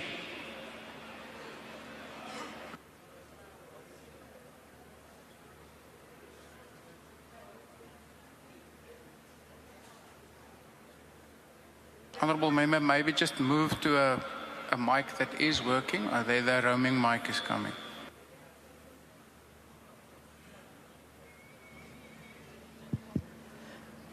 Thank you, House Chair. The African National Congress moves without notice that the House notes that the ANC's 2024 election manifesto priorities emphasize the speeding up of economic growth and creating jobs as vital in resolving the structural challenges of unemployment. Understands that the launch of the 651 million rand Labour Activation Programme, LAP, on the 9th January 2025 by the Minister of Employment and Labour in the Western Cape, targeting 17,300 job opportunities in sectors like hospitality, agriculture, ICT, etc., is in line with this election manifesto commitment. Believes that last Friday, 28 February 2025 launch of the Eastern Cape leg on the LAP worth 906 million rands, targeting 23,000 job opportunities and hosting of a jobs and careers fair at Umtada Stadium ensures no province is left behind. Further believes that the LAP is being rolled out nationwide with over 350,000 jobs across all 9 provinces, and thus far 29 partnerships agreements have been finalized, benefiting over 107,764 individuals as pronounced by the ministry. Acknowledges that the LAP positions the department as a key catalyst in job creation by supporting business to create employment initiatives, reskilling of the youth, and ensuring that the unemployed and underemployed can access both work and learning opportunities. I so move. Thank you, Honourable Member. I've been informed by the table staff that this motion was not circulated as required by the rules, so I cannot put it to the House. Honourable Members, that concludes motions without notice. The last item on the order paper is notices of motion. Does any member of the ANC wish to give a notice of motion? House Chair, I hereby move on behalf of the ANC that the House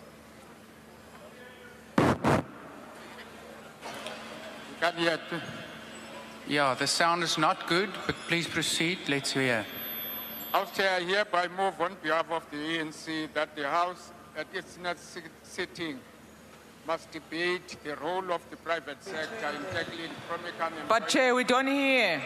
Can we be taken serious? Object. Honourable Members, we've been quite disciplined. Let's work together to finish this last item.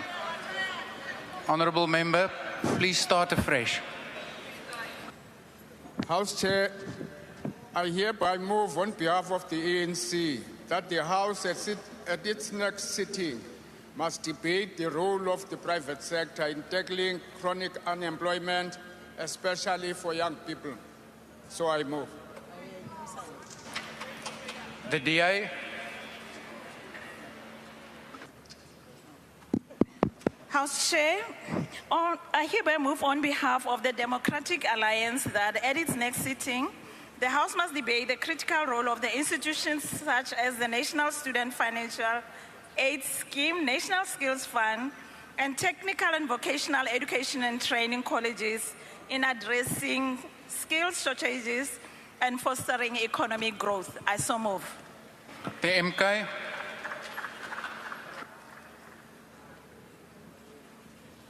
Chair, I hereby to give notice that on the next day of sitting, I move on behalf of Mkhonto Wesizwe to note with concern the tension in the Department of Public Works and Infrastructure, where the DA Minister has halted the senior appointment, sideline acting official, and interfere key project under the guise of fighting corruption. Further note that while infrastructure crumbling, the Minister and the senior official, including the Director General, are traveling the world with great expenses, raising serious questions about necessity of cost, the trips. I condemn the reckless statement that only his party leader can remove him, exposing fundamental ignorance of excessive accountability.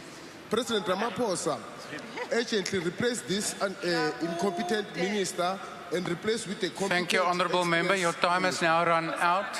Honourable Members, please be reminded that you have 60 seconds in which to read out your motion. The EFF. Thank you very much, House Chair. I hereby move on behalf of the EFF that in its next sitting, the House must debate the location of the Land Bank, an agriculture development bank, as an entity of the National Treasury, as opposed to being an entity of the Department of Agriculture, and how the Land Bank has continued to fail some black farmers due to failure for them to build internal capacity. Thank you very much. The ANC.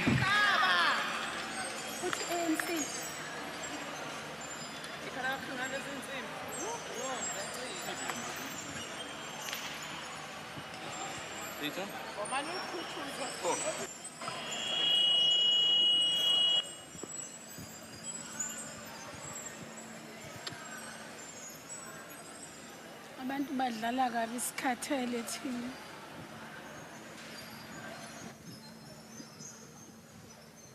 Thank you, House Chair.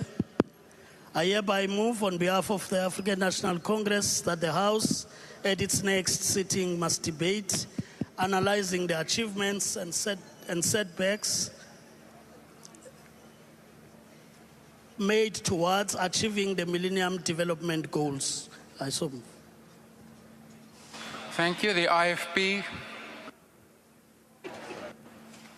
On behalf of Inkatha Freedom Party, I hereby give notice that I shall move at the next sitting of this House that the House debates the pressing concerns regarding the impact of illicit cigarette trade in spaza shops. I so move. Thank you. The PA. Honorable House Chair, I hereby give notice that on the next sitting day of the House, I shall move on behalf of the Patriotic Alliance that the House debates the influx of undocumented foreign nationals into the country, tackling corruption among officials, instituting stricter border management measures, and the exploration of effective strategies that ensure the protection of our national integrity as well as the safety and identity of our nation. I so move. The FF Plus. Thank you, House Chair. I hereby give notice that at the next sitting of the House, I will move that the House debates the proven detrimental effect the compulsory minimum wage is having on employment and job creation in South Africa. I so move. Action essay. MK objects. No, Honourable Member, this is not debated yet. Thank you. Action essay. We have none. Thank you. Thank you. The ANC. Thank you, House Chair. I hereby move on behalf of the ANC that the House at its next sitting must debate analyzing the influence of global white supremacist movements on white nationalism in South Africa. I thank you. Thank you. The ACDP. Thank you, House Chair. I give notice on behalf of the ACDP that I will move at the next sitting of the House that the House debates the serious lapse in internal controls within the Office of the Presidency that has resulted in a crisis facing the State Security Agency, crime intelligence and defense intelligence after a constitutional court deadline in the Amabungani case was not met by the presidency in February last year, resulted in there being no designated judge to grant RICA surveillance orders, which has serious consequences for the country's national security. The DA. Thank you, House Chair. I hereby give notice on behalf of the Democratic Alliance that at its next sitting, this House debates the merits of establishing a transformation fund, as proposed by the Minister of Trade, Industry and Competition, as well as alternatives that could have a more significant and lasting impact on economic growth and job creation, both in small and medium enterprises as well as large corporations. I so move. The MK.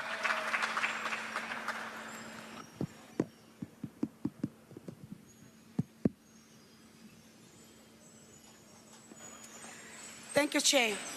MK ufisa ukuthi ke kube nezingxoxo zokuthi lo hulumeni obizwa ngeGNU ukhuphule isibalo secabinet yaba namalungu awu-75. Lokhu kufaka phakathi ongqongqoshe abawu-32 kanye namasekela awu-43. Lokhu sekuholele ekutheni izwe lilahlekelwe imali eningi engalinganiselwa ko-1 billion ngonyaka, okuhlanganisa imiholo yabo, abasebenzi babo basemahhovisi, abaqaphi bezinga eliphezulu VIP security, neminye imihlomulo engenasidingo. And konke lokhu kwenziwa ngemali yabakhokhi bentela. Kuyimanje nje ungqongqoshe wezimali ukhuluma ukwenyuswa kwentela ngo-2% ukuze baqhubeke nokuphila impilo enobukhazikhazi. Ukunyuswa kwalentela kusho ukucindezelwa kwabantu abangenalutho, kudliwa imali yabantu abahluphekayo. Sinxusa umongameli Honourable Member, your time has now run out. Thank you, thank you. The EFF, Honourable Member. Thank you, House Chairperson. I rise on behalf of the economic freedom fighters. Order, Honourable Members. We want to hear that motion. Thanks, House Chair. I rise on behalf of the economic freedom fighters for this House in its next sitting to discuss the dire state of state infrastructure, particularly healthcare facilities, schools, roads, water and sanitation, and departmental properties, as this infrastructure has deteriorating significantly due to neglect and mismanagement. I so move. The UDM. Thank you, House Chair. The United Democratic Movement moves that in its next sitting, the House debates the cash for meals scandal in the Eastern Cape, where government officials extort money for meals from guest house owners and excludes those who refuse to comply from future bookings. I so move. The ANC.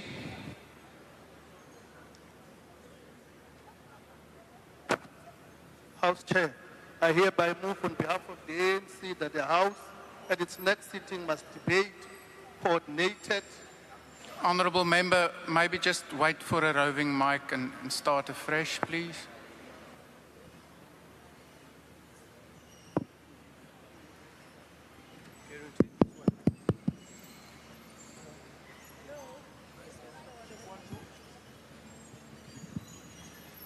Thank you. House Chair, I hereby move on behalf of the ANC that the House at its next sitting must debate coordinated and sustainable efforts geared at reducing proliferation of drugs and substance abuse that pose a severe threat to South African communities. Thank you, Chair. Rise Mzansi. Nakenza Msamwestulu. Msamwestulu. When we are given an opportunity to debate and to table a motion, I will table a motion for this House to then debate the lack and the need for adequate regulation to prevent the ongoing proliferation of illegal gambling and gambling addiction in South Africa. I so move. Bosa. The ATM.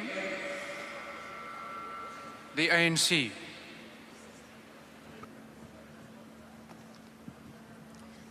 Thank you very much, House Chair. I hereby move on behalf of the African National Congress that the House at its next sitting must debate the role that civil society, labour, business and other formations could play in the forthcoming national dialogue in South Africa. I so move. Al-Jamaa. Thank you, Honourable Chair. Al-Jamaa moves that the House at the next sitting discuss the unacceptable delay in the restitution of land to claimants from District 6. Several families, some still homeless, some very aged and frail, are waiting to return to their former homes they were brutally evicted from under the Group Areas Act. The DA. I hereby move on behalf of the Democratic Alliance that at its next sitting, the House debates how the failure to address the ongoing Gauteng water crisis is hampering economic growth and job creation in South Africa's economic hub. I so move. The NCC. The ANC. Thank you, House Chair. I hereby move on behalf of the African National Congress that the House at its next sitting must debate strengthening community media to play its role in building a strong democracy. I so move. The PIC. The UAT. Nothing from UAT. Thank you. Good. The MK.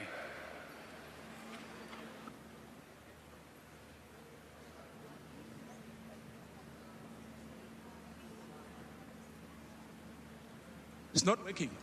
Oh, it's good. Ngifaka izaziso zokubana emhlanganweni olandelayo emkhandlwini lo. Ameni lehlangano khonto wesizwe. Kuthi umkhandlu lo uyachecha bona isola aphelene nentshijilo ezimabhoko ngebanga lokungahlolisiswa nokuhagala kwamaphandle angaphangikhaya umbuso obhalelwako ukuthi ukhone ukuhelebha abantu ngoba laba ababuya ngaphandle abangekho emthethweni aphela kwembereko kunye nokuthuthisa amazinga obugebengu ningachecha ukuthi naphezu kwengongoyilo ezibuyeleleko zomphakathi uhulumende lo uyabhalelwa uyachecha nokuthi ukudosa inyako kwahulumeni lokho kwenza ukuthi amaphilo angabi ngcono indawo yokuhlala kwabantu abeze enaheni lengongekho emthethweni kwenza ukuthi abantu baphikisane ngokufuna umbereko ngibizela ukuthi ungqongqoshe wezomnyango wendaba zangikhaya when amano akhabe Thank you, Honourable Skosana. Your time has now run out. balungiselele iintshijilo zabo. Thank you. Ngiyathokoza. The DA. Thank you, House Chair. I hereby move on behalf of the Democratic Alliance that at its next sitting, this House debates the escalating crisis of infant abandonment, the lack of government-supported alternatives, and the urgent need for policy and legislative interventions to find a sustainable solution. Thank you. The ANC.